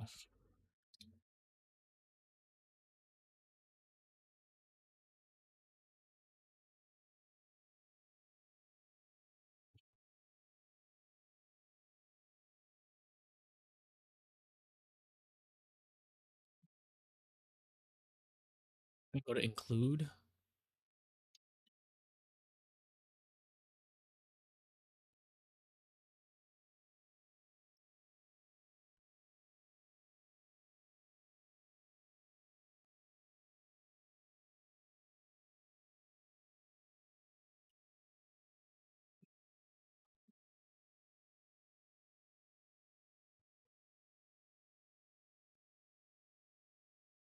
Copy and paste the 3 header files.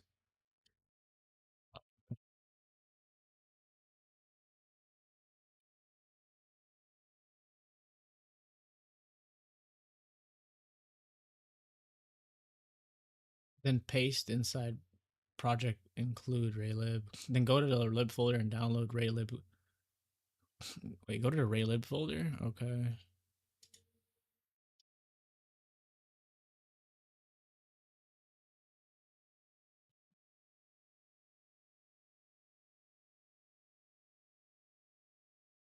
All right, go to the lib folder and download it. Okay, the lib folder. Copy and paste raylib.lib.a, the one that is around 4,900 kilobytes. Wait, yo, I don't have any of that. What? All these are like. Wait, what's around 49 kilobytes?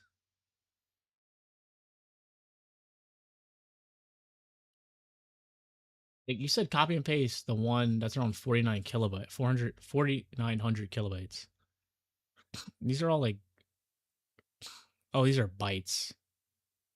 Yeah, I have no clue. Which one is it? Is it raylib.a? It has to be raylib.a, right?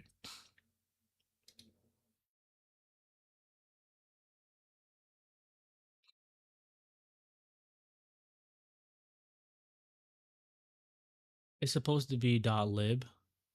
Yeah, I don't know. It doesn't work, bro. Extract to see it. Okay, like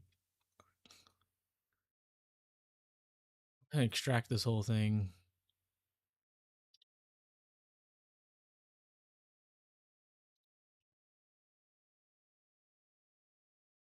How do I delete this? I don't want this anymore.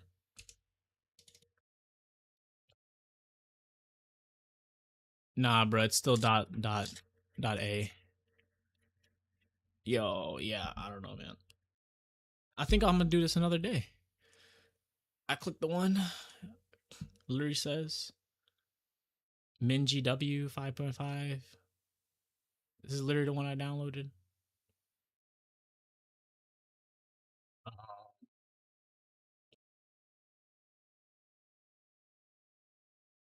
It literally even says it. Win64 MinGW. That's definitely me.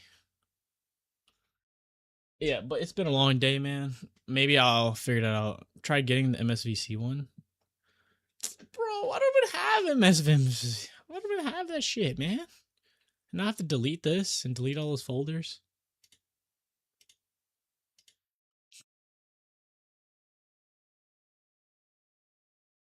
All right, let me delete everything else. So you can't use. You have to use. I don't think it matters.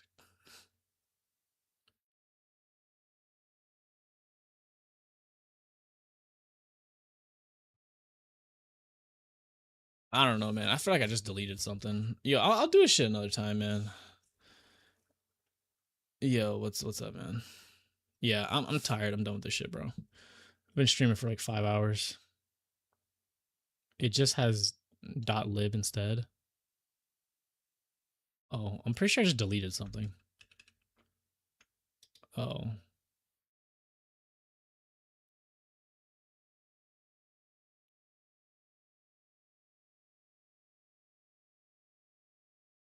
Okay, man. So we have .lib. All right.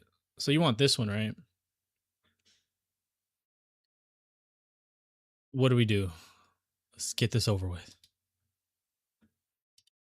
.dll, like .a? Library. Like which raylib.dll?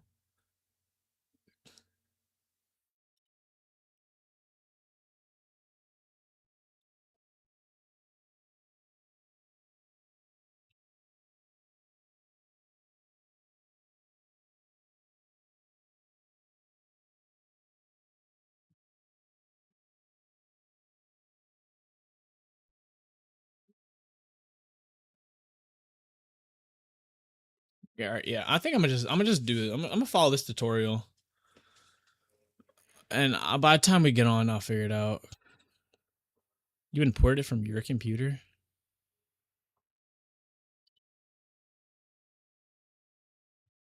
Wait, so it's here?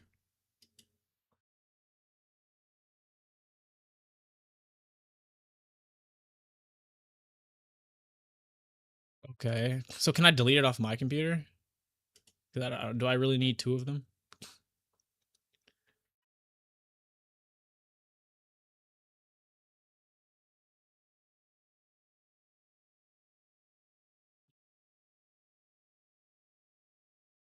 Why do I have the same folder like twice? I'm a little confused.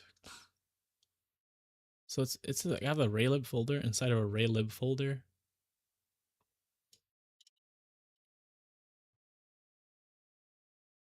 Just copy that and add it to your folder.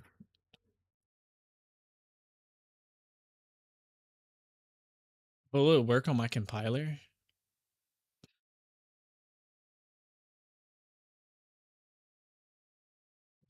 Get that shot there. So you put it in the include. There, it's in there.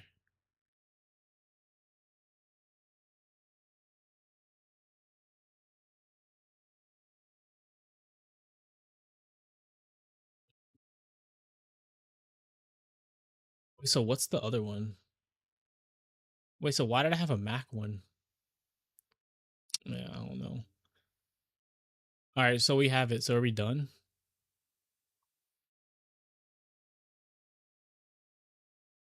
Lib goes into the lib folder.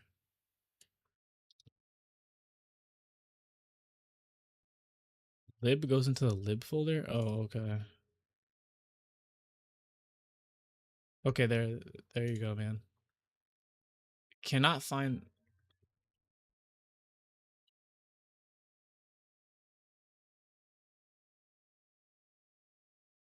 Hello?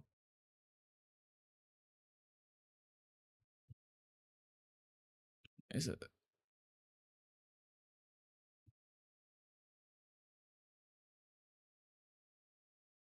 okay? It's in the lib folder.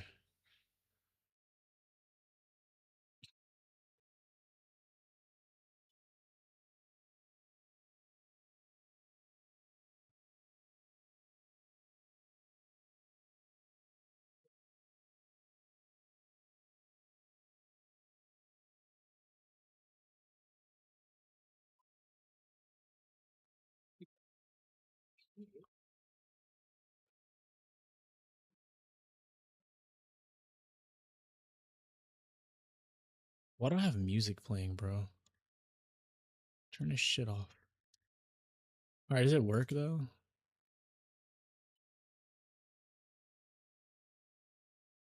That's the basic file structure. And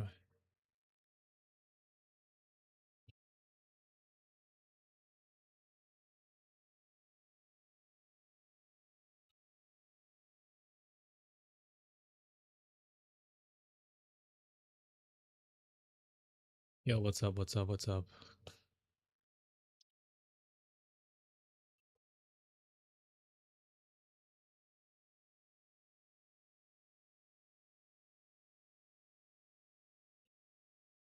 Wait, what are all those other files for then? Like, why the fuck do I need that? You should really get Discord, bro, because like sending the thing inside this chat is kind of weird.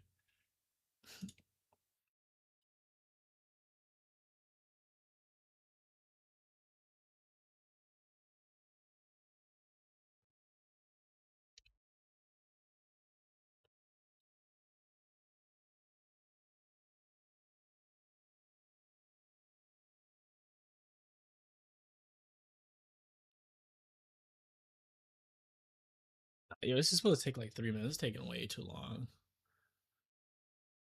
Yeah, I'll figure Ray Lib out later, man. This is taking too long. I'll, I'll watch that video. I'll just watch it. Oh, wait, oh shit. I don't think I needed to do all that.